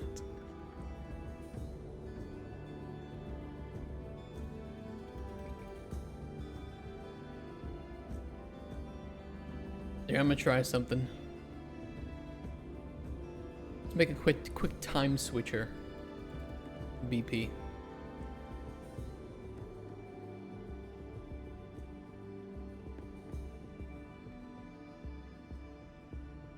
Oops, didn't want that.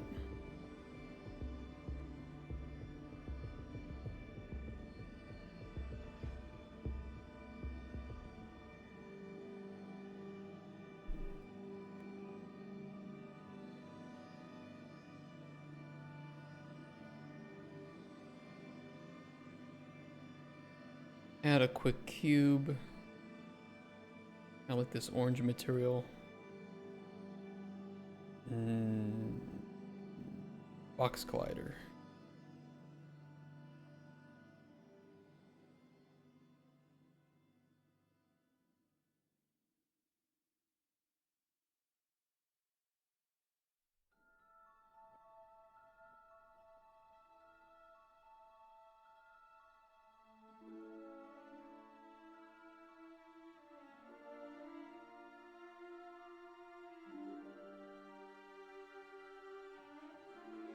think 2.5 will be pretty good. How big is that?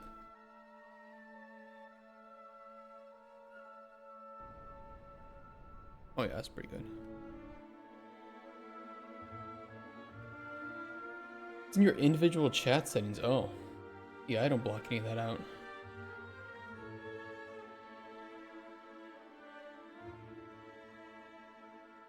I think the last time words scared me, I was in middle school. And then I grew up. Twitch doesn't think that I did, though.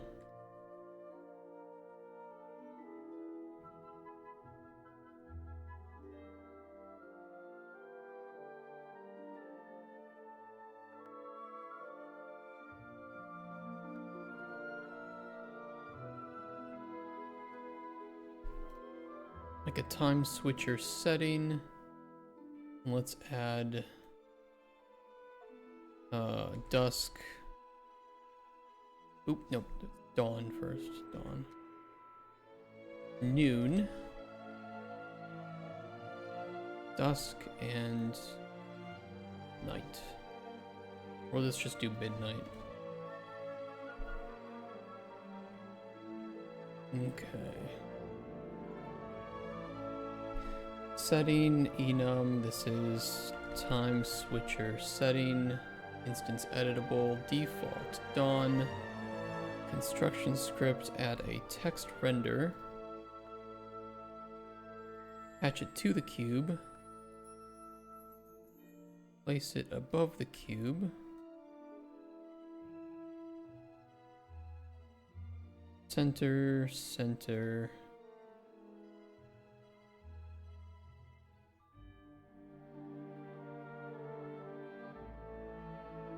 Let's make it a bit bigger.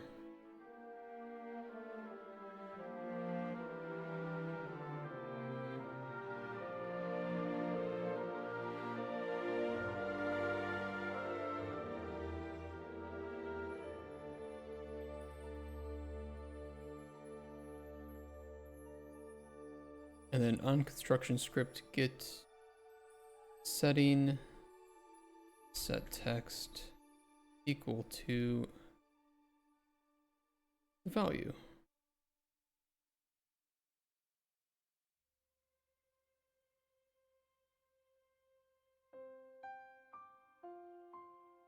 You like your text blocks, huh?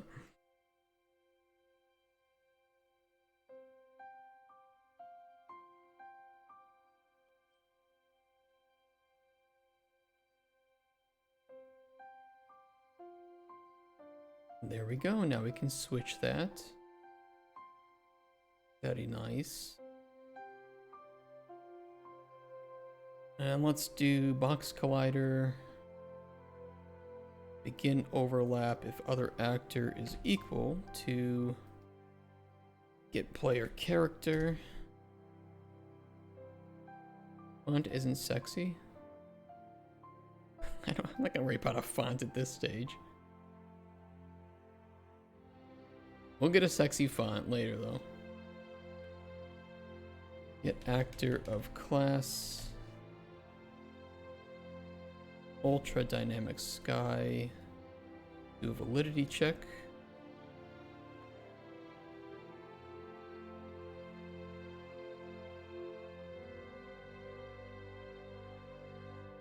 If it's valid, set time.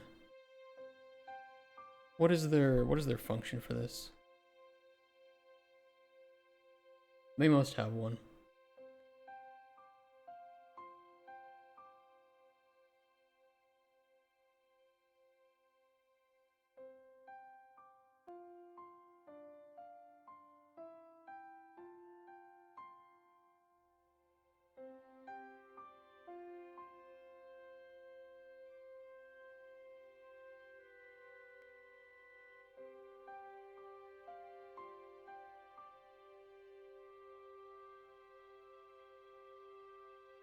That's the one we want.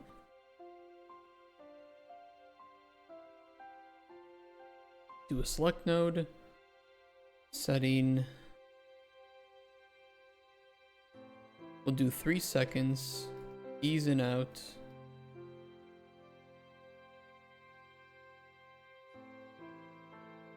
Discount Helvetica.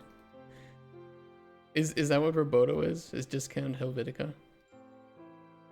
I think that's the only one that Unreal has built in, isn't it? Is Roboto? I don't remember them having anything else.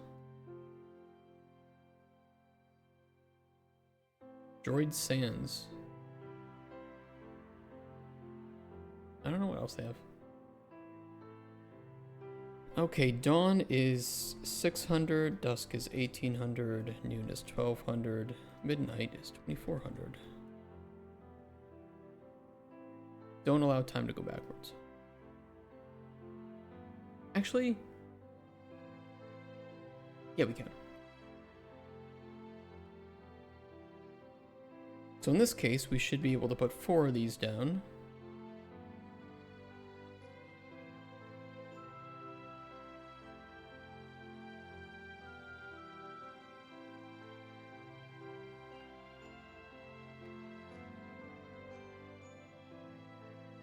Dawn, noon, dusk, midnight.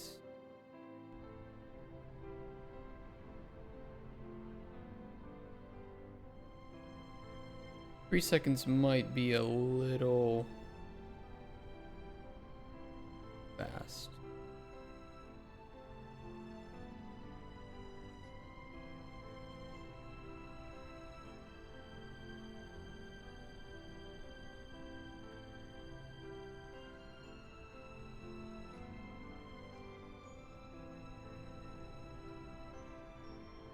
I did tell it that it could go backwards, but it didn't look like it went backwards. What did there? Whatever, who cares? It's for a fucking test level. Who gives a shit?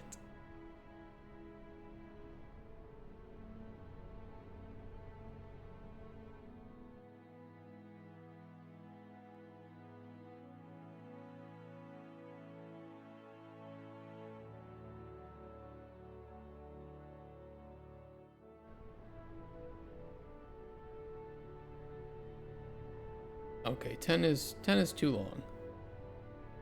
But we can absolutely do maybe like 5 or 8 seconds or something.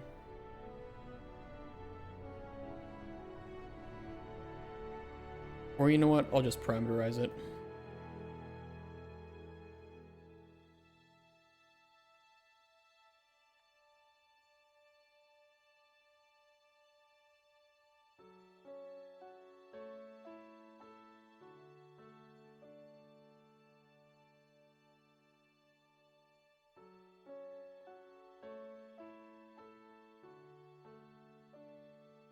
We'll split at 5. Okay, time switcher is set up.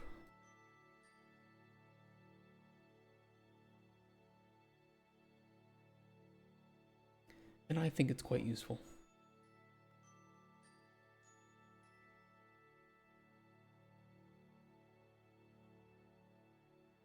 Easy blueprint.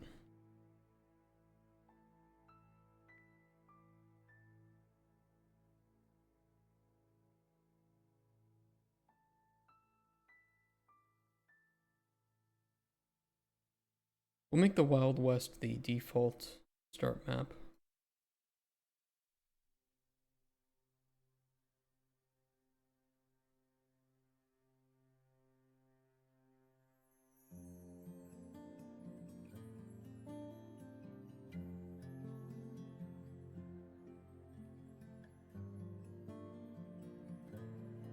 Got some changes to the rich text format, gotta look deeper into. What, with 5.7? Or you mean like your own project?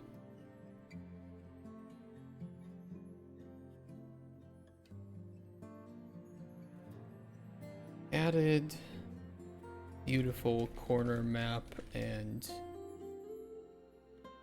what am I thinking? Time switcher BP.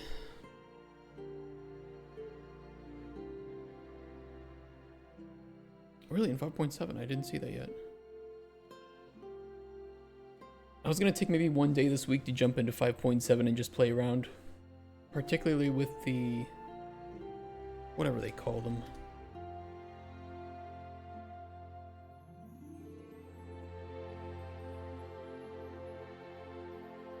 Where is it?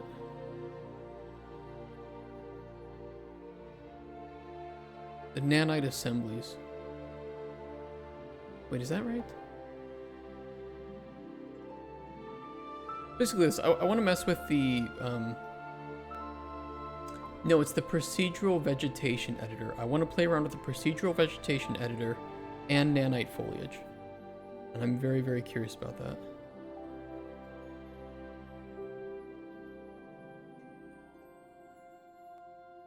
And then apparently there's some new Quixel Mega Plants assets on Fab coming with the full 5.7 release. Which I have not seen anything yet. I don't know if there's any that are already existing.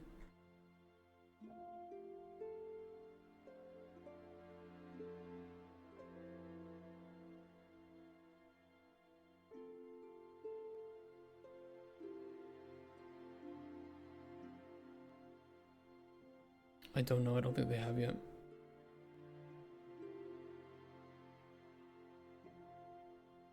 Yeah, I want to see how you specify like specific meshes for nanite foliage. Because that's the only way that you're going to get nanite foliage to work, right? Is to actually say, hey, this is supposed to work with nanite foliage voxelization versus just use regular clustering like you would do for normal static meshes. I don't know how you select that right now. But I would assume that their procedural vegetation editor allows you to specify, hey, this is a tree trunk, so don't voxelize this versus this is a leaf, voxelize this. Tried to struggle through it, but couldn't find anything meaningful. Wonderful. Wonderful. I don't know. Yeah, I don't know. Maybe we'll jump into it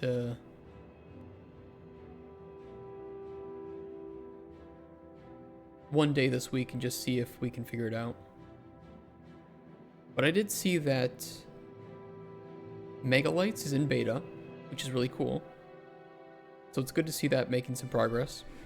And it now supports directional lights, Niagara particle lights, which is awesome, translucency lighting, which is also awesome.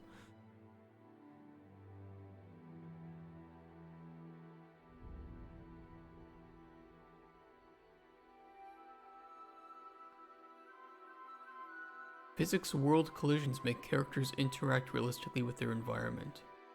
That sounds nice too, but I don't know how, what that looks like.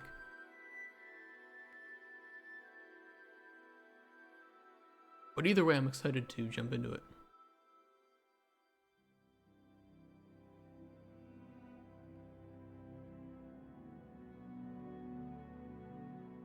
And I've talked to a couple people about the new control rig stuff and the replacement for animation blueprints, which I don't know anything about.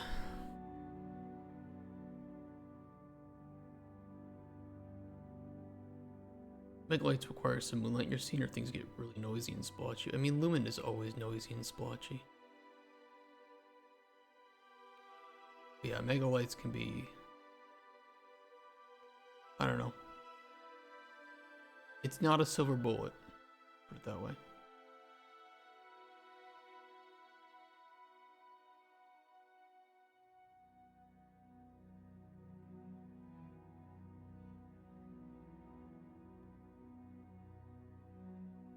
Custom data types to PCG is great to see.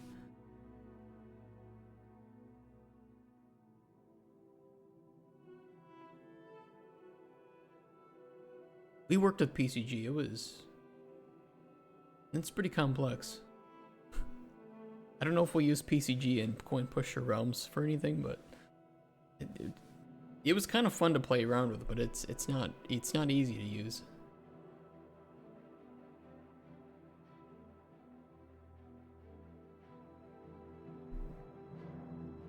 Yeah, interiors are still pretty tough, I agree. And the problem is, like, if we have, let's say, the Wild West town, which I think Lumen could look really nice for, right? Even though we might not need dynamic lighting, so I still don't know if Lumen would be necessary. But then we have, like, an interior, like the Haunted Hotel,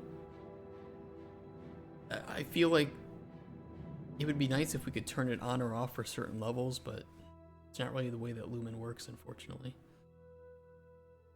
I don't know. It would be cool if you could turn off Lumen for certain levels. I wish that was a thing.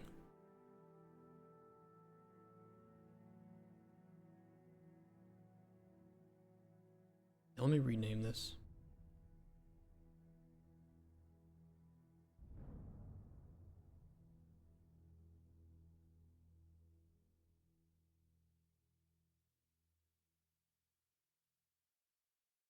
I need to update our milestones.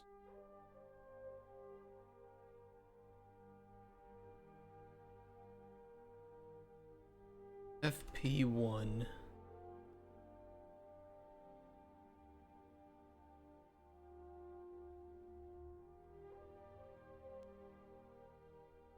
I mean, this whole board is going to be part of that, so let's do...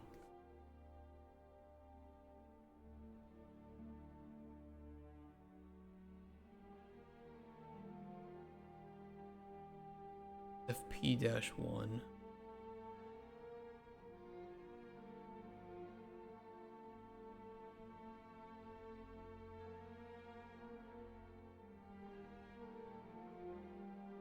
Maybe I'll just make it say Coin Pusher Realms FP1. Coin Pusher Realms FP1.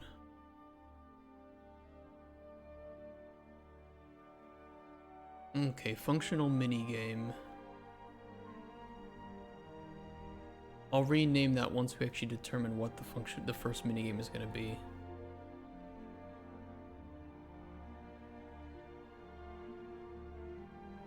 And that too is first playable 1.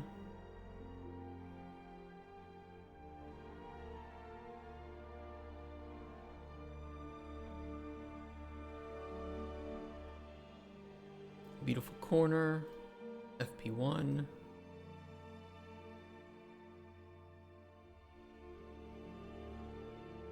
Miscellaneous tasks.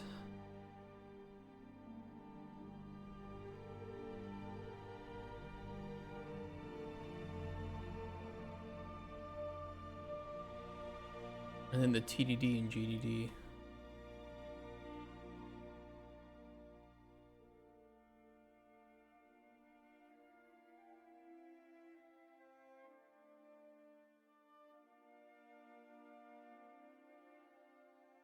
You could, would you visit the DPRK? You mean North Korea?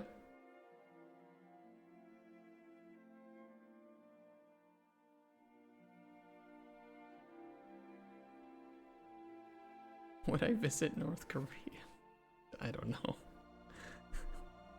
What would I do there? Apart from like shitting my pants at every moment, hoping I don't get arrested.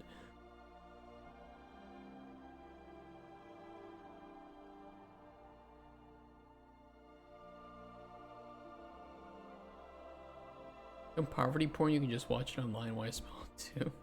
Yeah, I don't know what. I don't know, man. Barely want to leave the tri-state area. Enjoy their morning music. You know what? I'm gonna say this. I'm happy with the music that we're currently playing, and with the freedoms and safety provided to me from living in Poland.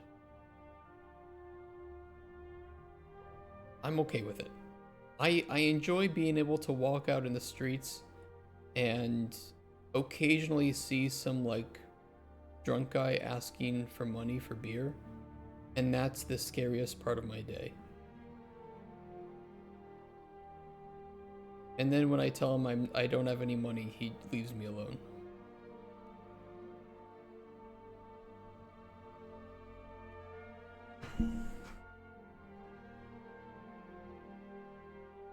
That's Poland, and it's very nice.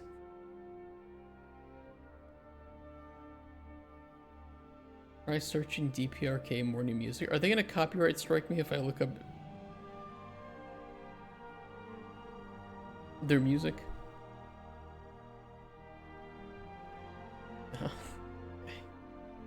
DPRK morning music. Oh, Octopath Traveler has a gameplay trailer. I don't want to see that. Morning music in front of Pyongyang. Okay.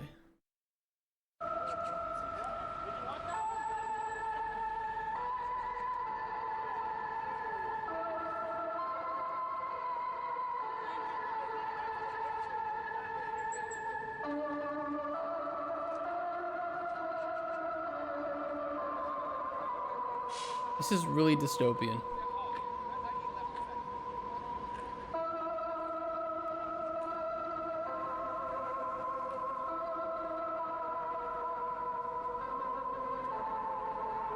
Yeah, that's really fucking dystopian, man.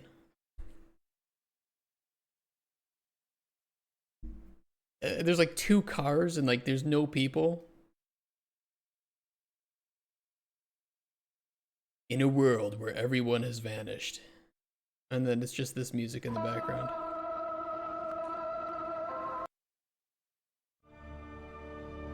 POV, you only have one good picture of yourself, dude. This is...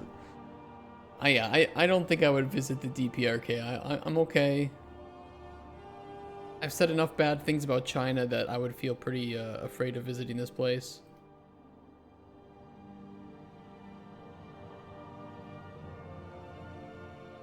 And Lord knows they would arrest me because, I don't know, my shoelaces were untied or something, and then they'd hold me in North Korean prison for 6 months. And I would come back to the States looking like I had just swallowed an entire bottle of Ozempic. So, no, I'm okay.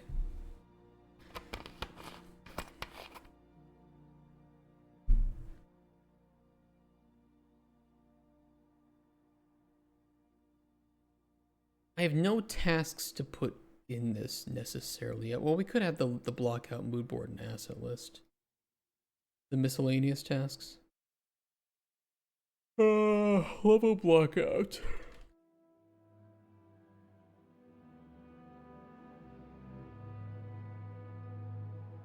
That's your alarm music? It's fucking wild.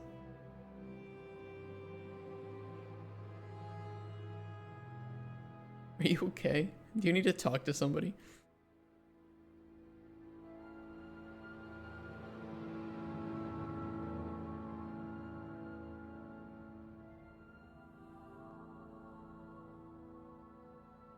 Fuck estimations. Gets done when it gets done.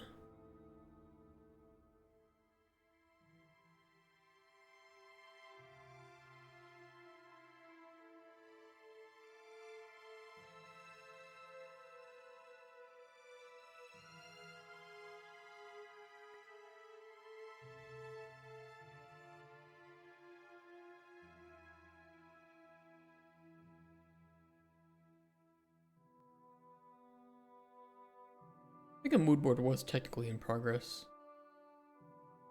From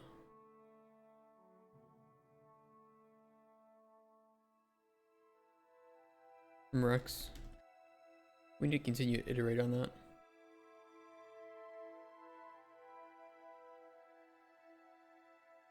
I will assign people later. The reason I don't want to do it now is because it will, I'm pretty sure it will dox them.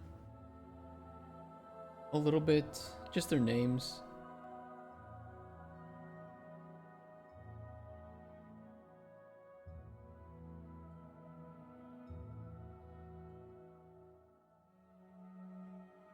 I don't mind doxing my own name.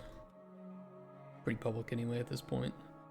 Asset list, that is later to do. We need to do that most latest. You know who Danny Dev is? No. Who is that?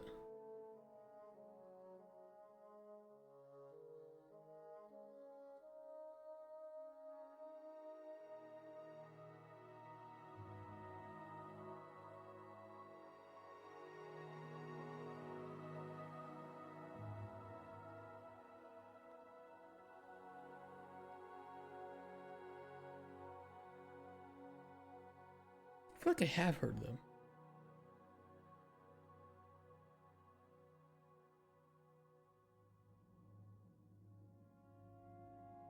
what they do. Do we know specifically what parts of the TDD need to be done for first playable 1?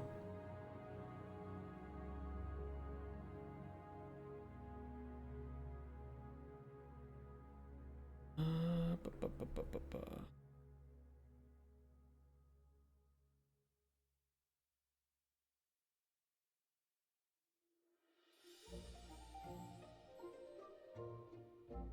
Maybe the minigame switching. Drop triggers, save load system.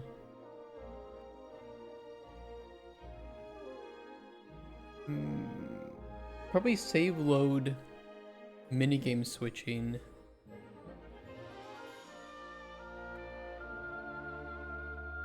Trinkets we definitely don't need yet. Realm switching.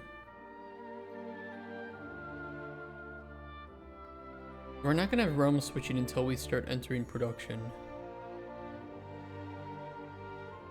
So we can add that later past FP1. Input handling would be nice. Steam achievements later. Lumen and Nanite later. And I think separately then we also need blueprinting guidelines for internal documentation. But that's separate from the TDD. That's just internal docs. But we can make a miscellaneous task for that.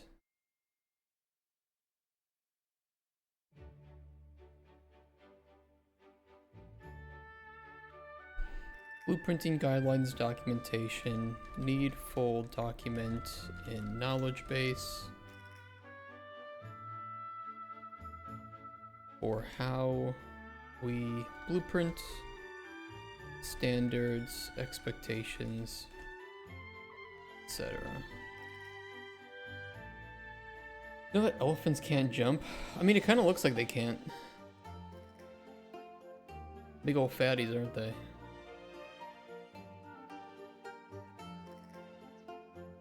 Task, let's actually put this as a higher priority.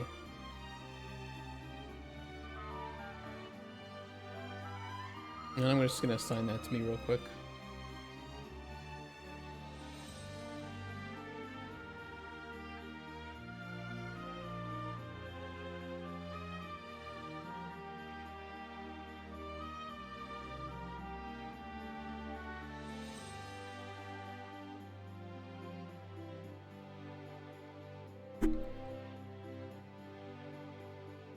TDD. And then kick a honey badger. Elephants are pretty cool. Gentle giants. I mean, unless you piss them off, right, or threaten them. But it's kind of like horses for me. Like, you know, I've heard horses are very nice.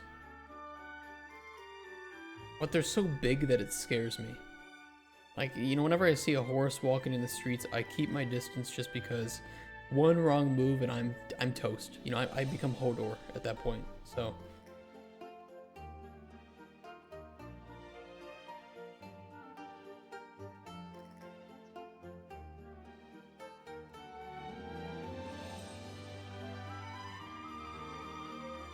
We'll just keep this unassigned at the moment.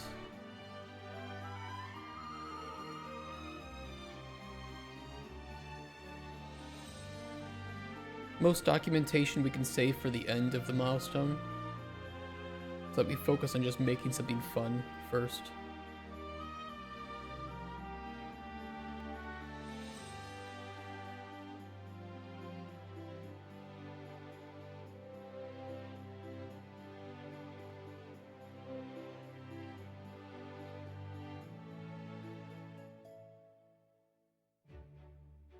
GDD organization.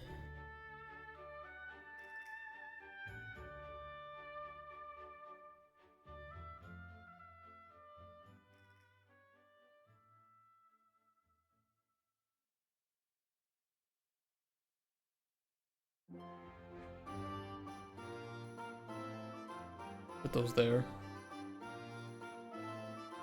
A couple of my childhood friends had horses, we went 4-wheelers instead. I've ridden a horse a few times. I've also ridden a camel. I don't think I've ever ridden an elephant. And I can't really remember much about riding the camel. But yeah, it's a little scary. A little scary sometimes. I will say too, as I've become older, I'm really not a fan of us keeping certain pets in zoos, certain animals in zoos. Like, I can understand, like, rehabilitation centers, and, you know, you can't let them out in the wild, but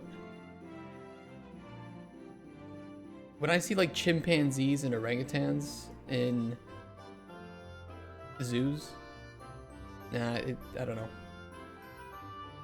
Those motherfuckers are smart. Very, very smart. They got feelings, dude. They're sentient. I don't know. Not for me.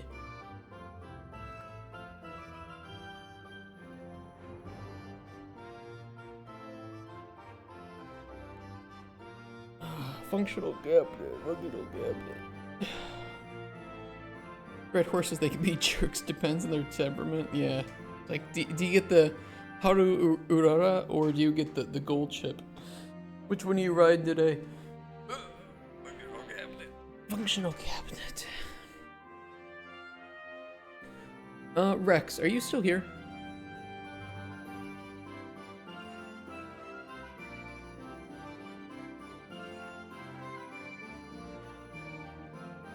Might be busy. I'll have to ask him what the general pipeline is for making like the functional cabinet, because we definitely need to, I guess, do like a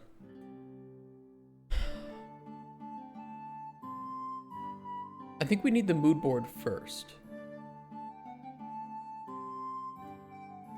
before we can jump into blocking out the cabinet, or at least just figuring out what the general layout is. Cabinet layout.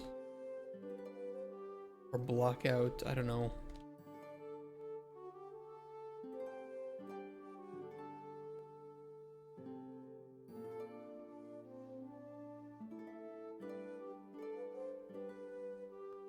Or just broke Superman.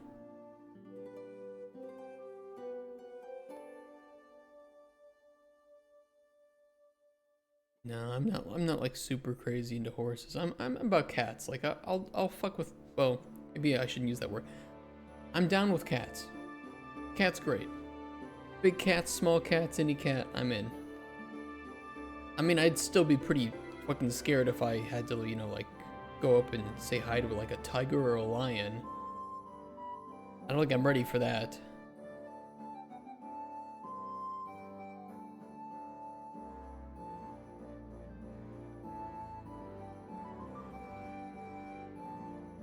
But I don't think we're not going to focus on visual effects for the functional cabinet yet.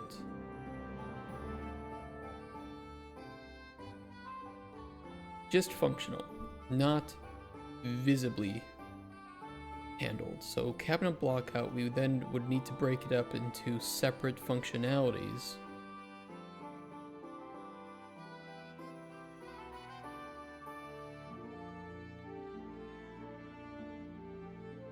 We'll need collectible, or let's use specific terminology, table item, coin and table item, gain/loss.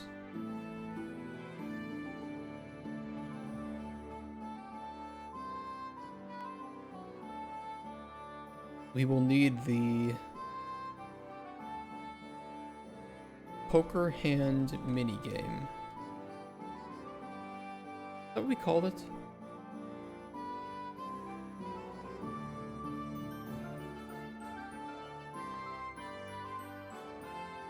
Yeah, poker hand playing cards.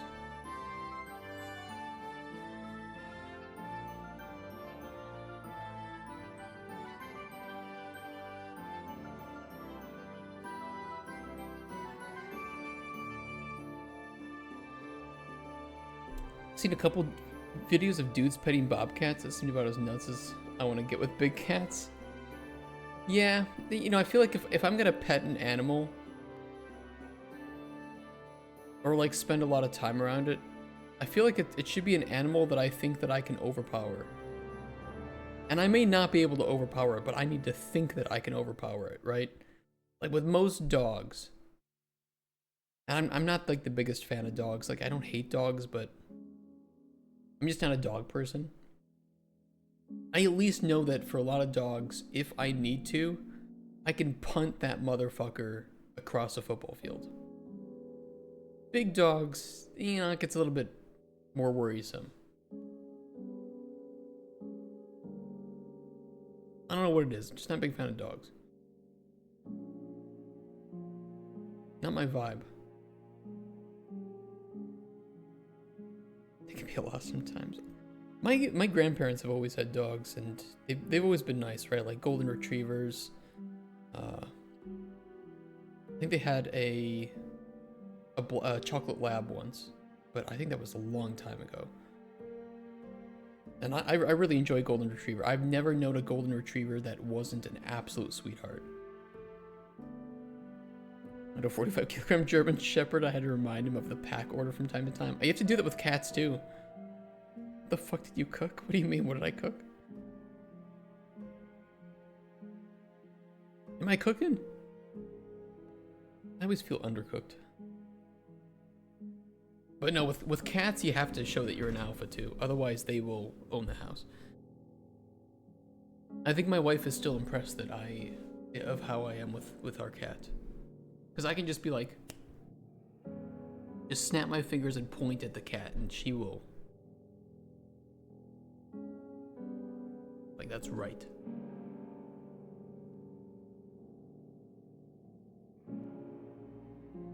Don't get along with terriers or Shih Tzu. What does a terrier look like? Oh, these are way too fucking hyper for me. Way too hyper. And I don't think that they look good as dogs. Yeah, These guys get so happy that they will like roll over and piss on themselves out of happiness. Not a big fan. Not a big fan. What are like the sheep dogs? Like the really smart, like I think border collies are what they are, right? If somebody said you have to get a dog, I'd probably get like a border collie or like a golden retriever or something really smart, chill. In a dodgy part of town, so he was there for a job of a Boston Terrier now. They have a crazy attitude. Boston Terrier. What does a Boston Terrier look like? Okay, yeah, I know these dogs. They're pretty silly looking. They got that obvious smile. What kind of dogs need the room to run? That's true too. You need space for a dog. And I feel like with cats, you know, you can get by with less space. Athletic French bull. Oh yeah, French bulldogs are like the. It's always like wheezy and out of breath.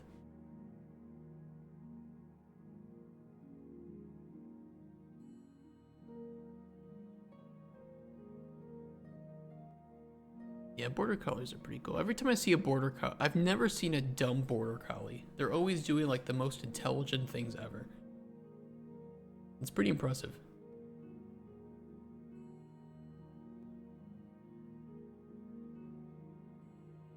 We need the backboard hole game too.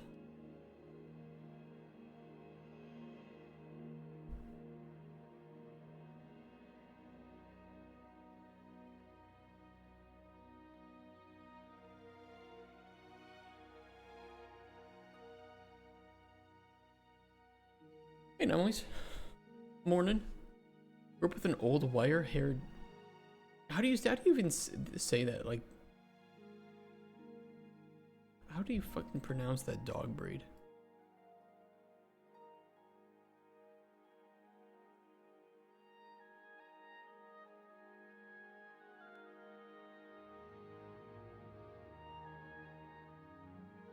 Dachshund. Dachshund. It's British pronunciation. Let's assume that it's right. What do these dogs look like?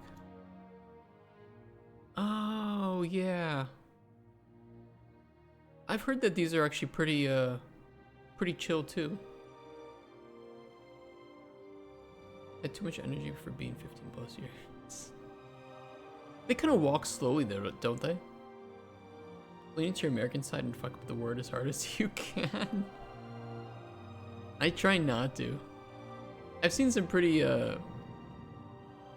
chill dachshunds though. You pronounce we say Worcestershire sauce. I don't know if anybody has a good way to say Worcestershire sauce. Buddy, how wouldn't I love to hump everything? Oh wow. Welcome to animals. Humans, not so different.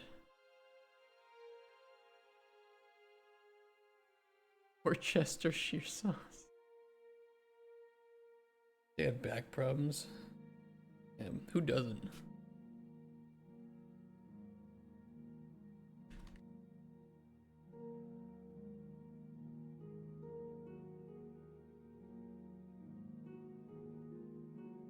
Gutter train feature. I'll probably switch these out from tasks to features at some point. These should probably be features.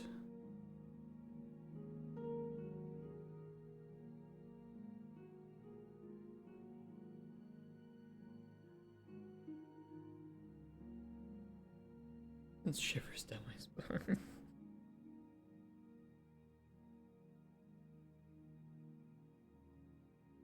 Yeah, I don't know. I'll stick with cats. They're easy to work with. I mean, they need training, right? And I think a lot of people who buy cats are like, oh, I'm gonna buy a cat because I don't want to have to train my animal. And then you get like the worst behaved asshole cat in existence. And that gives cats a bad reputation, in my opinion.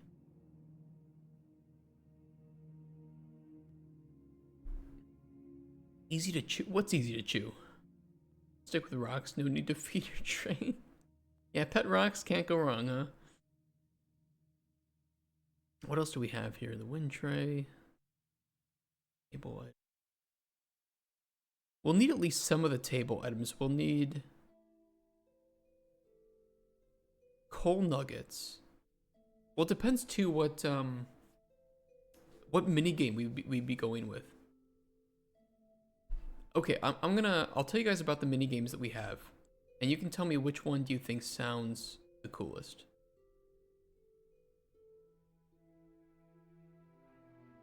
So the first up is a gold panning mini game. You go to the river and you put some shit in the pan and you dip it into the water and then you swirl it around and you'll come up with some coins and some other collectible.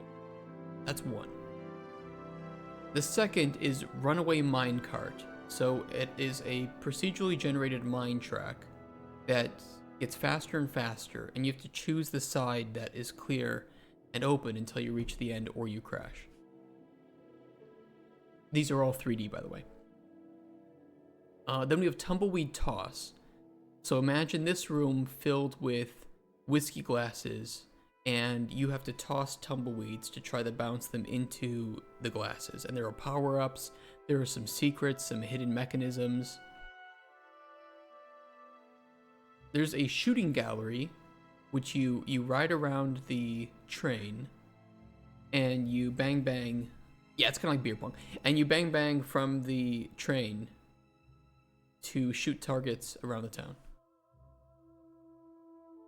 There's then the safe cracking minigame, which if you think of like keep talking and nobody explodes, you have to look around the safe to find clues as to how to manipulate the safe, which have 3 different mechanisms of locking, either a rotary combination, a dial, or pins with positions. And you have to figure out exactly the right combination to get into the safe. Those are the main minigames. And they all have different challenges, different technical challenges and stuff, but we need one. We need one that we can play around with.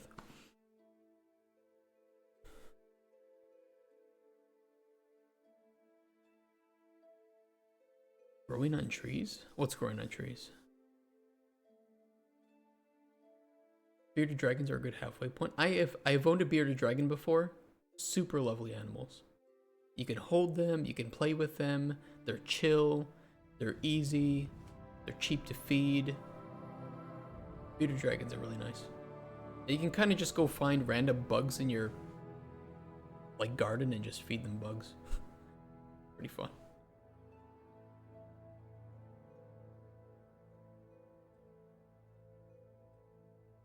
Which one do you guys want to see the most? Beer pong or safe cracking? Beer pong would be pretty easy to do. And could be pretty fun.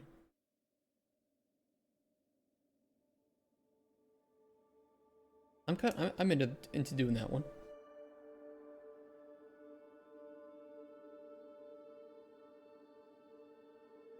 And there'd be some randomization between the layout of the office in there as well that we could do based on data layers. Or anchors. Procedural minecart doesn't seem terribly hard. I'll probably wait on the procedural minecart only because I want to use Kotspur's tool that he's making for his procedural horror game, and I don't know if it's fully ready yet. But don't worry, any that we don't choose to do now, we will save for the second milestone.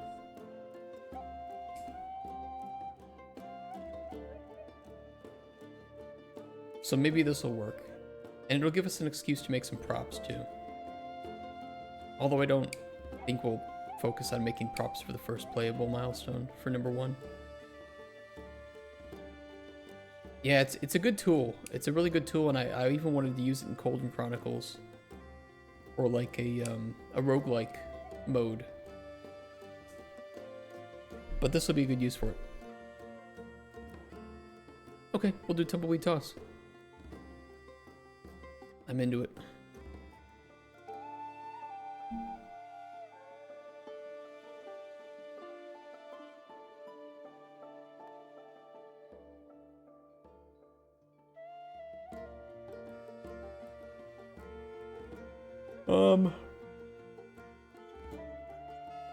Oops, not that. I need a new card for table items, Wild West.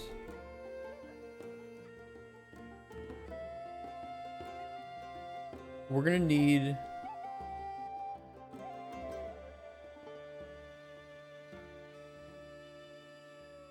What are we gonna need for this? We don't have the main minigame, right?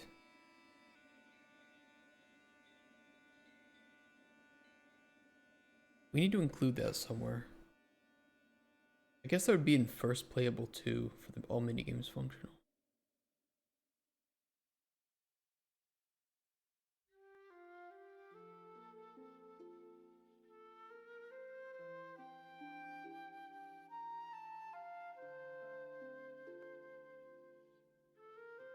I don't know how to feel about that though, doing the main minigame in the second milestone.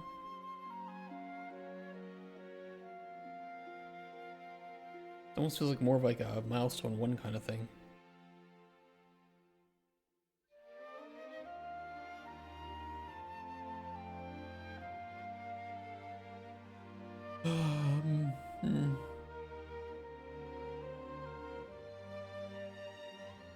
Let's play it by ear.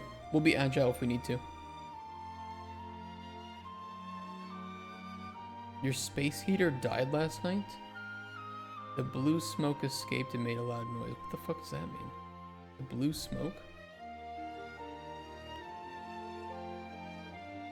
Yeah, I agree. It should be milestone 1. I 100% agree.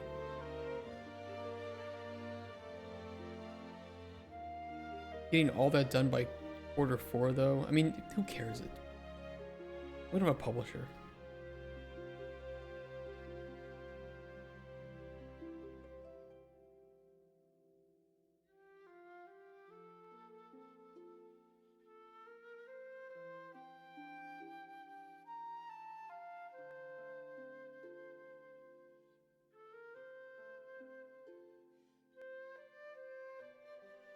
Electronics contain blue smoke, it keeps them alive.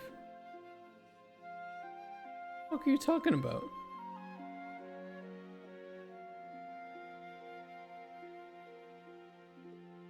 Are you guys high?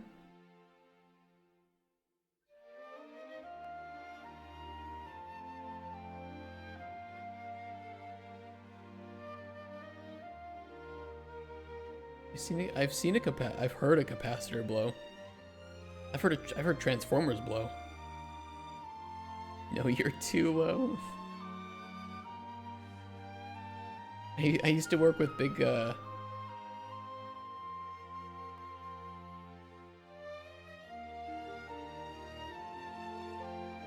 electroplating electrifiers. Those are small though.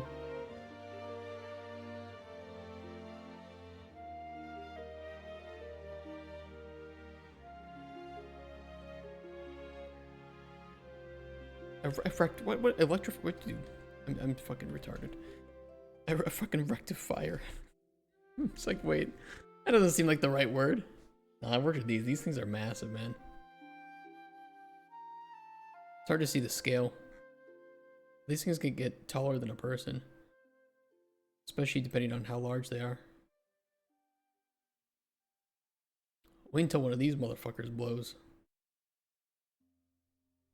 I've made some of the circuit boards for these. Oh, thank you for being so low resolution. I appreciate that.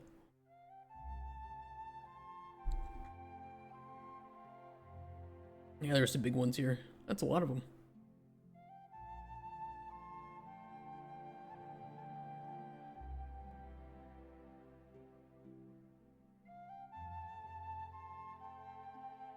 Oh, minigame TBD, we need to put tumbleweed toss. Still rest so nobody steals their designs.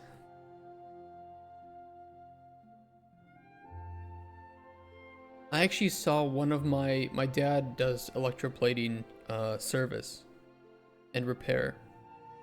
And I was watching one of the how it's made videos about electroplating, and I saw one of his products in that video, which was pretty cool. Because they also make like meters for measuring current to make sure that, because electroplating is like a really precise chemical, mix of chemistry and electronics. And if you have just a little bit too low voltage or a little bit too high, it can dramatically fuck up electroplating, and you get, very uneven coating, which for certain applications like aerospace or even for automotive could make the part malfunction, or could introduce areas where rust could occur. So you have to be very precise, which is why you have rectifiers, because you need to convert alternating current from the power company to direct current so that you get that very specific correct amount of power going to your acid bath. Sorry for that weird tangent about electroplating. It's pretty cool how it works. Table items Wild West, we need the bullets. We'll want coal nuggets, tumbleweeds, and what else?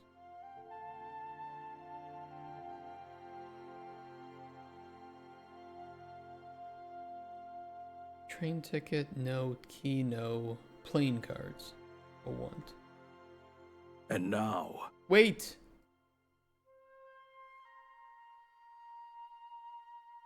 Oh, that's gonna be in English anyway. I don't want to fucking hear the English. Fuck you.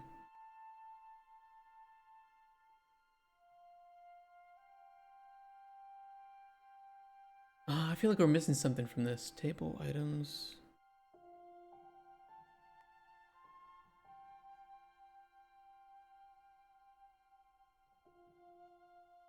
The tumbleweeds. Wait, each of these has different methods for spawning. Tumbleweeds spawn after n number of coins have been dropped by the player.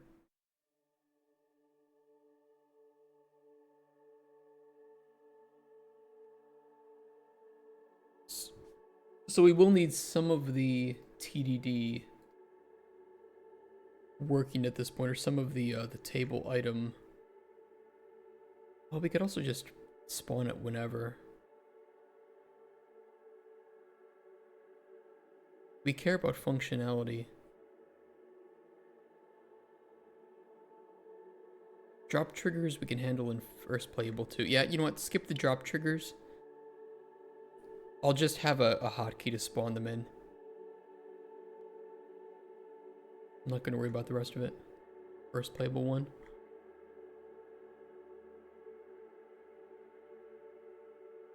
Use that process backwards, you can strip rust off parts. Sometimes useful too. It's pretty fun seeing the acid baths full of, you know, melted, basically, well, not even melt, but melted's not the right word. It's dissolved, you know, metallics, right? And then you just dip a whole bunch of products in there, you let it sit for a while, and then you lift it up, and there you go. There you have your steel coated with chrome metal or something. It's such a cool process, and it, you know, it's such a backbone for certain industries. You wouldn't think that, you know, the reason why cars last so long and are so resistant to weather is because they've been coated in that way.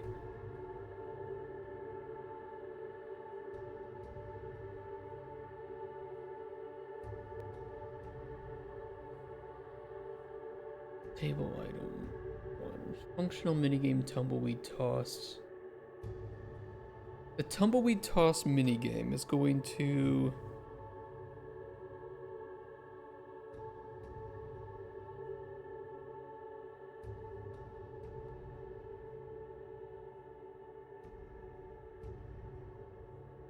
We need a blocked out doctor's office interior.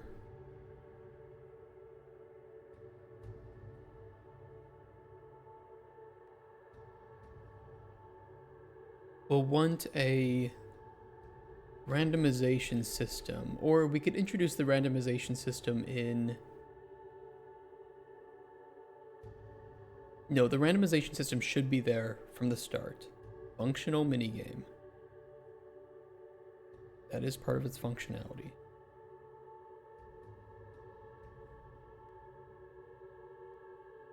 But that needs to be spiked.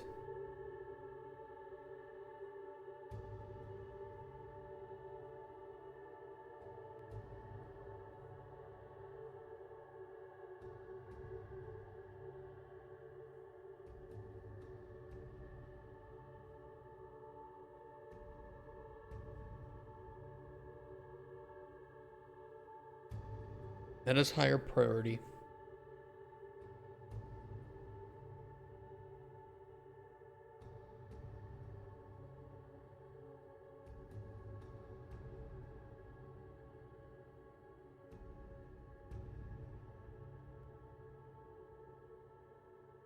These are kind of big. What about into whiskey barrels? Well, they're going to be small. They're going to be like little mini ping pong sized tumbleweeds. Because we need them to also spawn on the table. So you collect the tumbleweed, and then therefore you have the item to trigger the minigame. So it's kind of a caricaturization of the ping pong toss, you know, like beer pong kind of thing, but with tumbleweeds.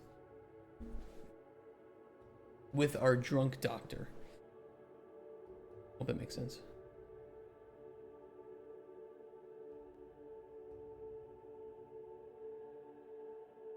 And I want it to kind of feel like that old 3D Ultra Mini Golf PC game from Sierra. You guys remember that one?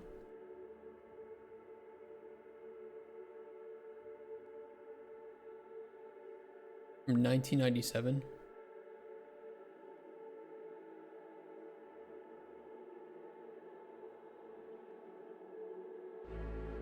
You guys remember this game?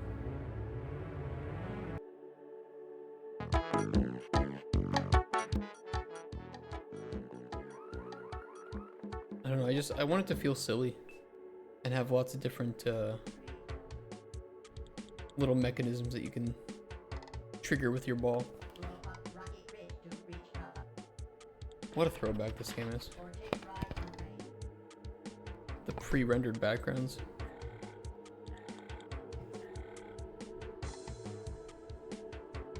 Pretty impressive for 1997 though to have such nice physics with the ball.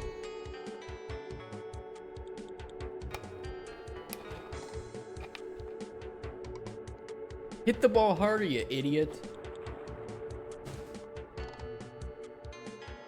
Yeah, it had to like switch scenes and maintain physics between scenes. Velocity, more specifically. Very impressive game for 1997.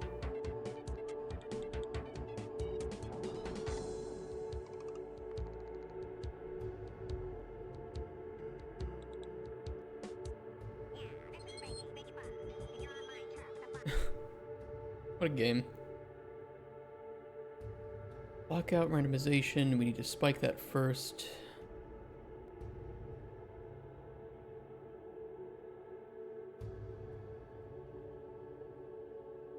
Tumbleweed tossing. Camera controls.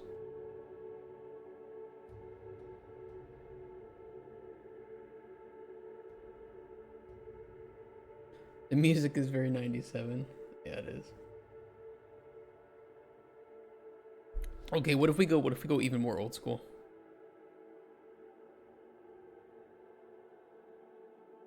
With like Lemmings.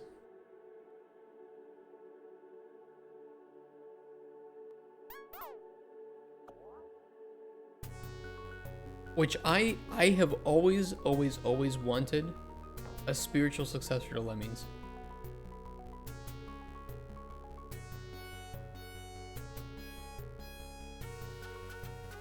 $1991.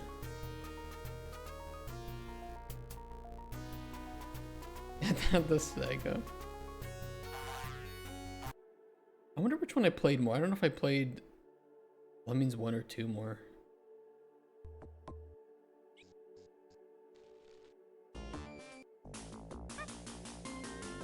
Maybe Lemmings 2. Really interesting puzzle game though. I haven't seen a whole lot of puzzle games that were this unique in the way that they played.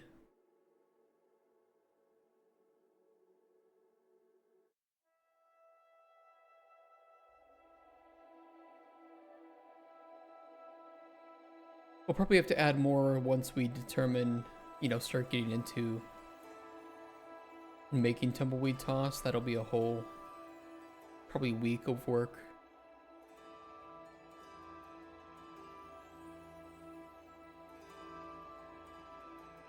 The beautiful corner level is already made, so we really just need like the beautiful corner block out.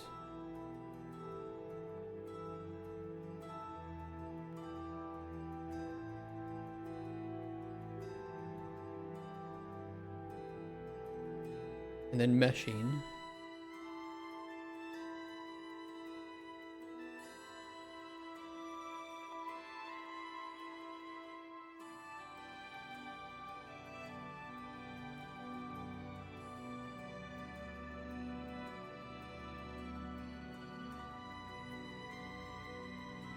Okay, thank you for taking me to that.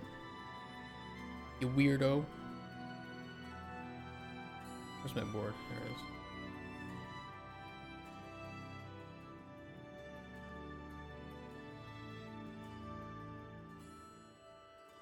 Texturing.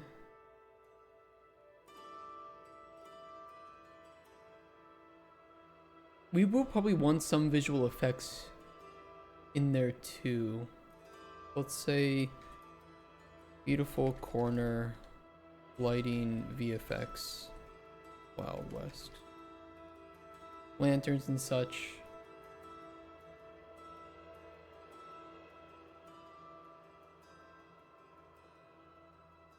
I'm not too knowledgeable about all the different like art passes that you do to a level or to a section like that. We're gonna have to learn as we go with that one.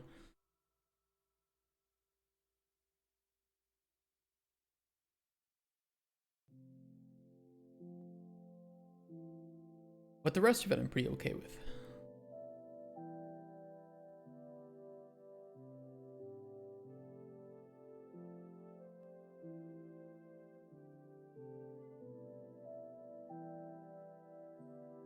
I think we'll want to prioritize seeing what we can bring over from Coin Pusher Reloaded.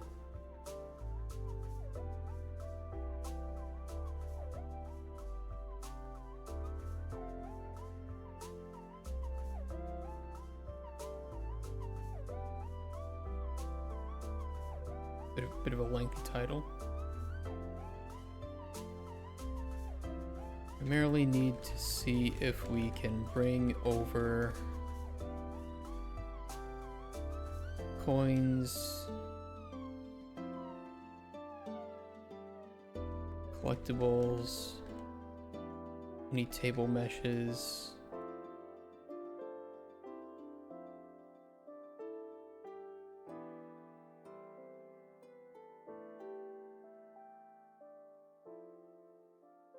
My only worry is that for Coin Pusher Reloaded, we had to modify some of the physics and sizes of items to make them work better with chaos physics, which isn't ideal.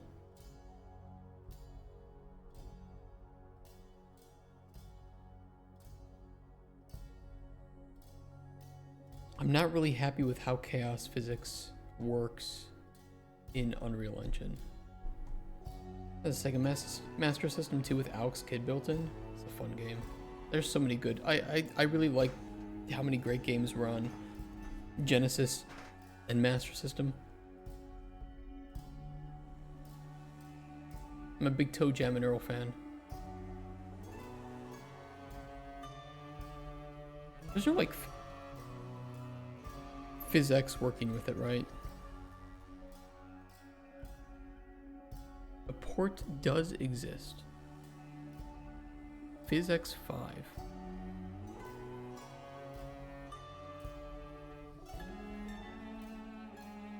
For 5.0.1 though.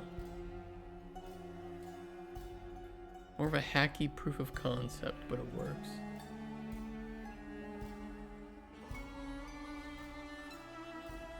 Well, it's gone now.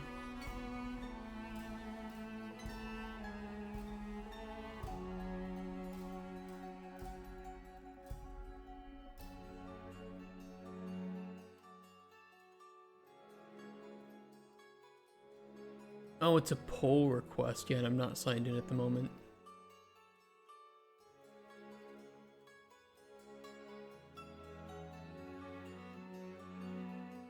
There might be something that I'm missing with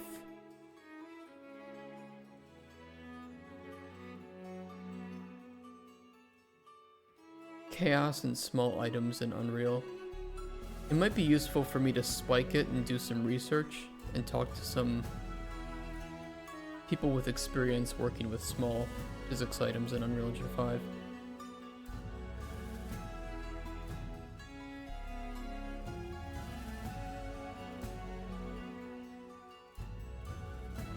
Because like, I get a lot of problem with stuff falling through.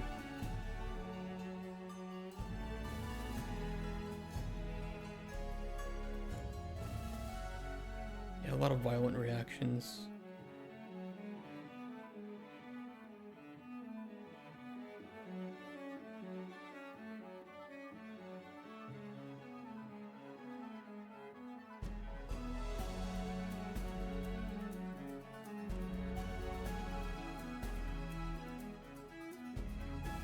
There should be a setting, by the way, to limit and prevent the engine from accelerating velocity too high.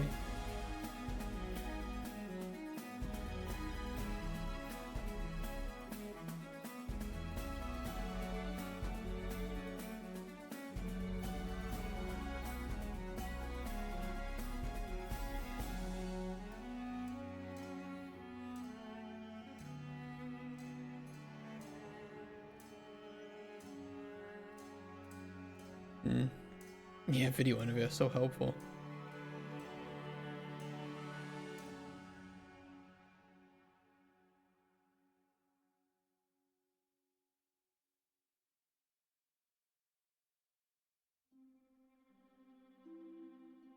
If you use the projectile system, stuff will run better in terms of collision at least.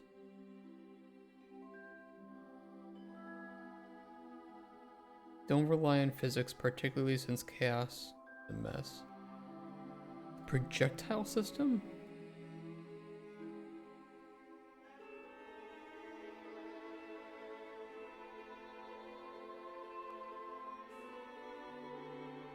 What does he mean by that?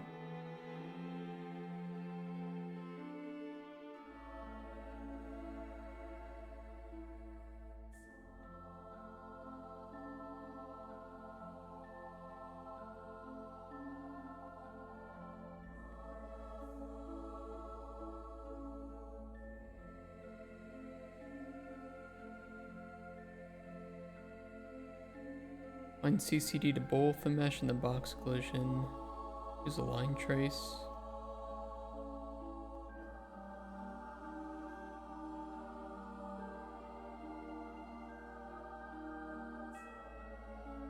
We'll have to play around with it. I think it would be smart to set up a task and prioritize it for determining the physics we want for anything. Because if we don't know what our collectibles should look and feel like, especially in terms of physics, and our coins, we have no game. So, high priority.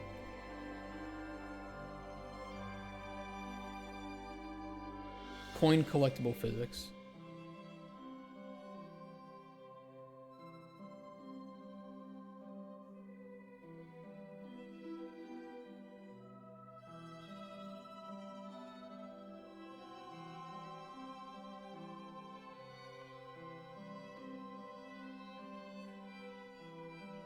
Best size and settings for coins to prevent physics glitches and phasing through walls.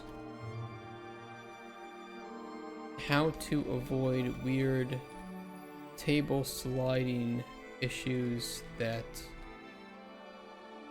Coin Pusher Reloaded had, which we had to work around, but it succeeded.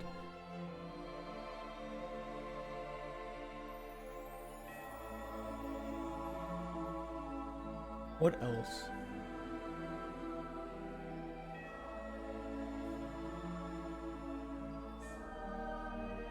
Best settings for accuracy and performance when it comes to collision.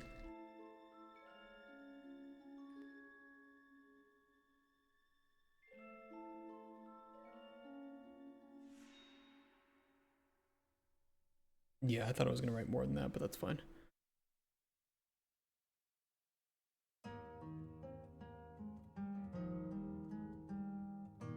Realistically, I shouldn't have worked on the level block app before doing some of this, but whatever. We got the project set up. It takes more than a day to do some of the block out. When do we expect to do sounds?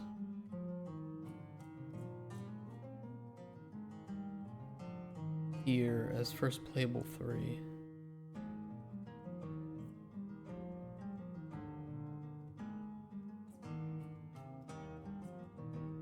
We have 2 months to do that.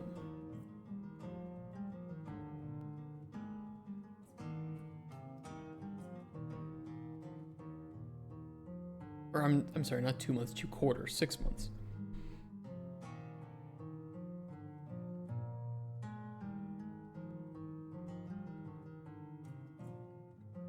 And then we'll need the second realm designed during that phase. And pipeline documentation, that'll be very key.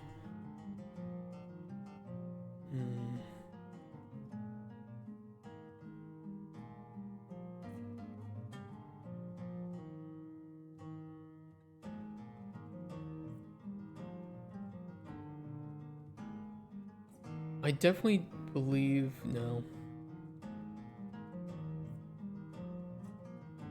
Never mind. Never mind. I'm just trying to extrapolate what's needed for like the main minigame and the tumbleweed toss into tasks. Think of how much work you would have got done if you worked on it during your 24-hour stream. Why would I ever want to do a 24-hour work stream? That sounds horrible. Plus, sometimes I need time off to think about what I need to do for work. And I can't just like sit in front of the screen and... Very mentally draining. Especially streaming and doing game dev work is mentally draining. I go home and I don't want to think about shit. Physically, though, I'm okay.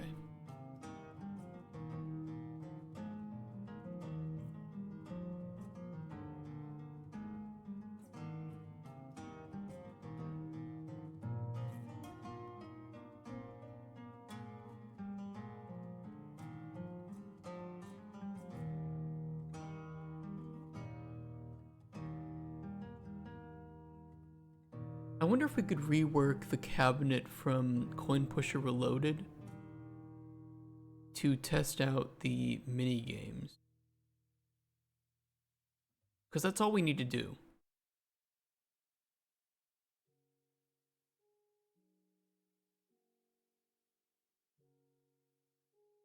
And visually it shouldn't be even complete, so... Realistically, we can probably take just the entire Coin Dozer machine, cut out some of the blueprints that we don't need from there, and just throw it in. And then build the mini games from scratch around it. Would probably be the fastest. I mean, we could have that in a couple hours. We can have that pulled over from Coin Pusher Reloaded.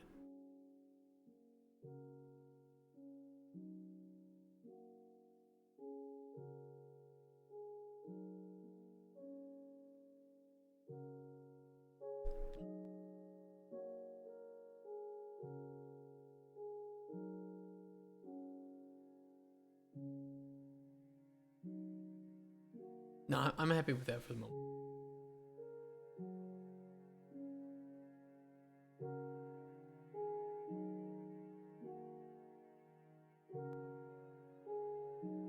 We could probably pull some of that over tomorrow. We could do some migration. It would be nice to make the blueprinting guidelines as well. Just because Rex was asking for that, and it would be good to have before we jump into doing more coding. Plus, I've had a lot of people ask me to make a video about blueprinting guidelines. Maybe we could make a video from that.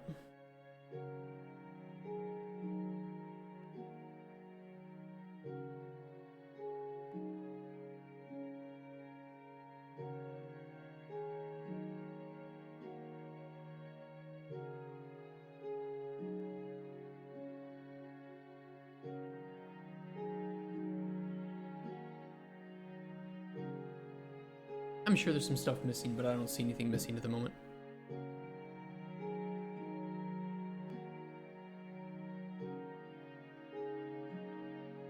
I think there was something for the TDD that I wanted to include. Load minigames.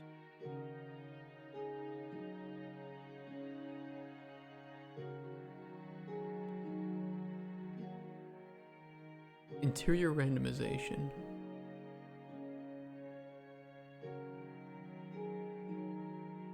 Minecraft music hits hard. I'm very much into like, for sure, Minecraft Volume Alpha, peak. Volume Beta, very good. Everything after that, I don't know, not really. Imagine if you did work for 24 hours, a lot of the work you did would need to be redone when you were fresh, and the redoing would take longer. I agree with that, yeah. Yep. There's an optimal amount of time to work in the day.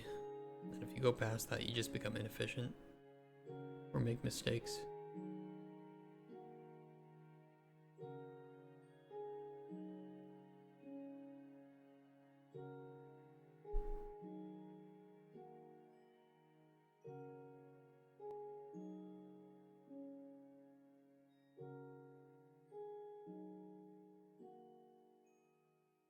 I want to get you guys a link to this too at some point, like we did for Cauldron Chronicles, so that you guys can track our progress in real time. Technically, if you guys open up this link in a new tab, you should be able to see all of this with anonymized names and emails. But I'd like to get it more formally set up so that you guys have easy access to it.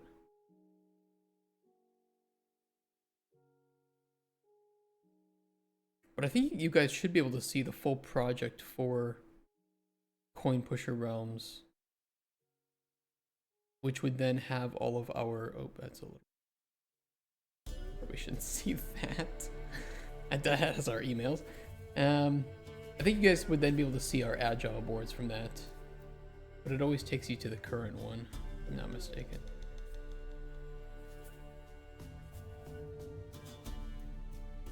Oh, now it's not loading. Oh, there it is.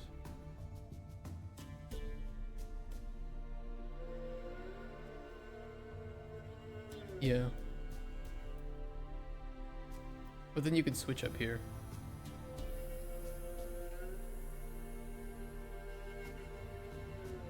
So once we're ready, I think we can clone that and then add the new shit. Doable.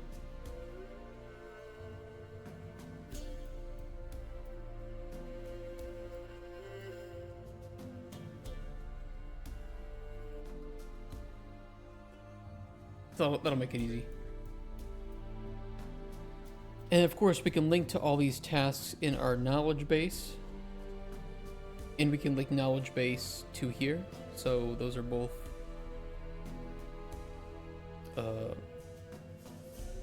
compatible with each other.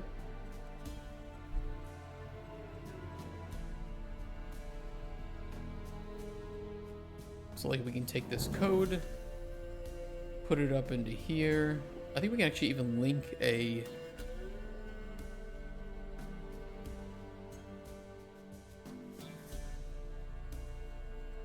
No, we just have to do it like this.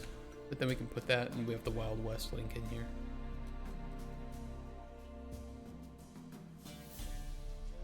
So it's nice. It's nice, we'll keep working on it. Thank you for taking me to the Cauldron Chronicles Kanban. I appreciate that.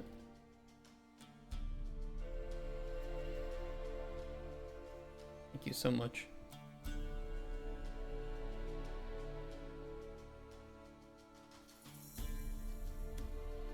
Not U-Track is nice. U-Track is nice, and the best part is we don't have to pay for it, so I like it. Way more featureful than Jira, and all the features are for free. Unlike Jira, which you have to pay a arm and a leg for if you want access to being able to like make your own types of tasks or milestones, and God, Jira is such a piece of shit sometimes.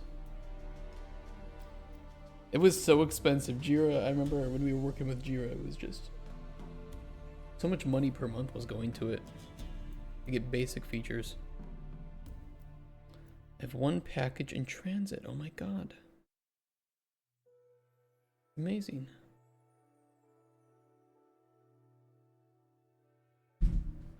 Thanks, China.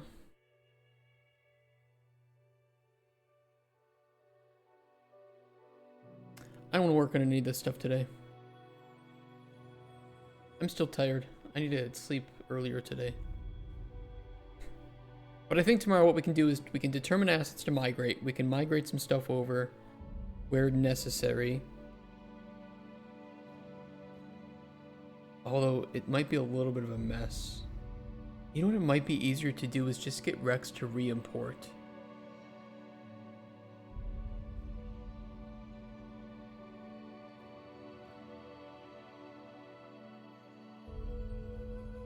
Because if we migrate them over, they'll be placed in like really weird places. Yeah, but then again, if I migrate them over before I submit them into version control, then I can just move them and fix up the redirectors. That's no big deal.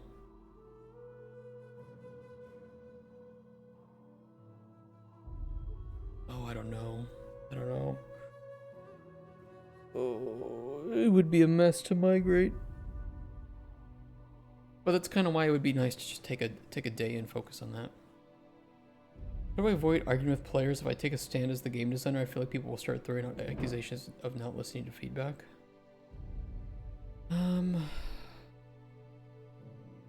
That's a really good question.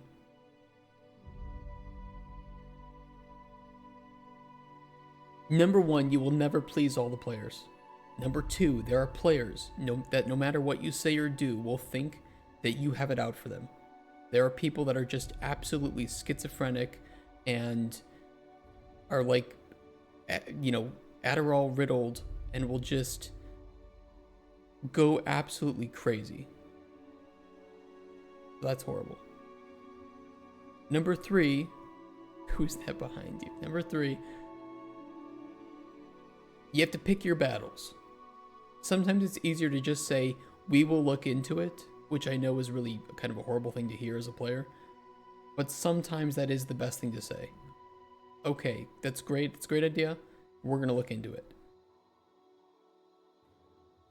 Some of it can be avoided by sharing your pillars and your, like, you know, the intention of your game, so that you can say, that's a really cool idea. It does not fit with the pillars of our game. Therefore, we'll think about it maybe for like a sequel or for something else. I mean, I say that I've actually never shared the pillars of our game with people, but it's you know, thinking about it, I'm like, you know what, that would prevent a lot of problems. So for us, you know, we have like the knowledge base, and people can see our game pillars here and exactly what we mean when we're trying to make our game. Same with the gameplay loop.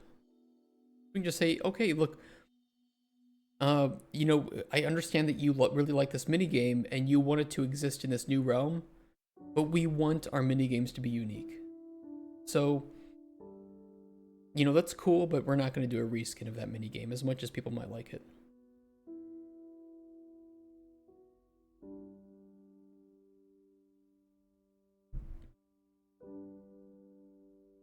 Or like, you know, we don't want bloated, empty carb progression systems. So like XP and levels. What's the fucking point of that? Why can't people just jump into the realm and enjoy it? I don't know. Those are just some of my ideas. But you know, Darkest Dungeon was kind of a hardcore game, and it was really hard to please everybody. But having mods did make it easy to please everybody by saying, look, your desire to make the game really, really hard or much easier does not align with the core vision of the game. However, here is a mod, here is a mod, here is a mod that can alleviate symptoms that you seem to be having. With our train game, that was difficult too, because it was very much like a Euro Truck on Rails kind of game, and there were people who wanted it really hardcore and then people who were happy with what it was. So we just kind of had to say, look, this game isn't for you. If you want it to be more hardcore, like Train Sim World or something, it's not ever going to be that. And we apologize, but we definitely encourage you to go play those games if that's what the experience that you're looking for. You're not going to win them all.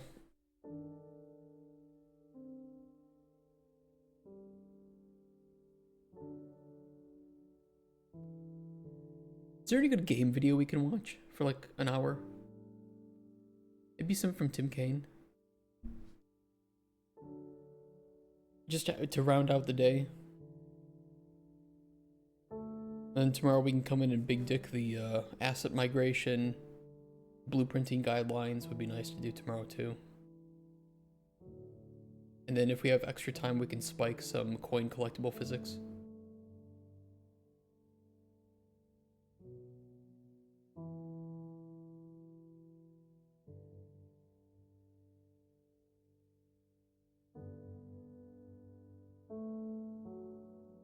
That's what I'm gonna do. I'm gonna do that.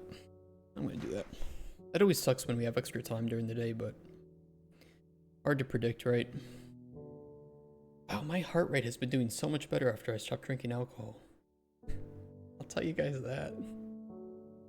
I was like laying in bed the other day, and for the first time in probably 5 years, I saw my heart rate go down to like 59.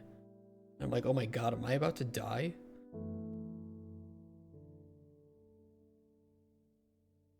Yeah. But I'm like, wait, no, 59 is pretty good for a resting heart rate. That's healthy range.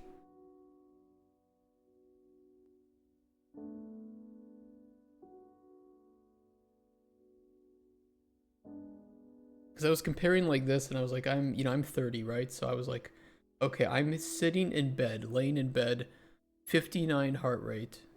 Yeah, I'm pretty happy with that. I like that. It used to be maybe around this range. But I started, I haven't had alcohol for over a month because I'm trying to fix my liver, and then I can get back to drinking again. And I used to eat pretty unhealthily too. Stress, yeah. Sometimes I've had some like panic attacks in bed or something after people say really nasty things about me online. I can't deal with that very well.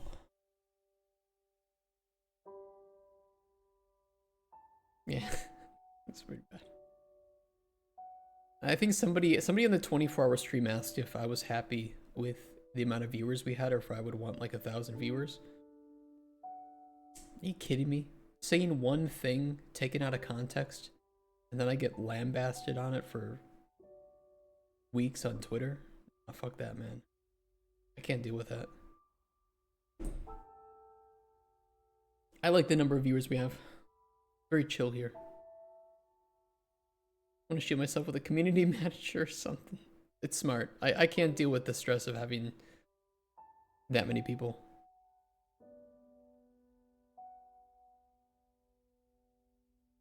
Some people can deal with it. I don't know how like people like Asmongold deal with it, but I'm jealous. I'm jealous of that. Okay, well, I'll end the YouTube recording there then, and we can just pull up a video or something to end the day. Maybe some game dev video. I don't know what Tim has been talking about recently. Psychology. This was a good one. Oh, prioritizing tasks. You know what? That could be very relevant. Or even his I'm not a typical gamer one can be a really good way to make us think about our own, our own ways that we play video games and think about them. Because I see a lot of game designers talk about, games and such and player bases, and they speak with this air of authority that their opinions about game design are the correct opinions about game design. And if a game is bad, if they say a game is bad, that means that it is bad. Nah, man. That's toxic.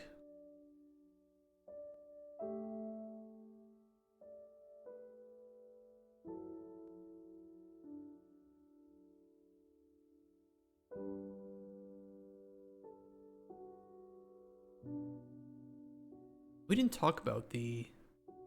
Yeah, I think these are new. How many shirts does Tim own? Dude, he does own a lot of shirts, doesn't he? Should we make a video about... Should we make a video counting all the shirts that Tim owns? And just send it to him? We counted the number of shirts that Tim Kane owns. Here's why it's too many. If you guys could easily count the number of shirts that I own, it is fewer than 10 shirts. And when it becomes winter, I wear a like a plaid shirt overneath the top of it. Above the top of it, and I only have like 3 of those. So during winter time, if you look at all my videos during that time, it looks like I am literally wearing 3 shirts for like 5 months. Where's winter time? You'll notice it. Yeah. Okay. So, yep. Here it is. Here's the plaid shirt era. Just yellow one, red one, gray one, yellow, yellow, red, gray, yellow, yellow, red, red, red, yellow. Yeah, the winter arc. It's exactly how it is. Gray, red, yellow. I think there might be one with my green one. There is a green one, but it's pretty big. Oh, I think this is the green one. It kind of looks like the green one. The rare 4th color.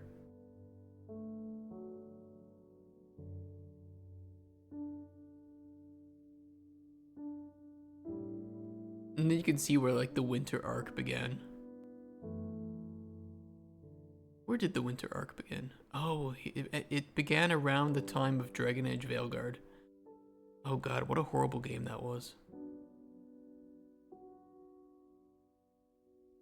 Don't play that game. That was not a good game. What a waste of my money.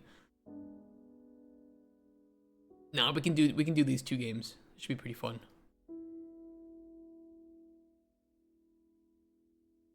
Alright, do I need to save any of these?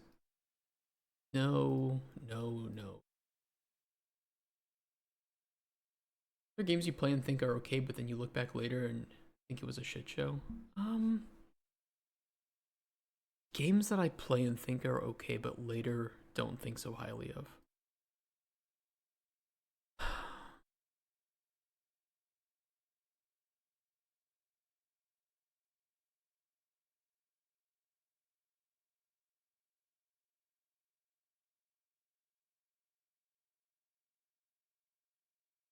It's usually the other way around, to be honest. I usually play a game, don't think it's very good, but then when I think about it more in hindsight, I'm like, you know what?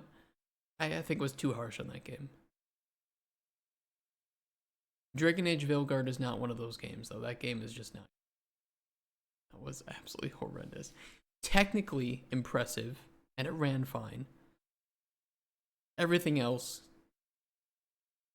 not great.